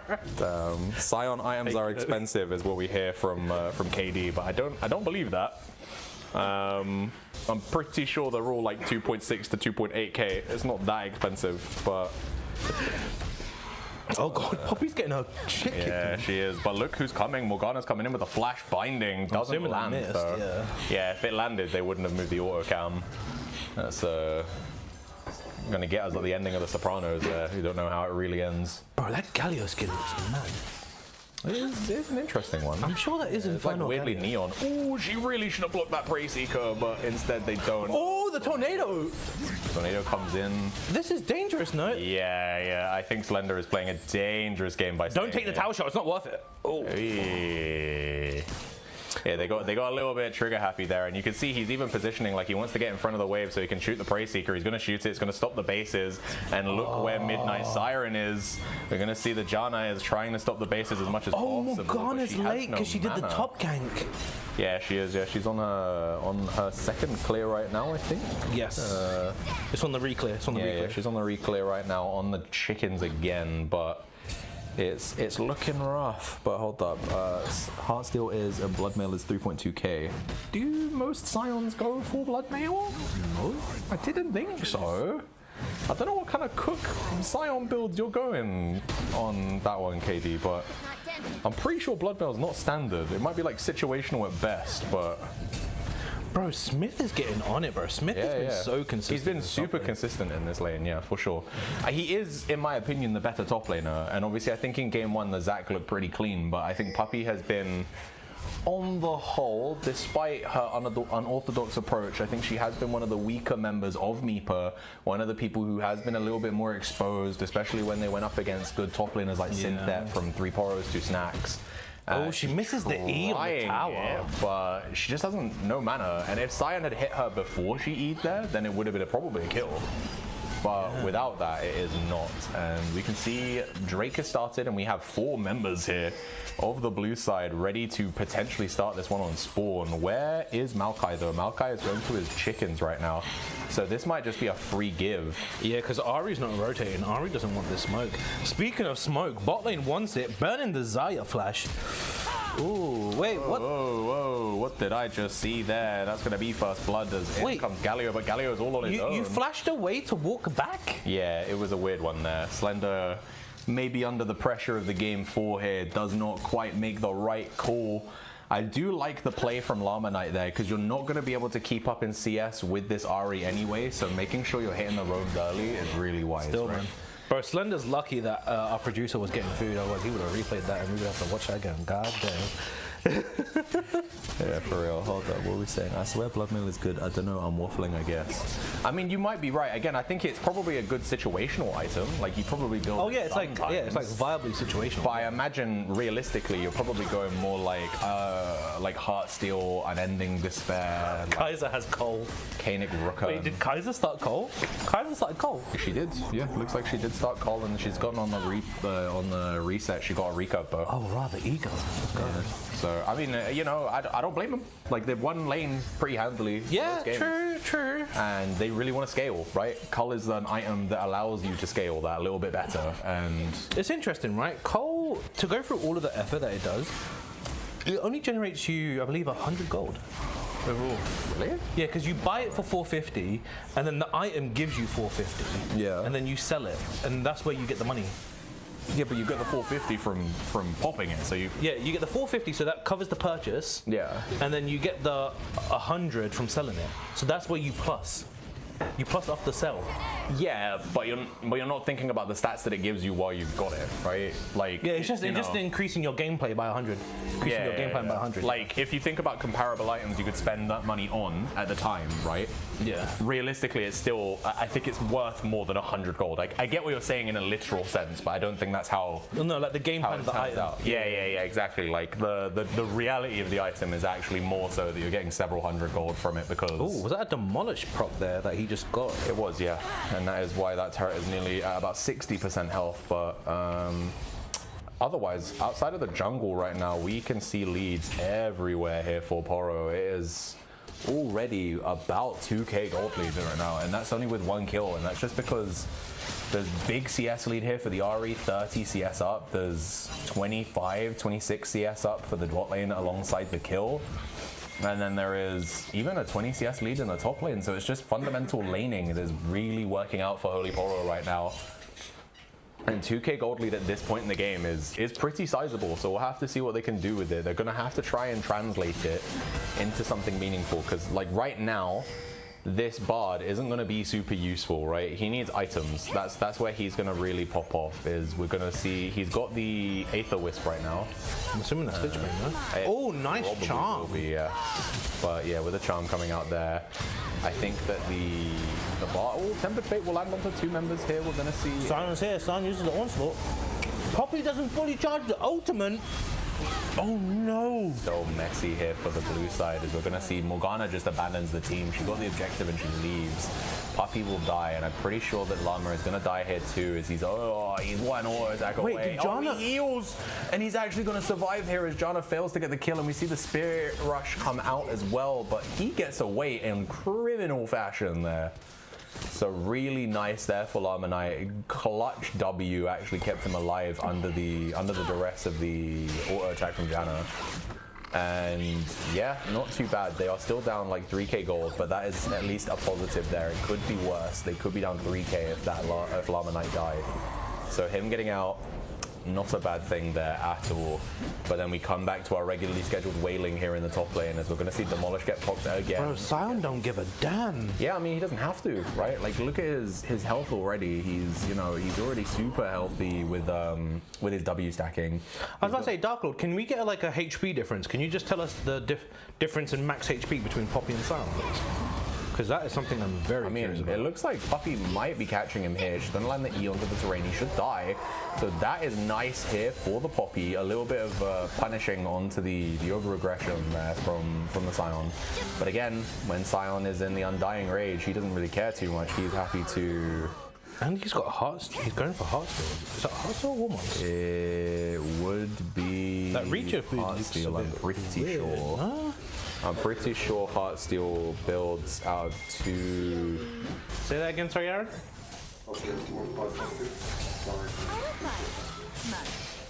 Yeah, it's going to be heart steal, by the So way. 600 difference, 600 HP difference. That's a big amount of HP though. You think about it. Between the W stacking.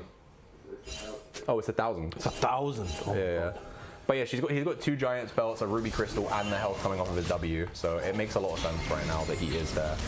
And yeah, he's got all of the rest of the components that mean Heartsteel is definitely going to be his first item.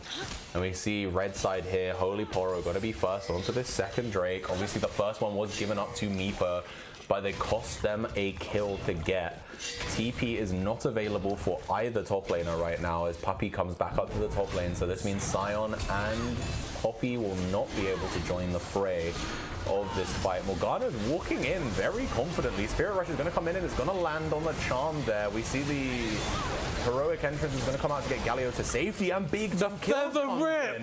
The Feather Storm is the difference maker here, and now we can see running with their tail beneath their legs is going to be Sayon Sky. He does hit the Killer Instinct thinking he might be able to kill the Bard, but doesn't actually have the damage for it. And with the Black Shield coming in, they actually stop Charm landing there onto Llama Knight, but it isn't enough to keep him alive. And at the end of the day, we are 3-3 in kills with a second Drake completed here for Meepa. Meepa have got control of these objectives. They're trying their hardest to stack Drakes ASAP. It is only 11 minutes in game. They are on track for a 21-minute soul if they can keep this going.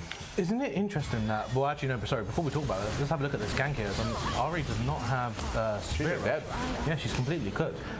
Here's one thing that's really interesting, right? As these games have been going more and more and more, is it me or is the kill less and less and less as well? Yeah. The games have become a lot more calculated. Definitely. Is it calculated or is it uneasiness about knowing the champions that you're on? It could be that. It could be a mix between it being less aggressive because there's a lack of confidence. It could be because of the pressure of the situation. How many times in one's life do you find yourself in game 4 of a best of 5? You know, in a position where you're on champions you're not super confident on. In a position where if you care about the result of the tournament, obviously you want to win, right? You know, you don't join a free-to-play, no price support tournament to not win. You do it because you love to compete and you want to see if you can be the best in that event, right? And when it comes down to the wire, the panic begins to set in, and I think that's maybe a little bit why we're seeing both. Speaking of the panic, Janna's going to panic as she's getting completely CC locked. It doesn't matter if you're a disengaged support when you're in the middle of the team. They've sort of switched focus here. They were sort of focusing Janna down, and now they're swapped onto Kaiser. Maokai and Ari are here for the assist. Ari's going to go huge and get resets. It doesn't matter. Maokai get kills first. Tempered Fate landed on 2 people, probably going to get the double stun off, and it does. It's not going to lead to anything. As that was a very overextended 2-0. Nicely done though by Holy Poro to find that play. And yeah, like you said, a little bit of indecision there from Meepa mean that they don't actually get any kills because they focus initially on the Janna, and then once Janna pops Monsoon, they're like, okay, she's not killable anymore, and they move over to try and fight the Xayah. Xayah's a little too far away, they waste a little too much time, and Janna's looking to fight still, you know, despite the low health bar, she thinks she can make a difference. And, you know, once the Maokai comes in, it is just a double kill for them. They are able to luckily turn it around for themselves, but it does mean he is actually still down in gold though at the end of the day. He's still down about 500 on Bushy, and that's purely from, I think, CS and assists. Yeah. So he's 1-0-2 right now. But yeah, we've got 2.5 minutes until the next Drake. We've got 1 minute until Herald. I imagine Herald is the next major objective we will be fighting around. Whether or not Meepa force it themselves or we see Poro try to make something happen will be the question. Bro, I love how much confidence Kaiser's playing with. Like, the moment this Kaiser, I think it's level 11, she gets 2 evolves. Yeah. With that Q and the E. Bro, this Kaiser's gonna turn. This Kaiser is ready to unload, bro. This is this the standard Kaiser build? I have no idea. I know Yes, Kaiser it is. builds. Yeah. Kaiser just changes like every freaking 3 patches. No, so it is Kraken Slayer into Gwynsu's Rage Blade into Dusk and Dawn? third item. It can be Dusk and Dawn or it can be permanent. Or Nash's tooth as well, yeah. Any of those 3 items, depending on the situation, can be good. A little bit of Zonya's in there as well. Yeah, or Zonya's if you think you're under threat, yeah. It's a versatile slot for her, but the first 2 items are almost always Kraken and almost always Quincy's. But yeah, a little bit of chill for the next minute or so, as we've seen. Herald has just spawned. We have 1 minute and 20 seconds until the next Drake as well. We do have Mountain Soul as well, which I think benefits both teams. You know, getting the they both have very beefy front lines, and we're seeing Sion is making so much of this game right now for himself. He's 1.2k gold up. We see Xayah nearly dies there in the 2v2. And yeah, I think this heart still having been completed here. We see the unstoppable onslaught's going to come out. He should just be able to kill Poppy here. I don't see a world where Poppy walks out. There's gonna be a kill there. Bro, Kaiser wants to take over this game, bro. Yeah, man, she's so aggressively positioned, and she's gonna get the kill here. Oh my god, the fadeaway, that was gorgeous. Perfect fighting. Bro, Sion's taking over this top. Freaking Kaiser's taking over bot. Ari's like got a hedge gold lead. Like, bro, the moment that tower goes down, I mean, is this a game of just endurance at this point? Because I know as casters, we're pretty exhausted and we enjoy our 5-minute breaks. Imagine how the players feel.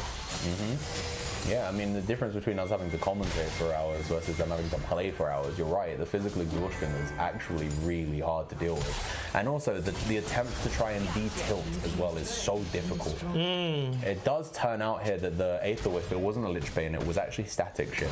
So that's going to help him be able to kind of keep waves pushed, but he's already down 60 CS. So this is where most of this gold lead is coming from. We look at both lanes. Oh, wait, what is this? This is very aggressive. Okay, double TP, and we've got, they're getting pincered here. Blue team's getting pincered. Galio's going in. They don't realize Ari's on the back line. Ari's no 2v1 against Xayah. Meanwhile, the front line's getting absolutely smoked. Ari was able to pick up the assist and actually get a reset on the dash. She's going to get slammed into the wall. The feathers rip through 3 people there. And we've got Poppy melting away. We're going to go away. Xayah has been untouched. Xayah is popping these feathers, and they're going to start running them down. Can Bard pick up this double? No, he's focusing on plants for some reason. He flashes back outwards. Sion's about to drop, but Sion's got passive. What do we have here? Is he going to be able to get the Xayah? I don't think he's going to be able to do so. Sorry, Morgana even. My apologies. That was the question is now, with 4 members dead here for the side of Poro, do they just greed and try to take this Drake? Because if they can get it, then they get to keep themselves onto the path of now what will be a 22-minute Drake. Sorry, 22-minute Soul. I was about to say, surely you just reset and take the fight again, no? No, they want to take the Drake. They want to try and, you know, they are down gold. They just played that fight from 6k gold down. 6k gold down. Do you think they care, boss man? Like, and they won, and they take the Drake, and now they are 5 minutes away from Soul. The Xayah feathers was insane. Yeah. Xayah played that fight really well. Let's have a look. Let's just watch this purely from Xayah's perspective. So Ari's about to come in. Ari comes from lane here. And let's see what happens. So yeah, Poppy just goes straight away, and then she gets into this 1v1, and so she uses her E relatively early. Ari dashes over, she gets a reset from someone, and she's just free hitting Sion here. She feather dusts the Sion Q, and then where's the feather rip? I just pulled it in already. Oh, you just pulled it in? There's going to be a second one. There you go. There it is. Oh my god. And she gets 2 uses of it because I think she has Flicker Blades completed at this point as well, so that's why she gets so many uses of her abilities. Got you. Flicker Blades on Xayah is such a big power spike, and she just looks really good right now. I mean, I'm assuming she's on Flicker Blades at this point. No, she's not. No, she just had Essence Reaver. Jesus Christ. This is what I thought. The same thing with the freaking Cho'Gath Q, isn't it? Yeah. She just got to use so many times the abilities there.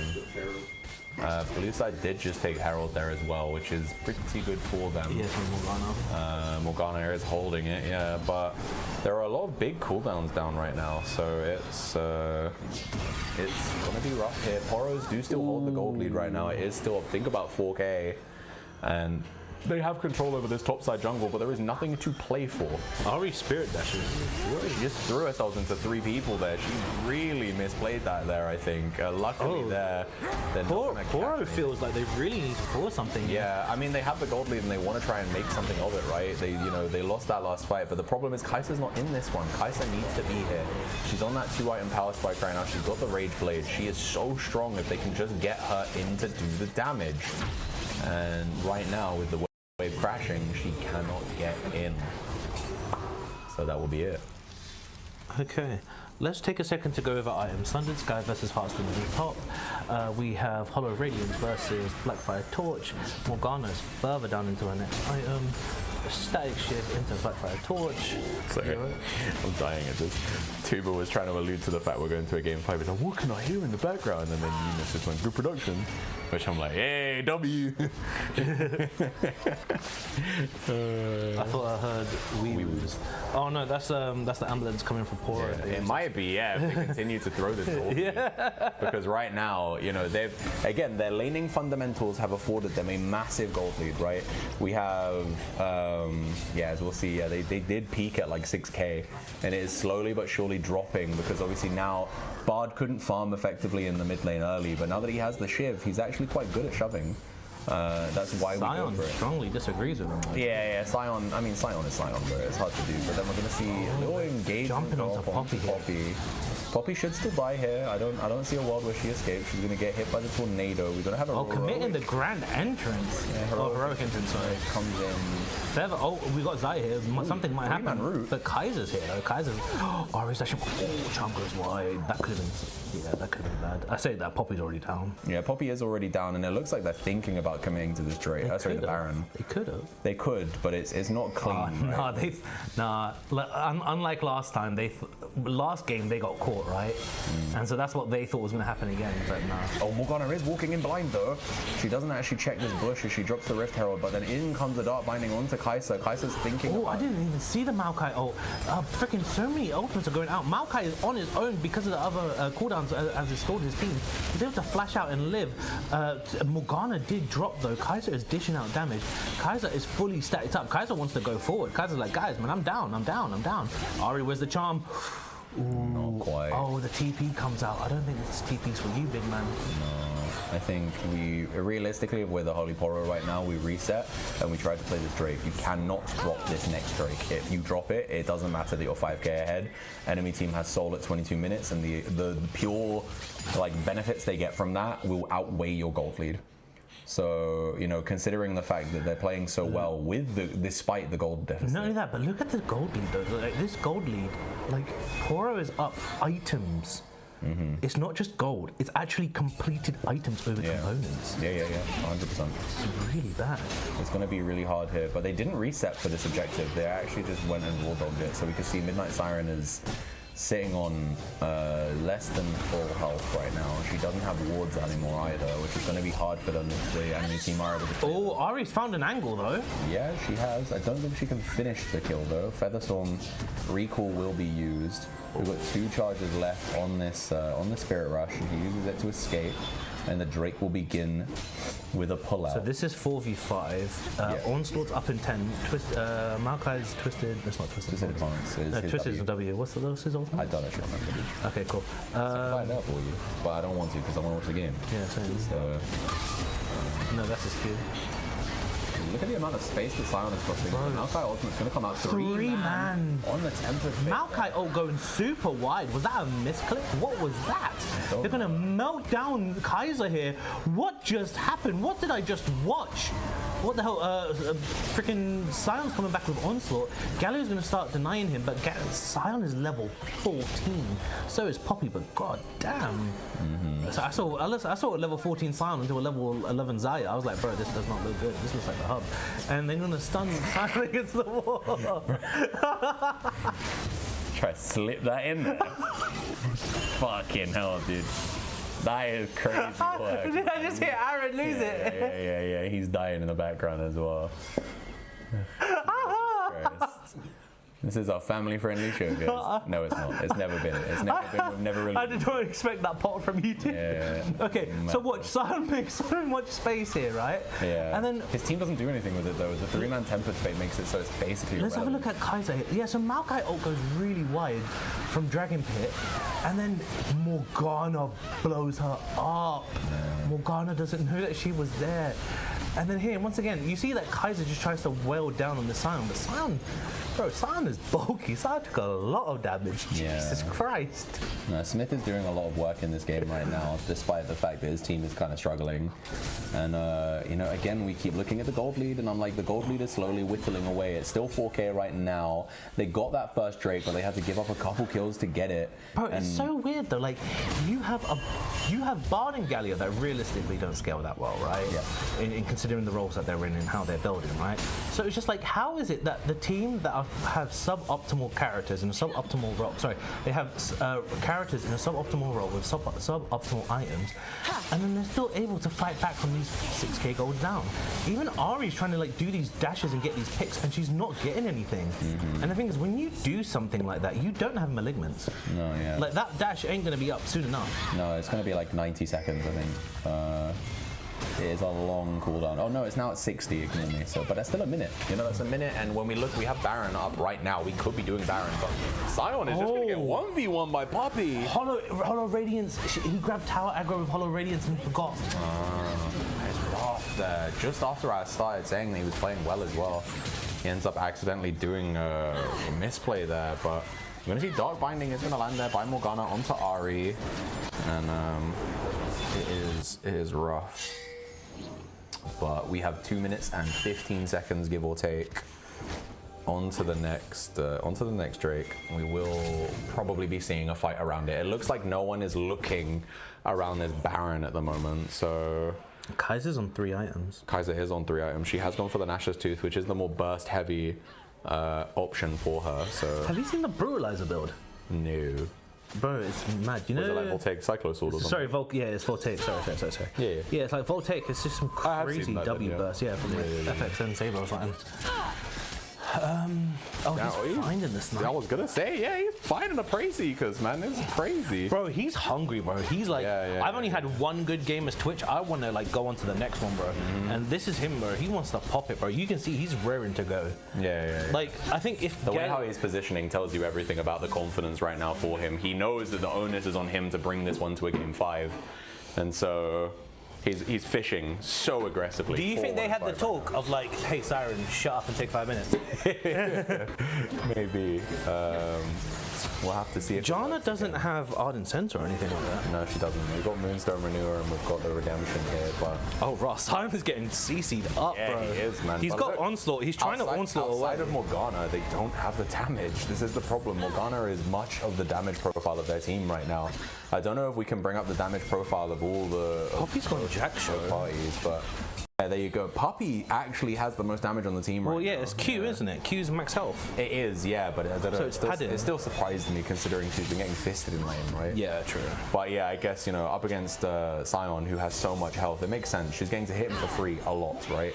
We got Dragon in 30 seconds. We do. 30 seconds on the clock right now. It is 27 minutes and 40 seconds. We're going to see Dark Binding come out onto Janna. Janna's going to have to flash that one. I think she could have sidestepped that one though, I'm not going to lie to you. I think that flash was maybe a little bit superfluous, but we'll see how things go. Bro, you've got 2 meaty tanks. You've got a Dashin Ari, you've got Kaiser, you've got Jana.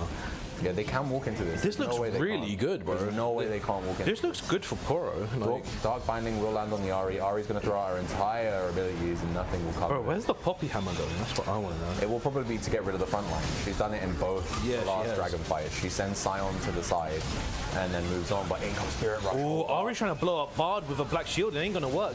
Where was that charm going? Gallia with the grand entrance, Maokai with the ultimate flicking it out. Kaiser's dived straight into the backline, going on to Morgana. She's going to blow up Xayah. Xayah's got a GA, what the hell? And then we got Morgana fighting Jana, and it's not going to lead to anywhere. Ari's chasing away the Morgana, and then Gallia is going to get bursted down here as he's the last man standing. It is a 2-for-1. Yes. With the jungler, Meep is down.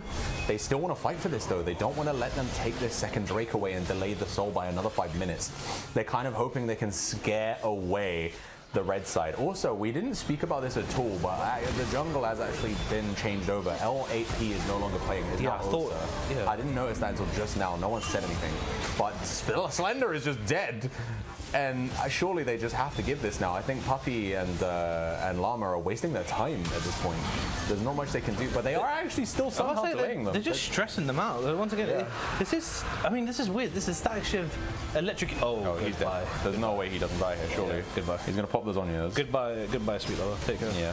Rest in peace. And I think Puppy should die here too. And then after these two die, I'm like, isn't it just a Baron angle at that point?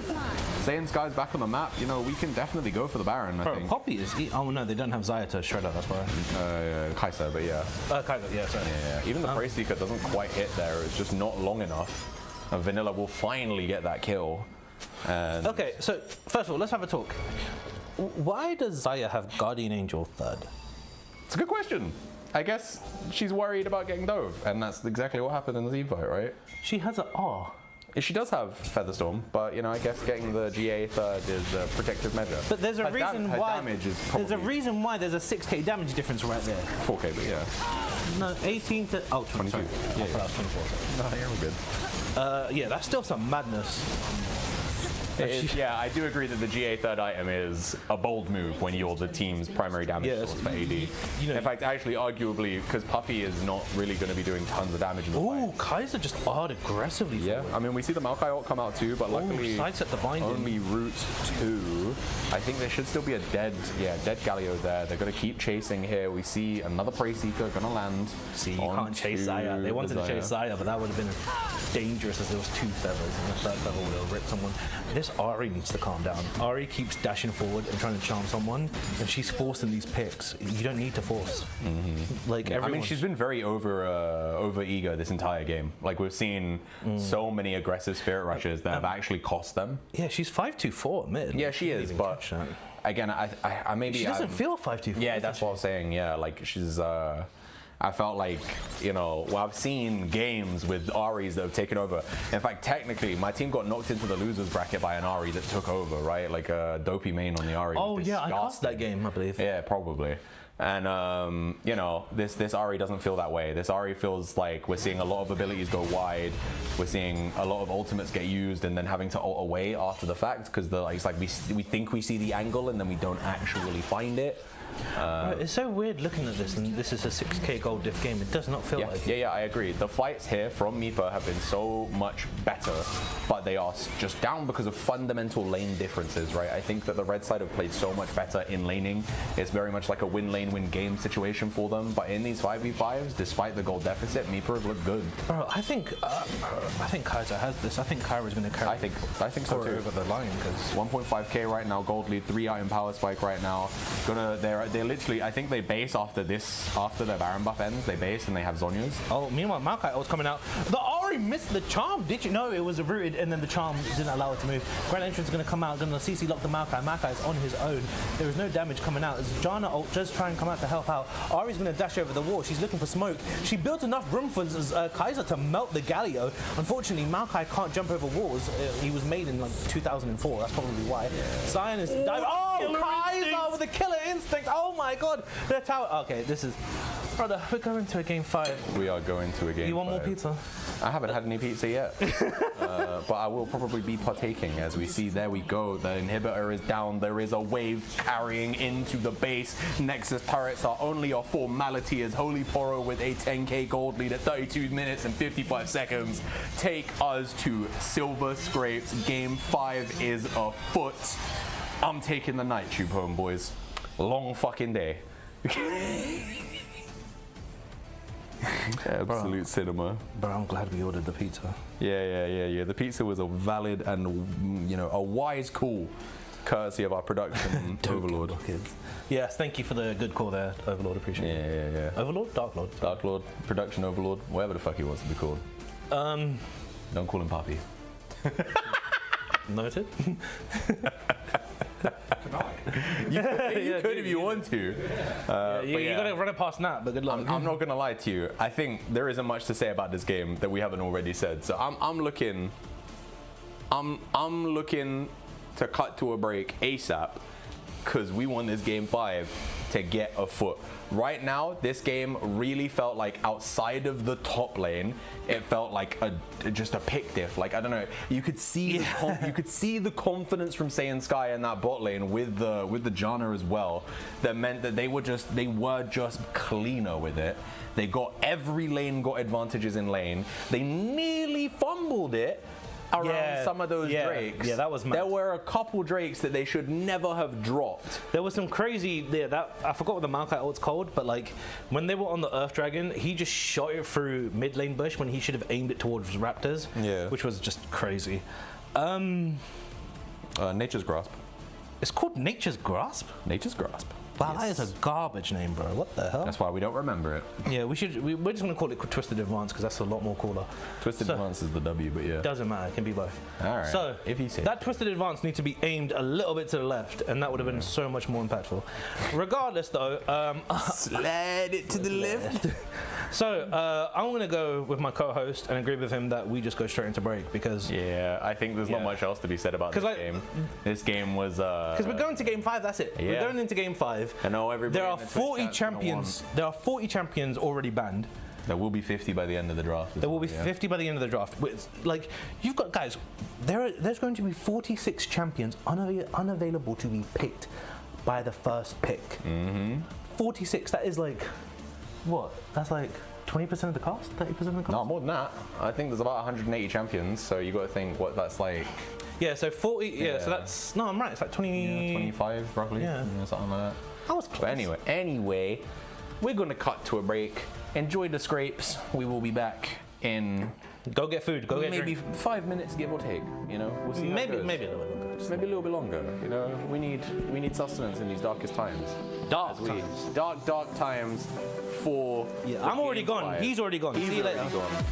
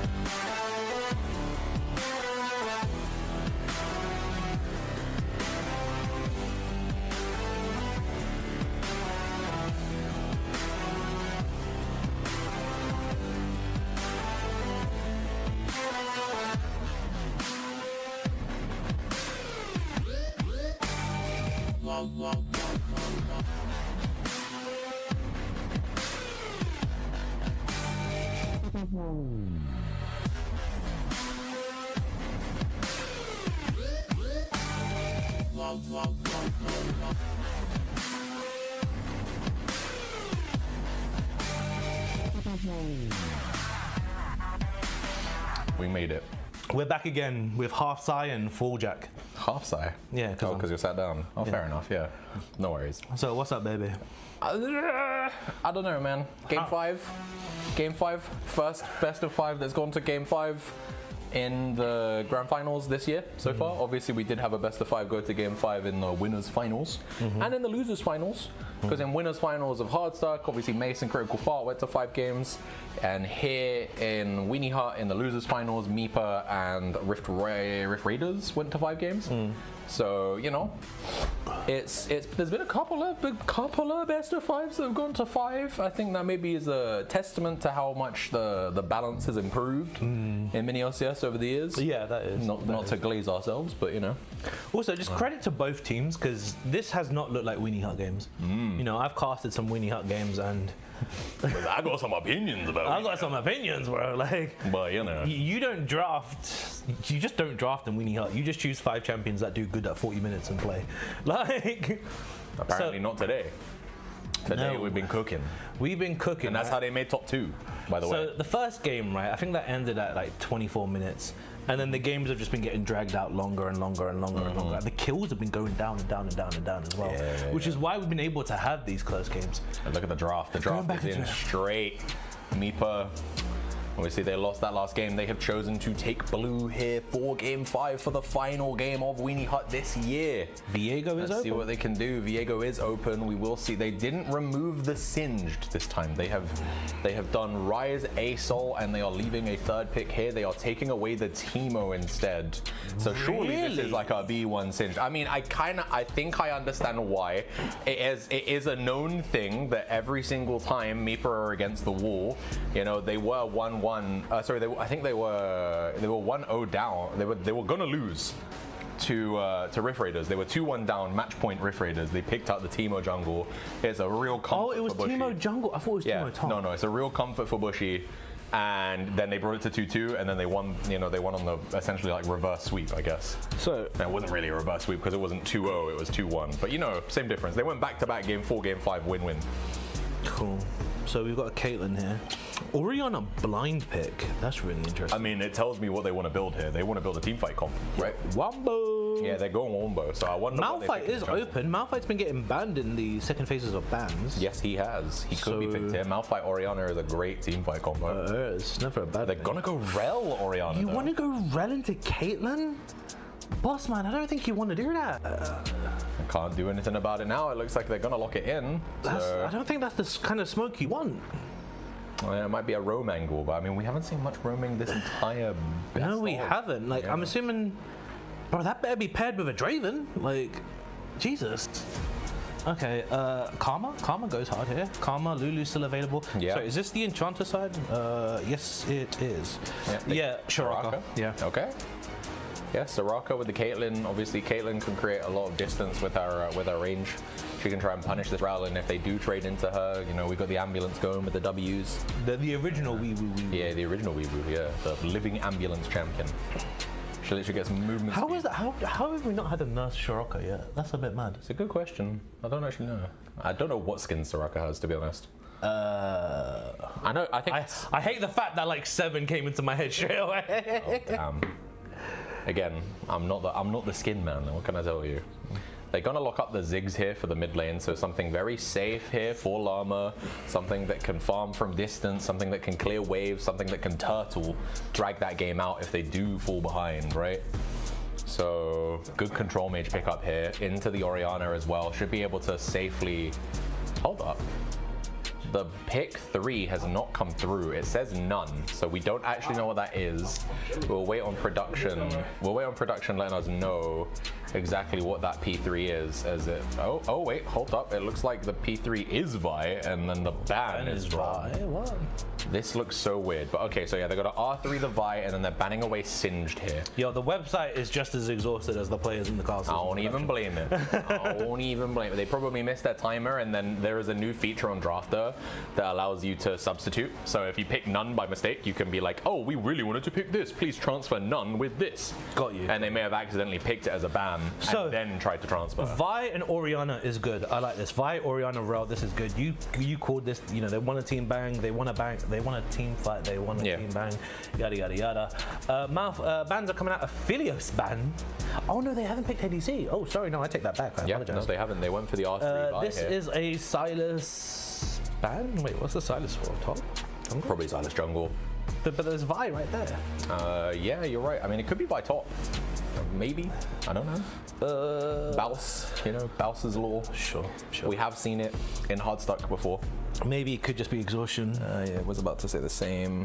Yunara. As the R4 pickup here. Another great hyper That carry. is alright. That's alright, because like, if you get to auto attack trading, I don't know, I'm assuming Caitlyn still wins. Yes. But then the fact that you still have someone that can fight back decently if Rel gets that engage, that's alright. Also, more importantly, Yunara is a champion that can safely farm through Caitlyn, right? Really? Like, yeah, her Q is of equal range to equal The range one where to she Caitlyn. flicks that sort of like. Yeah.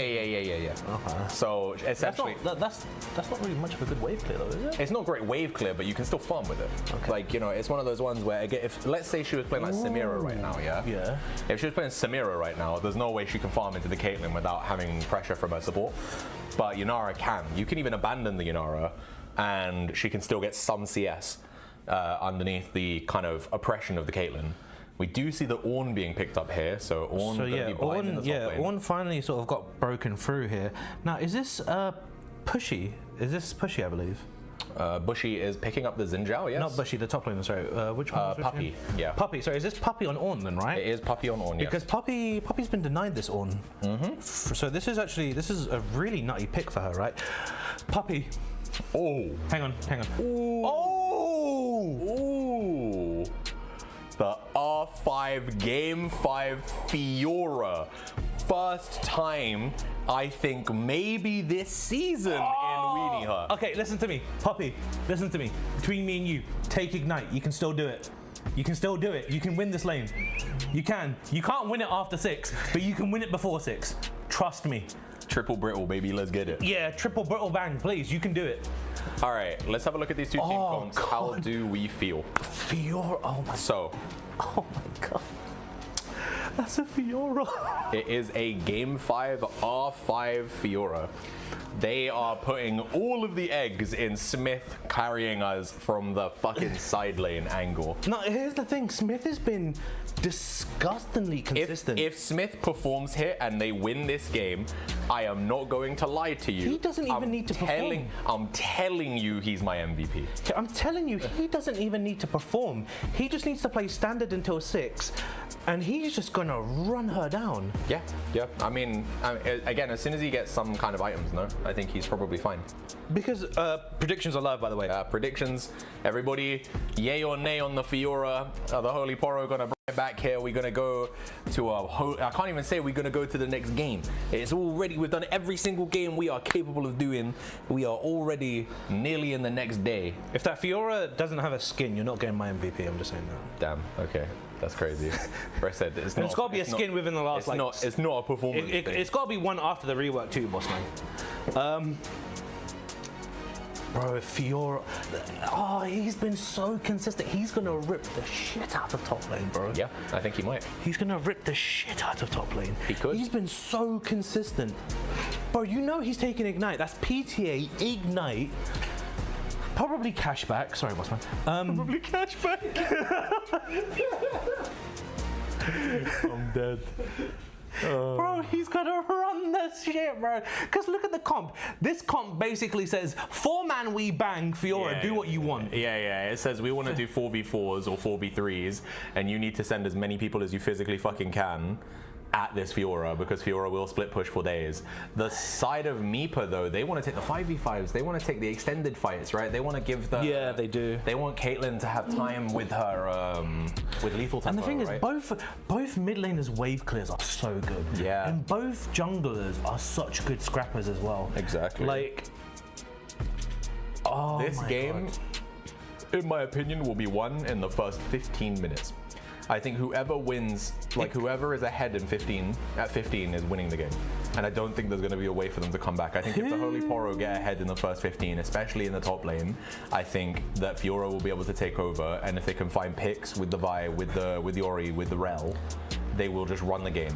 And So- if Meepa get to play the game they want to play, where it's extended and they get to dodge Yeah. the CC and they get to DPS as consistently as possible, you know, the Xin Zhao, the Caitlyn, the Ziggs are going to get to do multiple waves of their abilities and whatnot, then they should just run the fucking game. So sorry, I'm also correct that the person who played Twitch, Seren Sky, he's on Caitlyn. Yunara. He's on Yunara. Yes, it's Slenderwolf on Caitlyn. Slender Wolf on Caitlyn. Yeah. Bro, surely Poros has this. You think the Holy Poro? Sure, because like, look, you got Orianna that's just going to safe farm mid, right? Orianna's shown to be a really good, consistent player. So that they can neutralize each other, that's fine. Bot lane, they've neutralized each other until Seren pops off, right? It's just a question mark of if he does or if he doesn't. And Smithy has been so consistent and so reliable. Was his first game Mundo? Yes. Yeah, his first game was Mundo. He played Mundo, Aatrox. I was gonna say all of his picks. He played Mundo in G1. In game 2, he played. Because Mundo, when he was on the Mundo game, he found gold. Wherever he was, he found the gold. And then the second game was Aatrox, in where game 2 was Aatrox, he just did. Once again, that was just like In the game Sejuani 3 counterpick. was the Shen, which again he was. Yeah, the Shen. Yeah, he popped. And then He popped game in a 4 losing was the matchup. Sion. Yeah. Bro, this. Oh my God, he's gonna run this game, bro. Well, it's all on him in my opinion. I don't think it's all on him. No, I think bot lane's going to neutralize. I think mid lane's going to neutralize. I think bot lane is either going to neutralize or pop off. And so you've got two pop-offs in Fiora or Yunara, right? Where on Meepa, it's Luminite on Ziggs, right? It is Llama Knight. Llama Knight on on Ziggs, yes. And so like, Bushy on the Xin Zhao, I think he could take over the game. yeah, like the enemy it's going to be don't him have and good- Ziggs, isn't it? Really? The enemy team don't have good answers into Xin Zhao. Like they don't have great lockdown outside of cease and desist. And if you're wasting cease and desist on Xin Zhao, that means that Caitlyn and Ziggs gets to hit for free. So right? sorry, quick question. They don't have a good answer into Jing Zhao, yeah? I mean, Rel is not too bad, but I mean, I see a Fiora, bro. yeah, I mean, Like that Fiora is going to be able to 1v2. At level 11, that Fiora is going to be able to 1v2. we'll see. Yeah, I think if they're ahead, yes. I think if it's at equal, I don't think so. That Fiora is going to go Ignite, Conqueror, PTA, Cashback, and run I that think shit on down. Conqueror and PTA, bro. I know it's late, but how they go on both of those key runes? Because he's him, bro. He's him. He can. he's It will him. feel like he just has Conqueror, bro. I'm telling you. We'll see. We'll see. It might be a little gap, but we'll see. I don't know, man.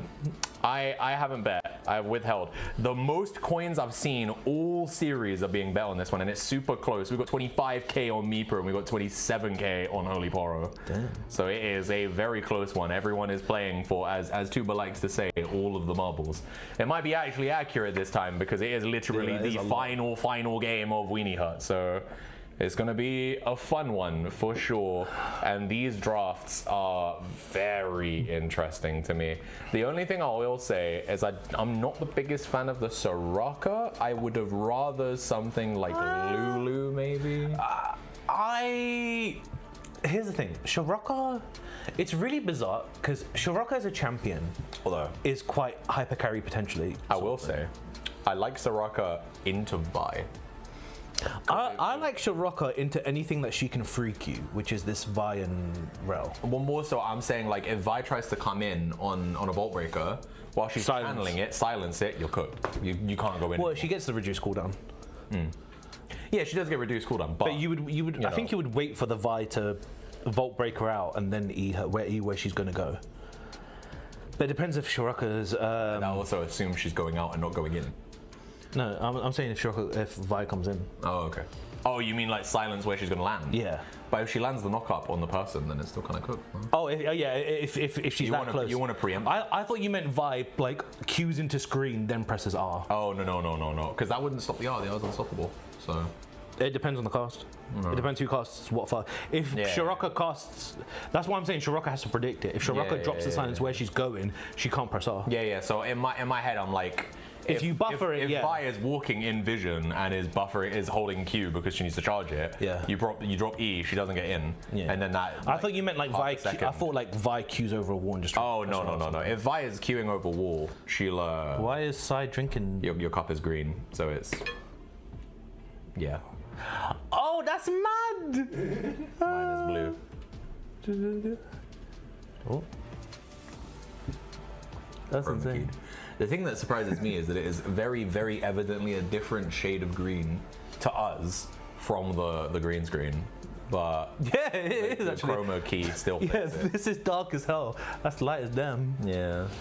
Interesting. Like the back is like Zig's, is like the bottom of Zig's glasses, and then my cup is like the top of Zig's glasses. Yeah, roughly. Yeah.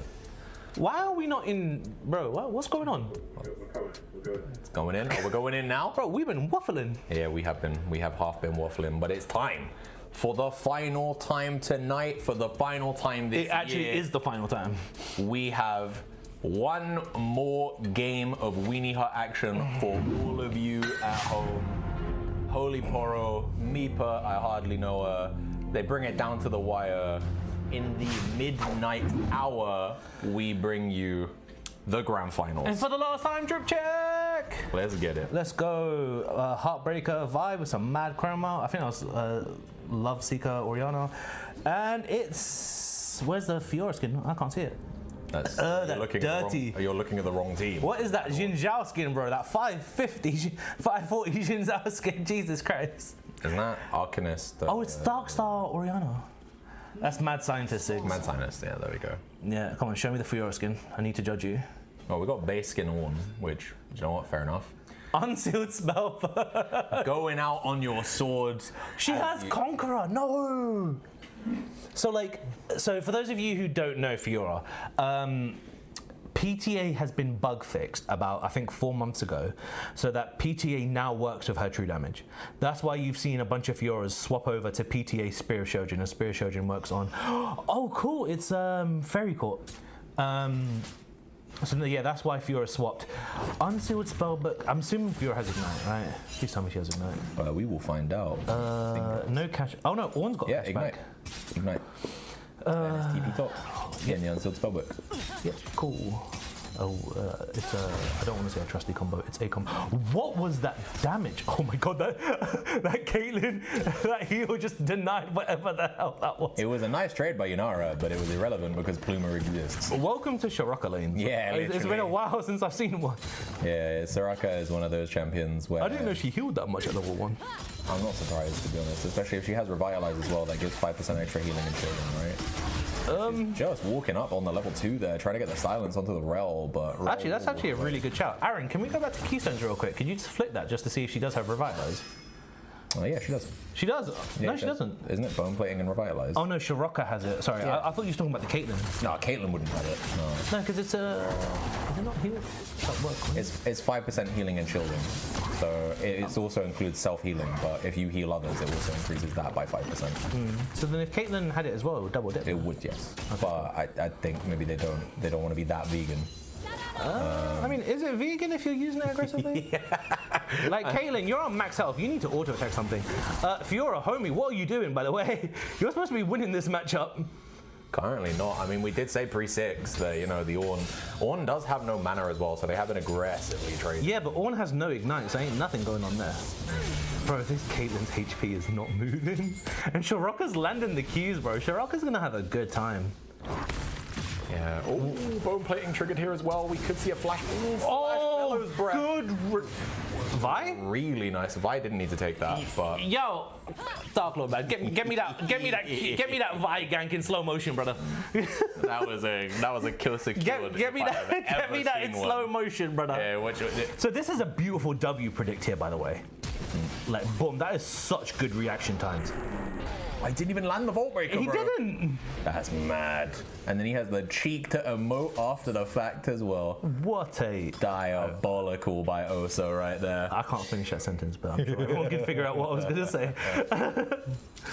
But that is first kill on the board here for Holy Poro alongside what looks to be some minor CS leads across the map.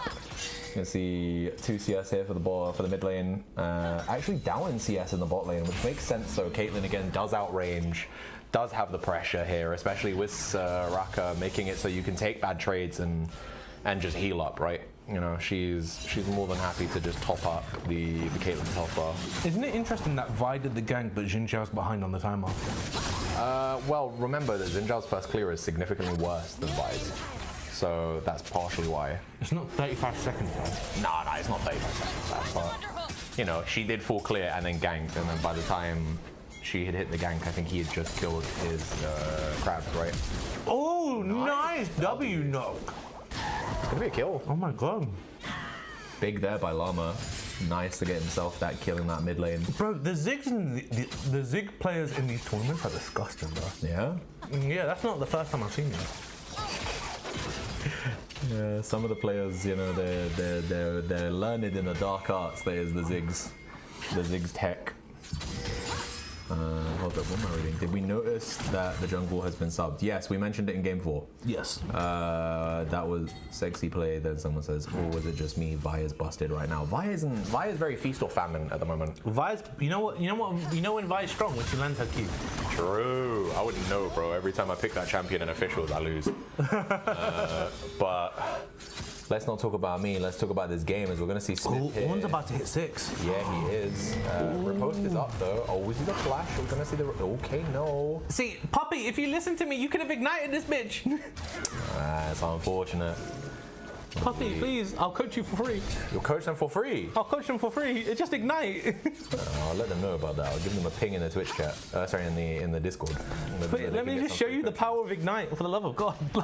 I mean, they've been playing the lanes not too bad against Smith. Yeah, but she could be winning them with ignite. Ooh, Shockwave comes out, but I think there should still be death for Vanilla. Xin Zhao flash forward. I don't think it's going to lead to anything. No, he oh, should, Vi's going to slide in the DMs. Vi's going to blow up this freaking Xin.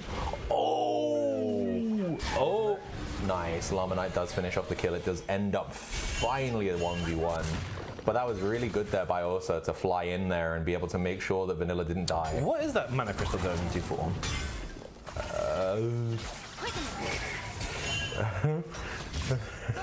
I don't know. I thought the way you're reacting, I feel like I just caught you cheating on me. The way you're reacting. No, it just caught me hella off guard. I was like, I don't know what that sapphire crystal is going into. Because that better not be a frozen heart. I was gonna say Rod of Ages. That's what I was thinking too. Because I saw both of the items in there are Catalyst of the Aeons, right? Like you've got Ruby Crystal, Sapphire Crystal. I'm like, yeah, that's Catalyst. Surely not Rod of Ages on the Ornn? Surely not. I think it's frozen. Frozen Heart doesn't include the Ruby Crystal though. That would just be a random purchase. But obviously the cloth armor. But then no, we have a glowing moat. Glowing moat isn't even in what's it called? Isn't in Frozen Heart either, is it? Is this like the tank Triforce or something? I don't know what she's building, bro. She's cooking something. She's building an item. We had to get all the way to game 5 to get the true magnum opus cook of Puppy. Bro, she's trying to hit Jack of all trades. Yeah, she might be. I don't think she has the Jack of all trades, but she does have cash back. Is that Aaron? Can I hear you here? Yeah, you did. Yeah. Oh my god. I'm not sure if I'm hearing him from his room or through the camera. No, you're hearing him from the room. He is muted on the screen. But turret shot gonna hit onto Smith there, and I don't think anything else will come of it though. It's just going to be one little turret shot, call it a day. Meanwhile, when we look back to the mid lane, we can see that we have lost chapter on both sides. It looks like it might be a kill onto Vanilla there, but no, we're not going to get it. Yeah, in Sirocco lanes, you have to focus forcing it. We're forcing it with the cease and desist. This is really ballsy. Oh, the Caitlyn trap whiffs. Oh, never mind. We're going back into top lane here. Fiora's trying it. It's not going to lead to anything. She does have granddaughter. There you go. Ignite, bro. Ignite. She's learning. Ignite. She used Ignite on the Fiora, but it's going to mean nothing because Smith will get the kill. Where's Ignite? She popped Ignite on the Fiora because remember she has a unsealed spellbook. Why are we not seeing that on the UI? I could see it ticking on her. Are you sure that wasn't? No, it was definitely Ignite ticking on the Fiora. Dark Lord, that's just a moment of like we can replay the thing. Yeah, replay the thing. Replay the thing because I want to know. Not this one. The other thing. No. We'll get to it. We're going to go in chronological order. So we see the play here. We see the force. You could see Osa is coming in the background. We see the Vault Breaker is going to come in. It's not going to land on anyone. So much. There's no minions though, so we cannot execute this dive. Doesn't work as intended. Rel just gets obliterated, and even Yunara has to fall back, has to pop the barrier just to keep herself alive. Okay, let's have a look here then. Yeah. So. Oh yeah, look, Ignite's on the replay. Oh, okay, cool. Let's go. Yeah, that's what I'm saying. Yeah, so she pops the Ignite. So wait, has she been taking Ignite this entire time? Do I need to write an apology letter? During the Unsealed Spellbook games, maybe. Yeah. Oh wow. Obviously, during the non-Unsealed Spellbook games, she's been taking TP, but yeah, that's a madness level. Moving on. So we're back into this bot lane now, and Rel has ninja tabbies. Talk to us about that. Rel does have the plated steel caps here, which good against the Caitlyn. Good against the Zinjao. Not great for the things. And as someone has just noted in the Twitch chat, yes, Fiora does now have lifesteal, which means this lane becomes infinitely harder. We have Barmy Cinder here completed for Puppy. It's Frozen Heart. You think so? Yeah. There's a mana crystal right there, homie. Yeah. It's probably going to be. She's going to. That needs to be Bramble. She's going to sit on Barmy's probably. Oh, hold up. We're going to see the flash Q come in there. Bye. Looks like Rel just missed everything. Yeah, Saiyan Sky is going to get that kill onto Slender, and I think surely they don't dive again. We're not going to make the same mistake twice, are we? And just escapes his Rel, but Rel accepts her fate here as Lava Knight is going to catch her with the big bomb. I've forgotten the name of it there. And Zinjao is here, but Zinjao cannot do much in this instance. And I'm going to look up the Zig's ability real quick with this new handy dandy riff reference thing we have. The Mega Inferno Bomb. There you go. What an evocative name. Yeah. Otherwise, though, I think we're chilling right now. There we go. She's got the Bramble. Good stuff. Bramble completed. Wise choice, indeed. So, despite being 0-2 right now. So yeah, that's your power spike. That's it. It's downhill from the rest of it now. I mean, she's equal level right now. She's down 900 gold. I was going to say 800, but it was 895. So let's not be coy. Is she going to slide in? Oh no, the vital move. Yeah. We're chilling. So right now it's what? It's only like a 600 gold lead for her. Yeah, it's not big right now. You got to think we've got a little under 1,000 gold lead here for Llama Knight, but we have also a little under 1,000 gold lead for Smith. So really, the only gold lead that exists is the 400 gold lead in jungle and the 600 gold lead for AD carry. Slender is fallen off a little bit. I'd say Siren's got Kraken now. Yeah, Saiyan Sky with the Kraken Slayer, I mean, obviously Caitlyn doesn't actually have her first item, so she is kind of behind in that sense. It's going to be hard for them to play through that as she's sitting on the pickaxe and the Noon Quiver. And Longsword as well. What does that build into? I believe that is... That's Shield Bar? Oh, Magnet Storm's going to come out, and this is going to be an easy kill here. Let's see Saiyan Sky's going to get that kill onto the Soraka, and with Soraka dead, Caitlyn is going to follow shortly after. Double kill there for the Yunara. And yes, that is a 1.3k gold lead individually here in the bot lane. As Saiyan Sky has said, this game is time to finally put this series to bed. As we're going to see Flash E come in straight up from Xin Zhao. We're going to see the Shockwave come out. Surely when E comes up again, we're going to see them jump onto this. We still arch. Oh no. Oh, he showed too early. Yeah, Mega it doesn't Inferno matter. Bomb. Still Mega Inferno Bomb there for the Ziggs is going to be the difference maker. And despite the fact that things are looking dire in other parts of the map right now, Ziggs, you know, we have Llama Knight. He's going to try his damnedest to keep his team going with the 1.3k gold lead for himself individually. And you got to remember as well, Ziggs is a champion that sieges incredibly well. Yes, You know, he can kill that turret from basically when it's on its last plate. He just throws W, and when it's at 25% health, it pops.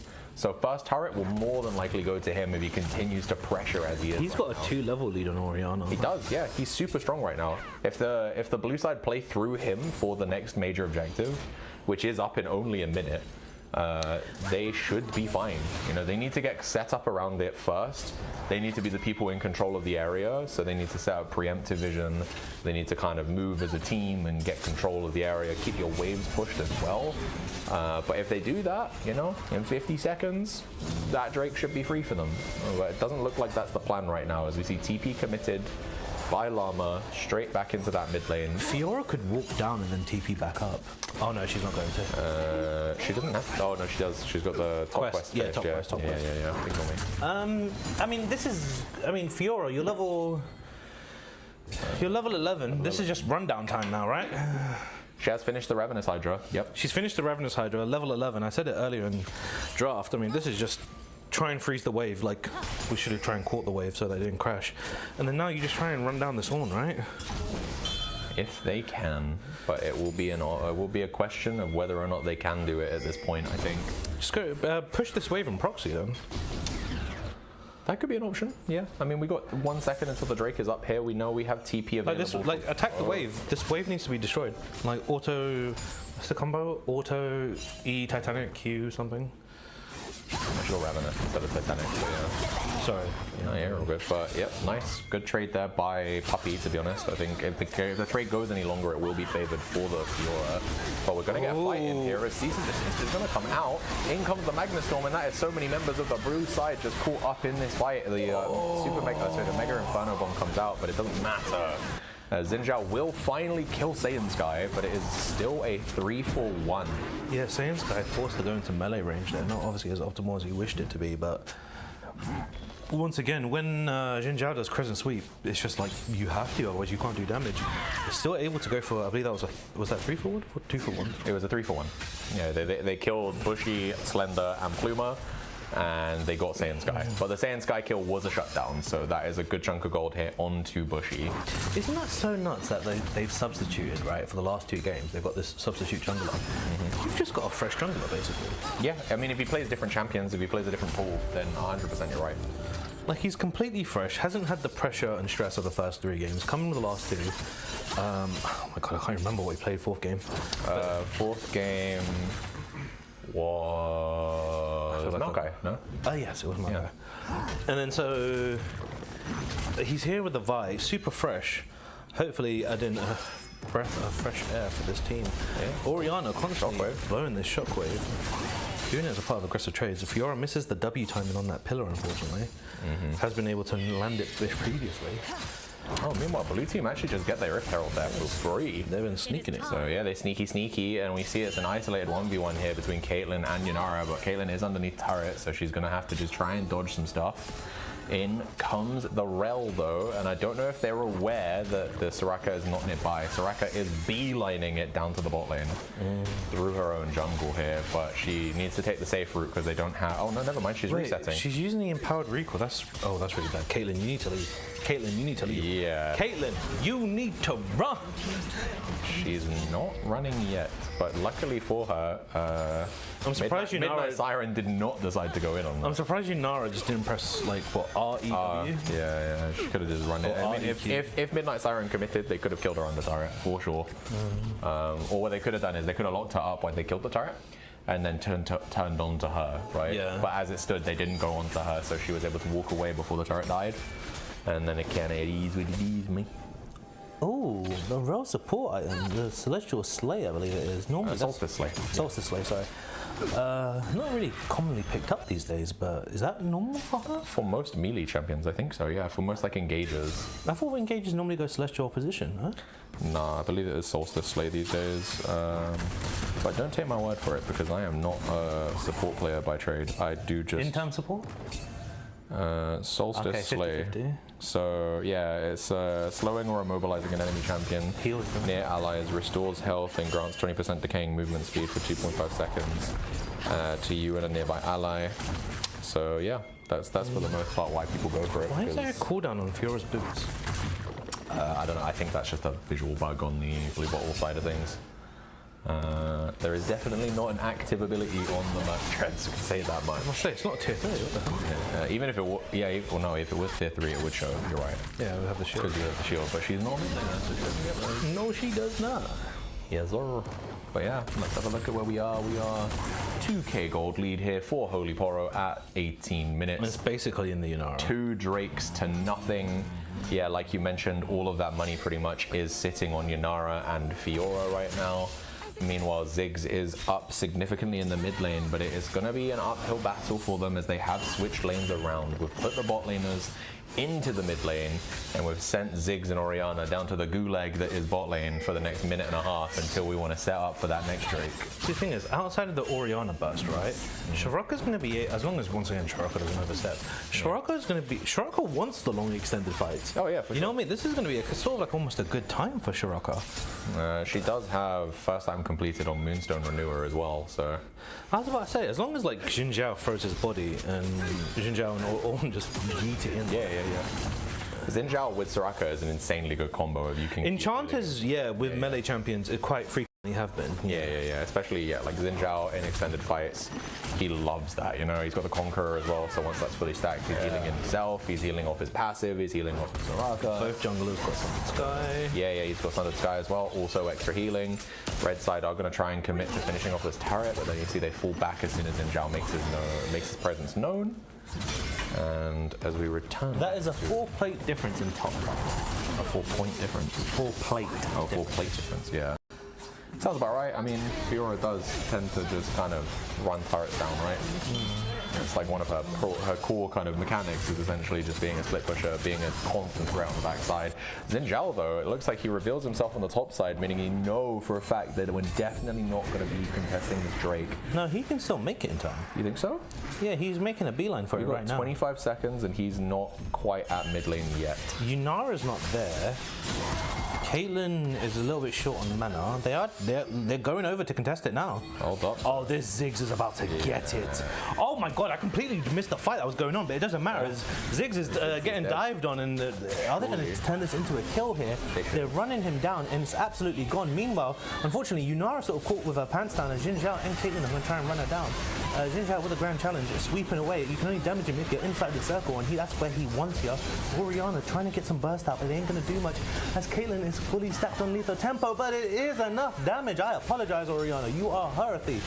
Rel diving deep. Rel's going to finish off the Shiraka with a slab up the butt. And we got Xin Zhao still trying to 1v5. He can make a man out of you in the next team fight, maybe? Made right now. It's an ace. Straight up ace right there. Solstice is best or at least decent win rate on most supports move speed OG. There's Oh, fair enough. Dark Lord, sorry, can we get the replay on the Ornn death? Because we completely missed that. So... No, we didn't miss the Ornn death. I didn't spoil it at all because we was too busy looking at the minimap. Yeah. He gets popped here under turret because he eats the ignite and then the last... He eats the whole thing. Wow. Now, why don't you run over this for me? Alright, so yeah, we can see that Ziggs obviously gets caught here by the Vi. Vi is making a lot of damage done there with the Vault Breaker. Pops the Seraph's Embrace as well. Rel does get involved, but it's not going to be too much. Inara then is caught between 3 members, but the problem is that Mithra are just a little too spread thin. There isn't too much they can do there, and now with Soraka being the primary target of Vi, Vi is able to chase her down. Xin Zhao does get to wail on her for free, but we're completely ignoring Caitlyn, who then gets set upon by Orianna and Rel. Rel is able to finalize the kill there onto the Soraka, and now Xin Zhao is 1v3 and there is nothing he can do. Without any kind of support, he cannot physically be in those fights. He will just get run down. He's not strong enough. He was still only on the Sundered Sky at that point. And now the gold lead is nearly 6k. So we have in that one instance we have blown the gold up here, and it is again primarily here on the bot lane. I think Saiyan Sky again is having a banger of a game. Yeah, 3K on 3K gold Sky, lead. Yeah. 2K on Smith, 1K on Siren. Oh man.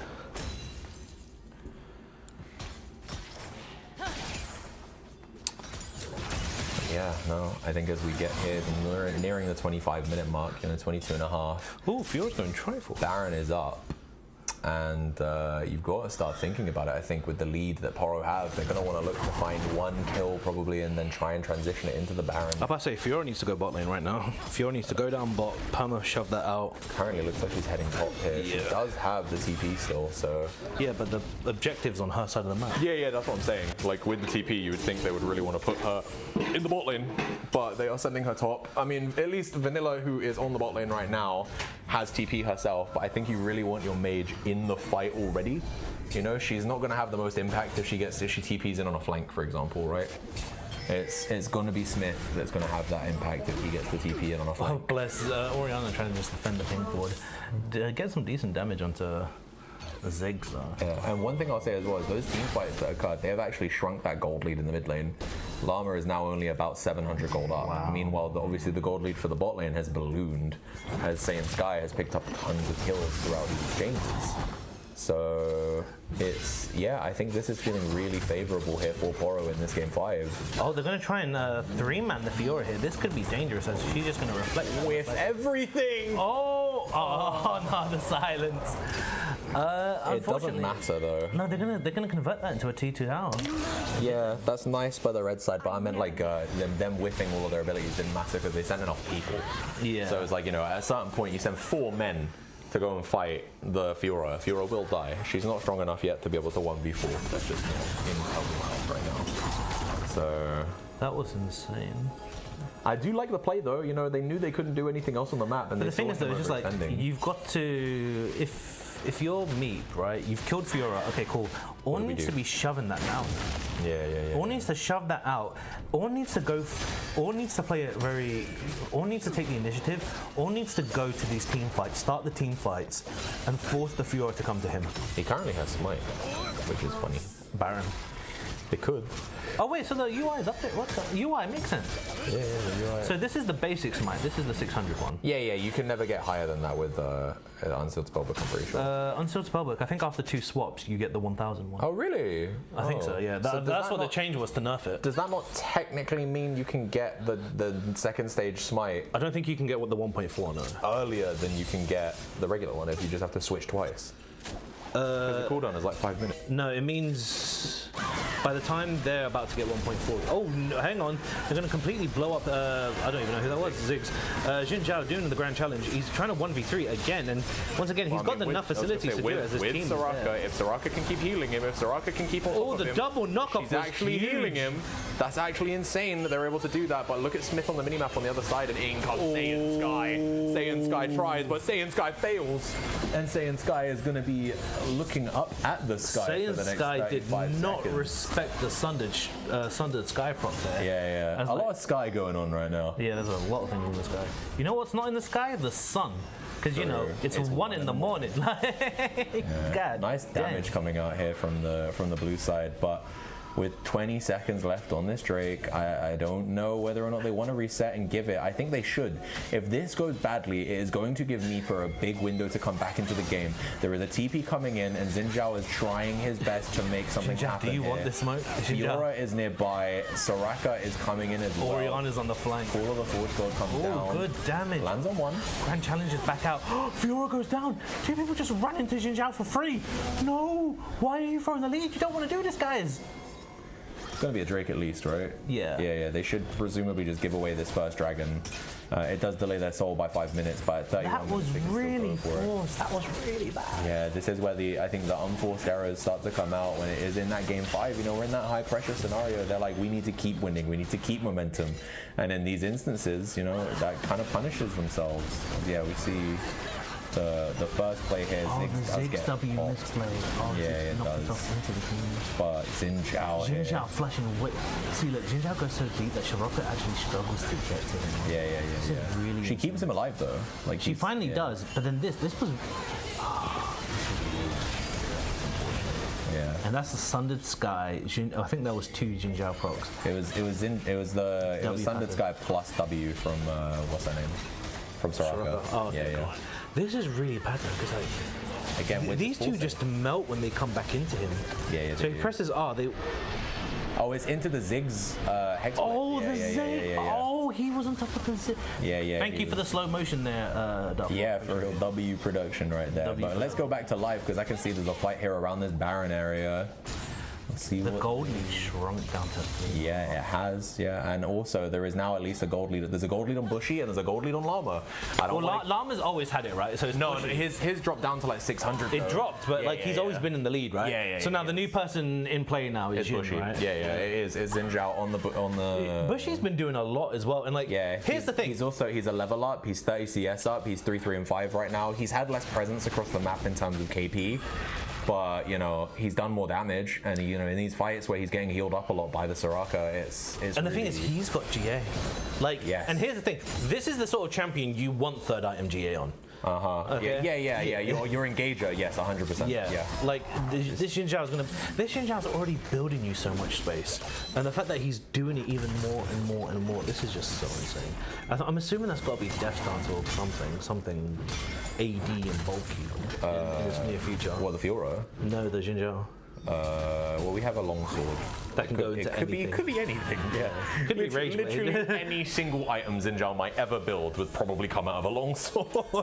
I mean, But yeah, no, if I had to put money on it, I would say Death Stance. Yeah, I think Death Stance will allow him to be a lot more bulky. And yeah, you see as he builds the cloth armor there, Yeah. it's probably a Death Stance. You know, it's really interesting. Fiora hasn't been running away with the game than I thought she would. No, she hasn't. She does have a 2.2k gold lead, but she's really struggled to actually take any of Oh these my god, neutrals. saying that, look at what the 2 vitals did. Yeah. Holy crap. Puppy has had a very hard lane here, very hard in the sides. You can't do too much into this Fiora. Puppy might have to go back to the kennel, man. Jesus. Yeah, she might do still. You might be right there. She's sitting on the Smite Ghost right now as well. Oh, the Triforce. No, Triforce Fiora's going to wreck that tower. Ziggs is being forced to answer it. Ziggs does have the wave clear, but Ziggs is also your lead boss, man. You want the Ziggs there. Yeah, you really do want Ziggs and Xin Zhao in your 4v4s. Yeah, like maybe use some Caitlyn down there. I don't know. Caitlin's also pretty healthy on her gold right now. She's just the only reason she's not actually in the lead is just because Saiyan Sky is the wealthiest person in the game. He's nearly at 15k right now. He's so fed. I wonder how much money he got back from cashback. Good question. That's probably like what? 14, 15.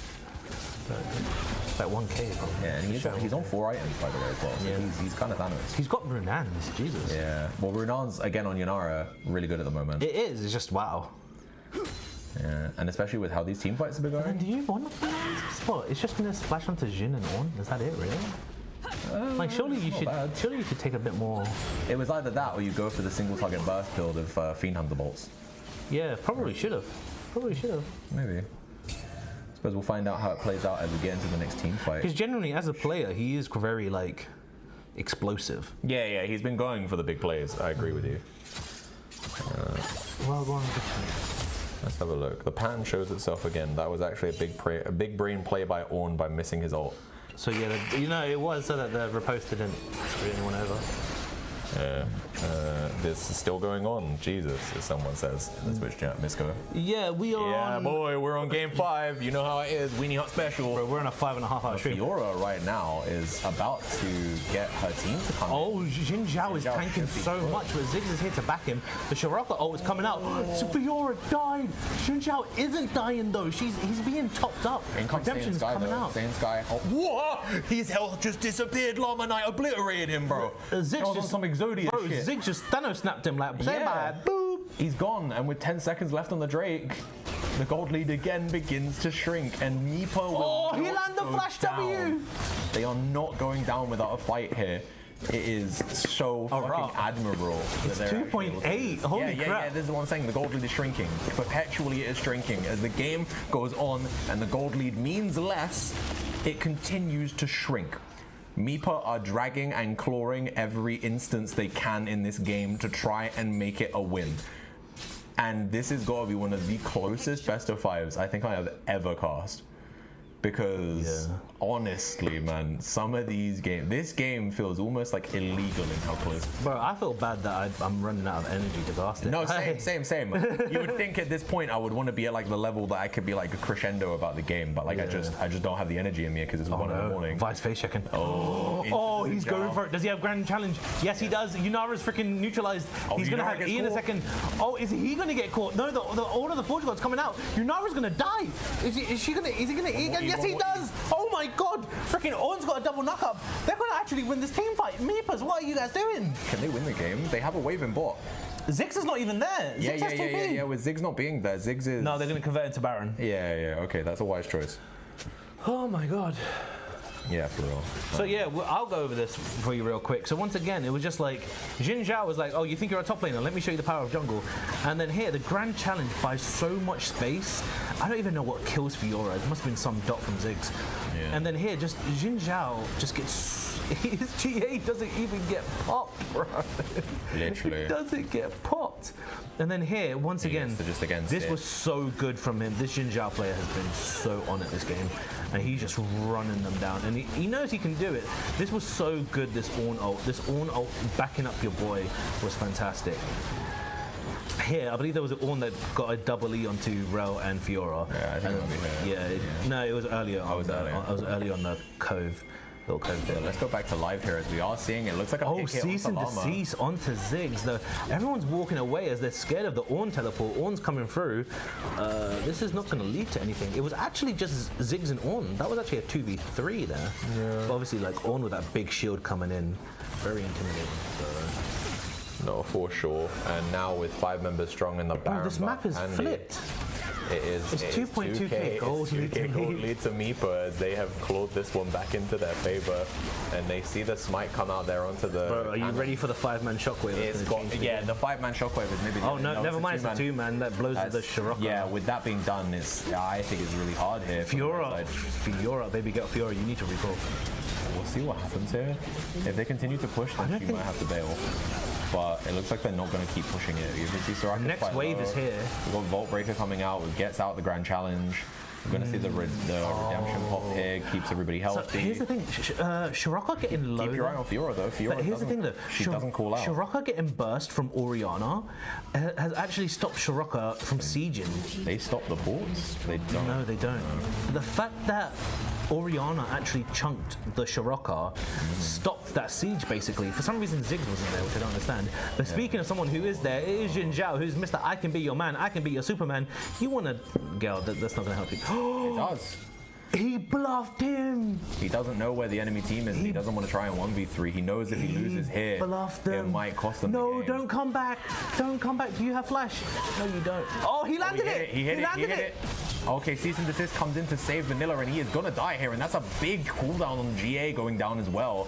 With 90 seconds until Drake, it might just be Oh my god. Into the Mega Inferno Bomb, the Grand Challenge flicked that motherfucker like a bogey into the fray, and he gets popped. Saiyan Sky is dead, and they can carry on with the siege here. This is so messy. 2.5k gold lead, 36 minutes in game.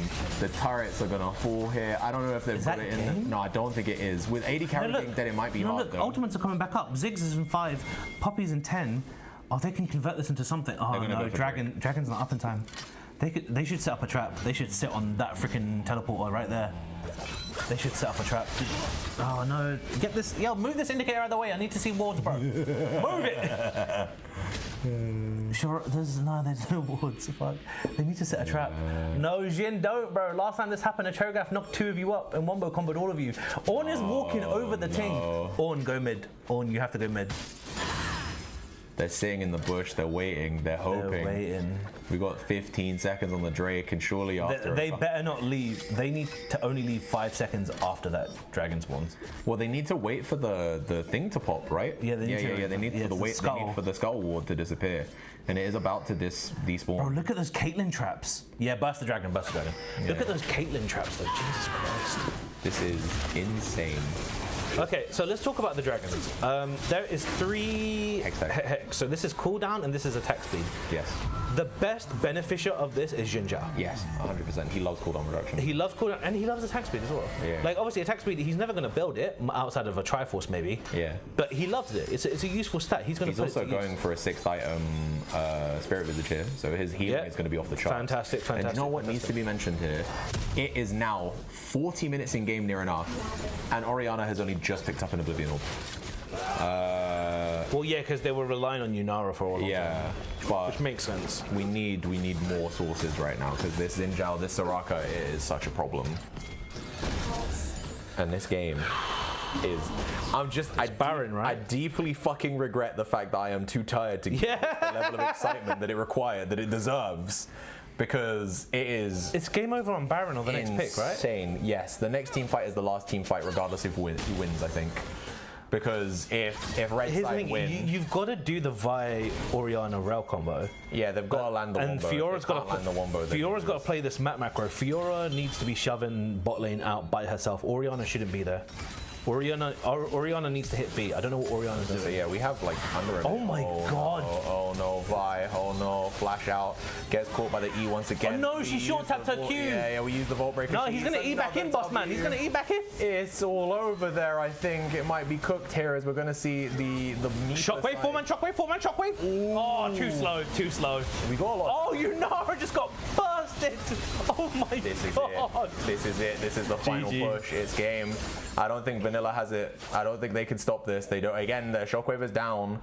Every member of Meepa is still alive. Bro, who blew up? Surely that's Ziggs and Zhao again. I think so, yeah. Because they're gonna surely they crash this wave, and yeah, look at that. Meepa gonna do it from the losers bracket, no less. Gonna drag this one straight to 5 games, back-to-back 5-game series from them, by the way. And they finally finalized the series. Congratulations to Meepa, I hardly know her. From absolute obscurity with nobody having them on their radar to MiniLCS Summer Invitational 2026 Weenie Hut Junior Champions. It's crazy what happens when you don't put Bushy with Jaden. Bro got put on Dagestonian Death Squad in the Winter Open of 2026, and he played 1 series and he bounced. You come in here with his own team, with his own teammates, people that are on his own wavelength, that play the way he wants to play with the kind of obscure picks he wants to use, and they take the whole tournament by storm. They top their group, they run through playoffs, they make the run through losers bracket nonetheless, and they take game 5 in the grand finals. Yeah. And that damage profile tells you the story of this team, right? It tells you the story of the game, it tells you the story of the team, the mid jungle duo of Bushy and Llama. I've got to ask, while we're talking about this, Dark Lord, sorry, can you pull up the replay of just Yunara getting splattered at the end there? I really want to see. I'm assuming it's Xin Zhao, Ziggs there, but it was just like, that was... Oh, the last fight. The last fight on the Grompool. Yeah, because like the thing is, there was a 4-man shockwave opportunity. Yeah. And I think Orianna saw, like, she put the ball there, looked away, then saw it, then pressed it. All right, let's so Yunara gets fully chunked. So Yunara's actually half before all of this happens. Yeah. Vi's mistake here is that she had to not Q-tap. Yeah, if she had channeled the Q and just went across the wall, then she wouldn't die. But she just fat fingers it, that millisecond difference. So yeah, look at this Orianna ball. 4-man shockwave right could have there. been, yeah, but she takes too long. And then where does she get?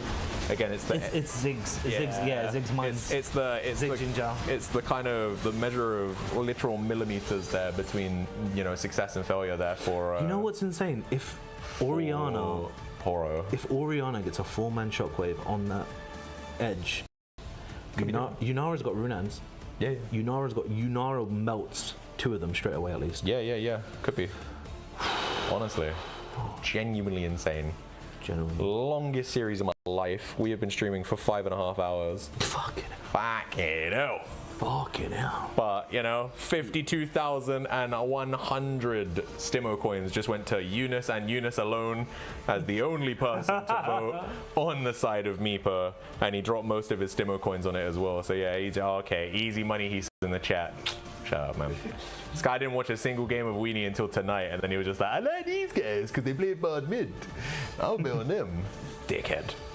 But yeah, what we'll probably do here, I don't know whether or not Aaron wants to do an interview. Assuming everyone wants to. Yeah, I mean, Bushy has already said in the Twitch chat that he's down to do the interview. Oh, Lord. We should probably talk about MVPs. I'm going to say after that Game 5 performance, I kind of want to give it to Bushy. I think it's only fair. Yeah, that Jin Zhao performance was really that Jin Zhao strong. performance from behind, no less. Yeah, from behind was you know, it was the difference maker. It needs to also be said, obviously, it wasn't a one-man operation. That Pluma kept him alive a ton. So let's just go over it. Sorry, he played Jin Zhao, Maokai. Was it? No, Maokai was the enemy team. That was Osa in Game 4. So all of the champions that Bushy played in Game 1, he played Trundle and he stomped.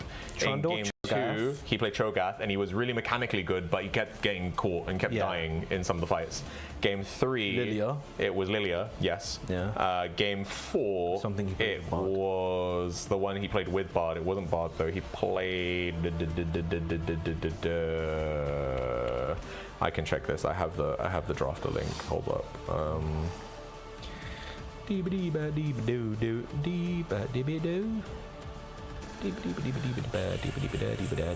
One second, Mini Hut Finals. Let's bring that one up real quick. Drafter link. Game 4. It was the Morgana. Yeah. Morgana, he blew up. Morgana had, I think, second highest damage. Morgana blew up Kaiser. Yeah, he blew up Kaiser in 2 fights. Yeah, Morgana was also a good pick. So I think consistently over the 5 games he's been good, and I think in this game with the setup that was given to him, I think he was the all-star player. I think Llama Knight did really well as well. I think that it needs to be stated, despite not an MVP performance, Slender Wolf as a substitute player did really well. Bot lane did a great job of neutralizing. What they did, like Jinx Video. Like you go back and you watch some of the games from Holy Poro. They win through their bot lane being the strongest bot lane in the division, right? Yeah. They win through Saiyan Sky just dominating. In the same way he did on the Twitch, he was doing that to other people on other champs, right? Yeah. And it was like off the Twitch in this series, he struggled to do that, you know? And so I think that's a large part of why Poro struggled there in this series. And I'm giving over to Bushy, man. That Jin Zhao performance alone, man. That was, I agree. That was the heart of a champion, bro. Put respect on Slender. That man is the goat. I did just put respect. Shut up, Tuba, man. This guy. Aaron, what was that? Sorry, man. Interview's ready. Let's get it. All right. Let's go. I guess we don't do a break. We just go straight into the interview. When you are ready, there we go. Oh, we got multiple people. Sorry, my fat ass is in the way. I don't actually know who it is on the side. Hold up. We got 3. Oh, we got Llama. All right, cool. We got the mid jungle duo. The people I've been pleasing. We got Llama, and we got Pluma. Oh shit! Hell yeah! What? They're both there? Yeah. Because Pluma, me and Pluma live together, so Pluma's my fiance. Nice. Brother, get in the picture, man. Come on, hello. Hey. Oh, sister, get in the picture. My bad. Sorry. Congratulations. Good shit. I genuinely thought that last game was so cooked. It looked cooked. At the beginning of the game, it looked pretty cooked. Right? Massive respect to Vanilla and that team. Like, they are drilled to hell, and you can tell it in their macros, right? That Fiora pick, we knew it could happen. We were really worried about the Olaf instead. But I was like, we can't depush Fiora, we can't team fight, we can't, I'm like, what do we do here? And then suddenly, out of nowhere, I get a triple kill, round Drake. Bot side. Mm-hmm. And I'm like, I have 4,000 gold. I have 3 items. I'm alive. Like, right, well, and if we just play macro, I don't know. Yeah, no, for sure. I think you guys did a really good job throughout the entire tournament of out macroing other teams in Weenie Hut, you know? I think a lot of the teams in a lot of the, even through group stage, through the early stages of playoffs, the thing they would tend to do is they would have good players and then they would have their weaker players, and they would just be like, we are heavily relying on our best player to outperform the person in their lane, and then the other people are just turtling. Whereas you guys, it was like, you know, your bot lane is two silver players, right? But it never felt that way. It never felt like they were weaker than some of the bot lanes that had, you know, some of the best players in the bracket, right? Because again, like Disco and Plumo weren't people who ranked highly on people's ratings, but pulling out obscure shit like GP Milio and stuff like that, and just abusing people with a melee champion bot lane is crazy. Like some of the off-meta like AP carries bot that were coming out, they were like, you know, it was genuinely like, you could tell there was ingenuity behind it. And so, you know, the fact you guys made it is so good. Yeah, I mean, like, but yeah, any questions you got? A little bit of context around Disco. He put in all 40 games literally 2 weeks before it started.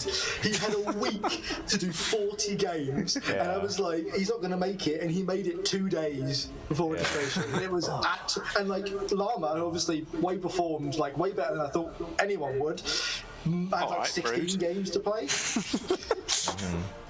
Yeah, no, I remember like literally you trying to, firstly I remember during the sign up phase you being there like, oh, any teams who want me, anybody want to take me, you know, I guess, and then obviously it didn't really work out. There was a moment where it looked like you might be on that roster with like Andy and an Expert, but then that fell through after like one scrim. And then here you come, you're like, fuck it, we're gonna make our own team with blackjack and hookers, and it gets you to the fucking win, you know?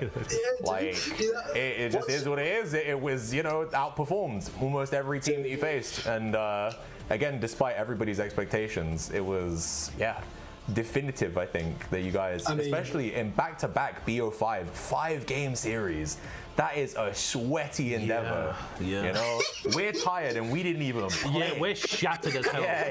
We're shattered as hell. When we found out we had game 5, we're just shoving food in our mouths like, please for the love of God. Yeah, you would have heard some of the play-by-play while he's got food in his mouth. Like, like, you know, it needs I came straight from work. Like, I literally finished work. I had half an hour to get food, and then I was here. Yeah, exactly. Welcome to League of Legends. Rough. Was it worth it for the win? Was it worth it for your 3D printed trophy that hopefully will arrive at some point in the near future? Yes. No. Yes, definitely. Yeah, I mean, it's been. I mean, like I was chatting to Vanilla before the game, and he's wicked. I love him to bits. He's a great guy. And I don't know if you noticed, he banned Rise every single game. Yeah. Rise and Singed every game. Yeah, and for people who don't know me or the context around that, go back to watch mine and the Poro series from MiniLCS. I think it's like week 2. And I casted it. I was there. Yeah, I flash E Vanilla on Varus and he insta pops. And since then, I've never got to play it. I've literally been banned off it every single time. Yeah. No, the Rise jungle, the Singed jungle, even the Teemo drew so many bans throughout the tournament.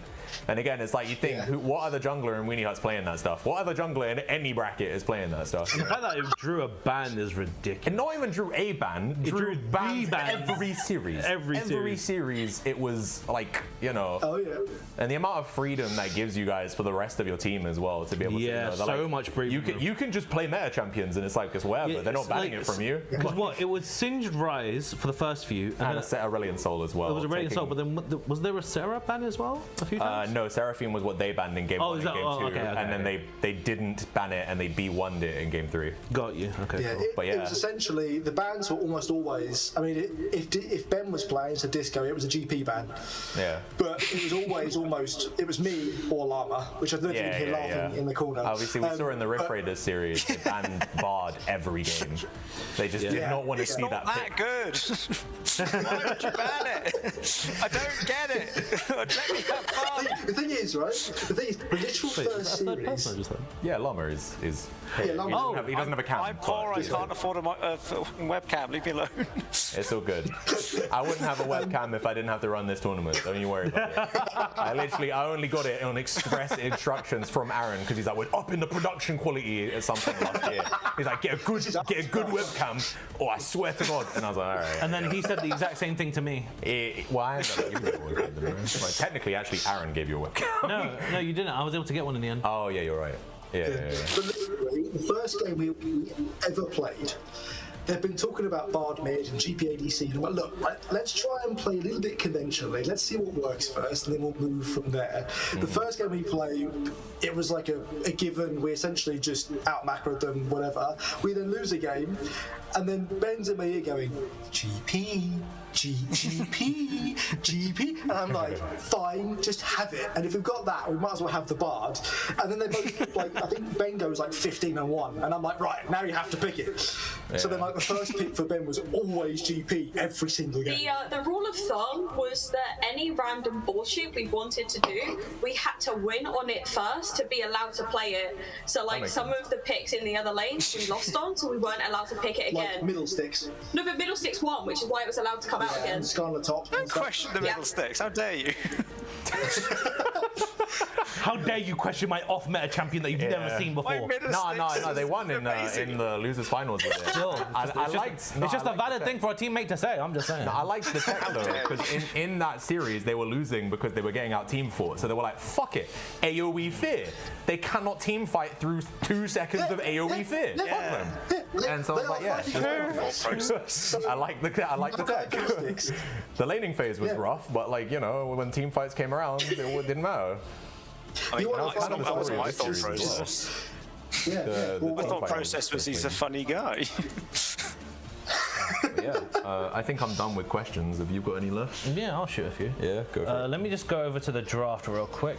So, am I correct in saying that we have? So, you're the jungler. Yes. Is top lane?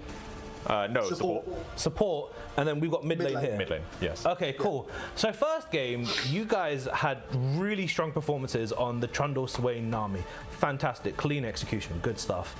Games 2 and 3, it was a hard time, right? Like, you know, you went from 229 to game 2, which was very slippery, just slipped out of your hands just a little bit. Game 3, similar thing.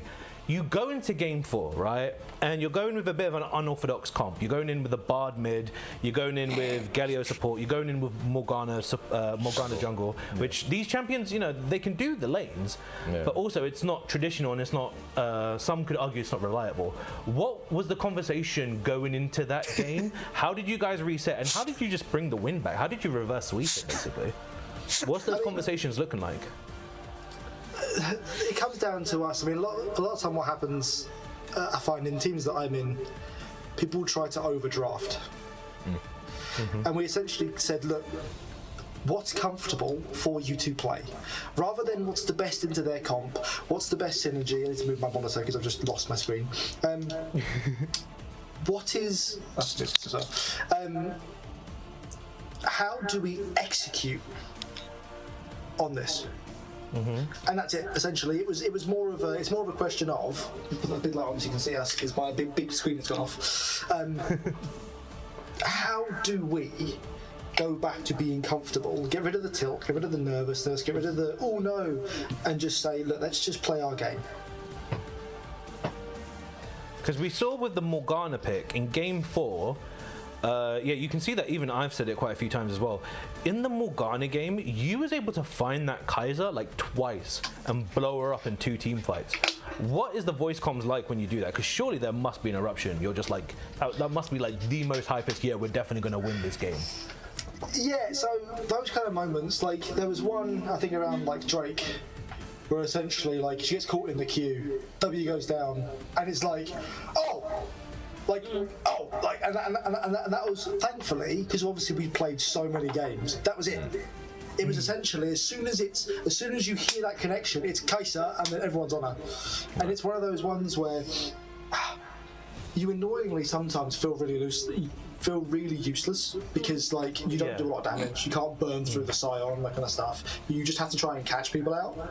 I mean, I think personally, my best game was the last game. Yeah, I would agree. Yeah, very strong performance. We'll get to that one soon enough, don't worry. Okay. Okay, cool. So with that, then yeah, we're just going to go into game 5. You guys played Jin Zhao, Shiraka, and Ziggs, and what we saw that very rough early, right? It was a bit difficult. I think Vi got some decent kills on you quite early, and then all of a sudden, you know, you just abused the hell out of your R. You know, you keep people, you make Yunara come into melee range of you. You've got the Shiraka, which once again, she's right next to you. So, you know, I'm sure you've got Shiraka literally just shouting like, I'm coming to save you. And then she drops the redemption down. She drops, I believe her ultimate's called Wish. Yeah, you got W, you got ult, And then on top of that, if you actually check the VOD, you can see that me and Jack, we both get caught off guard by the fact this Yunara looks like she just gets Thanos snapped. Oh, and this is in the when she ults over the fucking Krug boil. It happens like 2 or 3 times. And usually, it's normally a case of you're doing half of her health bar. But then like you also had Llama just dropping his Ziggs E on top of you. And so it was just like, you know, once again that Xin Zhao game. Bro, you were like, I forgot, what's that Mulan song called?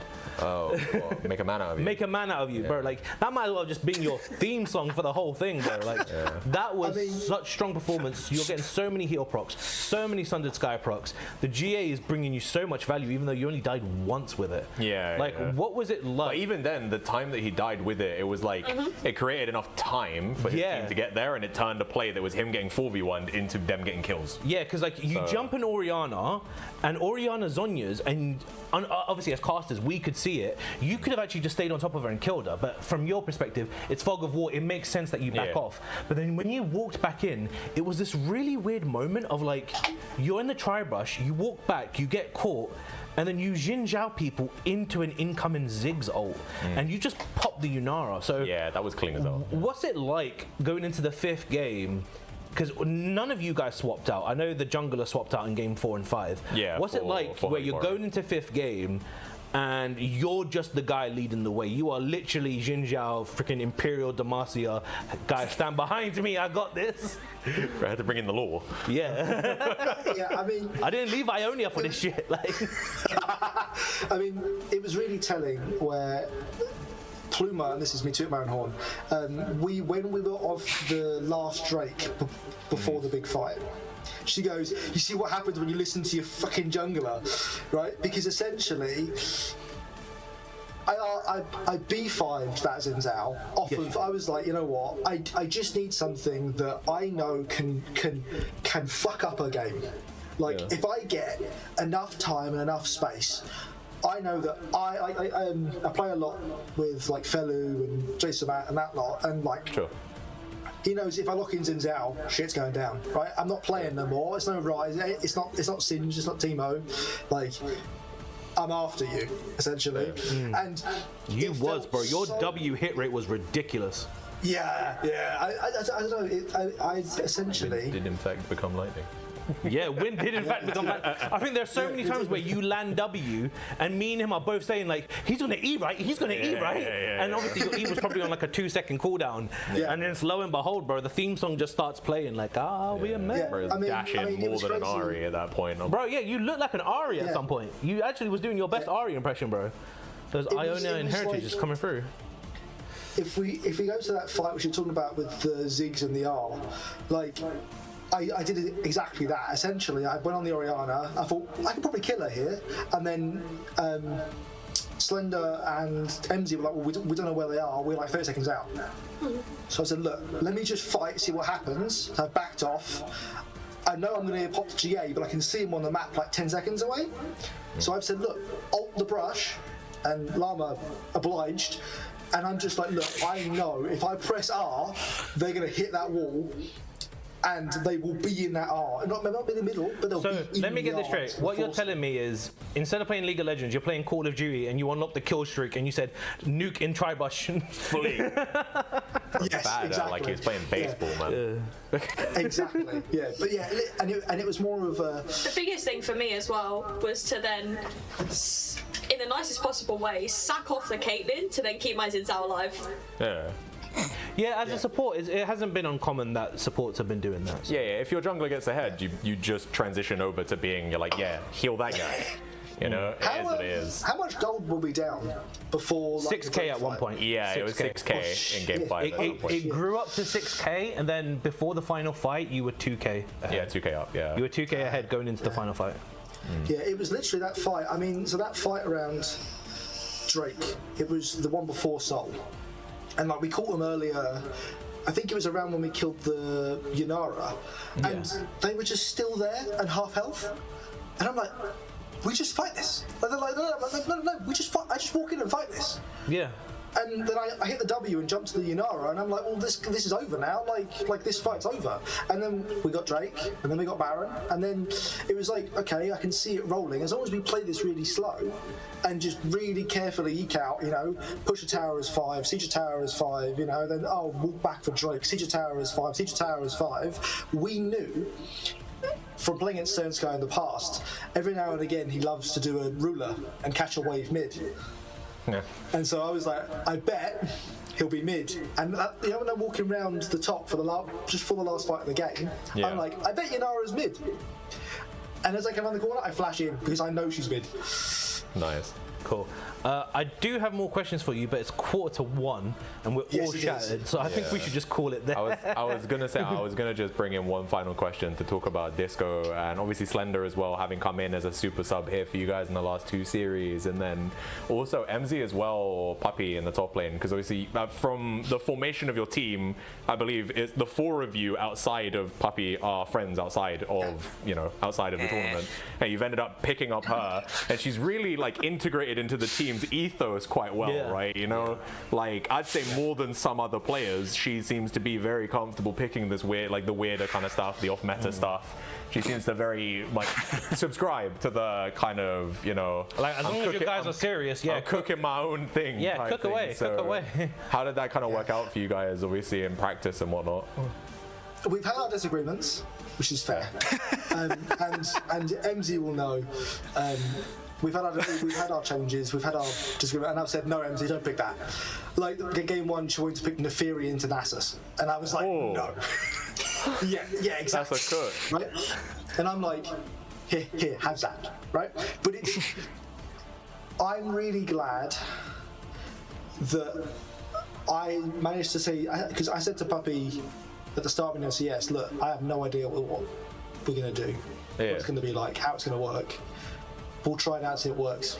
And we almost parted ways after we went into losers bracket because the game was really rough. And I kind of said, no, look, Puppy said, I'm gonna do some work on the side. I'm gonna go out, I'm gonna grind some stuff. And we said, look, let's just pick what we know is working. The Zac, the Shen, the Jace with Zhonya's. I mean, the Jace. Until she built Zhonya's, I was like, yo, this is a cook. Why haven't they picked this out before? And then she built Zhonya's, and I was like, ooh. And then she fell off because she had no idea. I mean, in my server, she's called Unsealed Spellbook Polytechnician. Yeah, sounds about right. Yeah, because you hear a lot of the times I'm calling out, like, if in the Zac game specifically, if she went Ignite Conqueror, she could have farmed that Mundo. She could have. Yeah, I mean, so we kind of found out early that, and this is not a diss on MZ, her laning phase wasn't the strongest. But in team fights, they knew exactly where to be and exactly where to pick. And so we essentially said, look, build for team fights, play for team fights. If you lose lane, as long as it isn't 0-16, which happened once or twice, it's manageable. And we can, and like, especially on things like the Zac, the ease that they would find would be unreal. Like we'd have a really bad fight and there'd be a Zac flying over your head that grabs the AD carry out of nowhere. Yeah, her Zac was nuts. I was glazing the hell out of her. I have no idea where that came from. It appeared in like week 3. Bro, she was proxying like, wave, she was winning trades, she was like sitting on the jungler's face. She didn't give a damn, bro. Yeah. Dude, it took us time to read. I mean, I think if we'd gone to winners bracket, I think we'd lose this game. Okay. Oh, so you're saying that the experience, because they have to go through more matches, then you do, they would have had to go through 2 more series in losers bracket. And like we knocked out people who knocked us down. We were the only team to have beaten Holy Poro, and we did that with unorthodox picks. The Zac came out in that game first. So it was. I'm really grateful that for this entire team and for my friends and for MZ and for Slender Wolf and for Marsvira, who's helped us out with draft recently and stepped into B at times. It's worked out, and I cannot be thankful enough for all of you. And Tuba. And Tuba. It's Tuba subbed. Yeah, sorry, and Tuba. For helping us out. Tuba do? And What did Tuba do? What did Tuba do? Tuba subs in week 3. Ah, yeah, so we did, For- yeah. for- Oh, yeah, Of course. yeah. We had the famous Cancel Malzahar. Yes, He I remember. tagled himself. But yeah, I say we need to go because it's 10 to midnight. 10 to 1. Yeah, but I got a night tube to catch, so congratulations to you guys for winning that. We will be in contact about the trophies at some point in the near future. And congratulations on the finals MVP as well for Bushy. And yeah, Aaron, unless you have anything else you want to add, I think we can cut. Yeah? Yeah, one thing to add. I'll just come on, alright. Oh, just not even just we're good to cut. Just bro, you done your cut. No. There's one thing we're to still add. going. This is he would have cut away if we were done. Yeah. But yeah, I'll outro us. Don't you worry. No. There's one thing. There's one thing. There's one thing. It's a shout out to Son for the illegal streams and gifting us 5 subs. Because it's a deal Gift I us made 5 subs so that he can do illegal streams. for the illegal stream he did today. Oh, okay. Yeah. So what, is that going to be like a deal where every time they do an illegal stream we get subs? Or what? Is that like a recurring thing or? Black market streams. Yeah, exactly. Are we licensing out the ability to do co-streaming now? Is that where we are? We've skipped a couple stages in LCS, you know, if we're really doing the parody LCS thing. We should have done franchising first. Like if I'm being real, but you know, it's fine. It's not too late. Yeah, it's not too late. Yeah, you're right.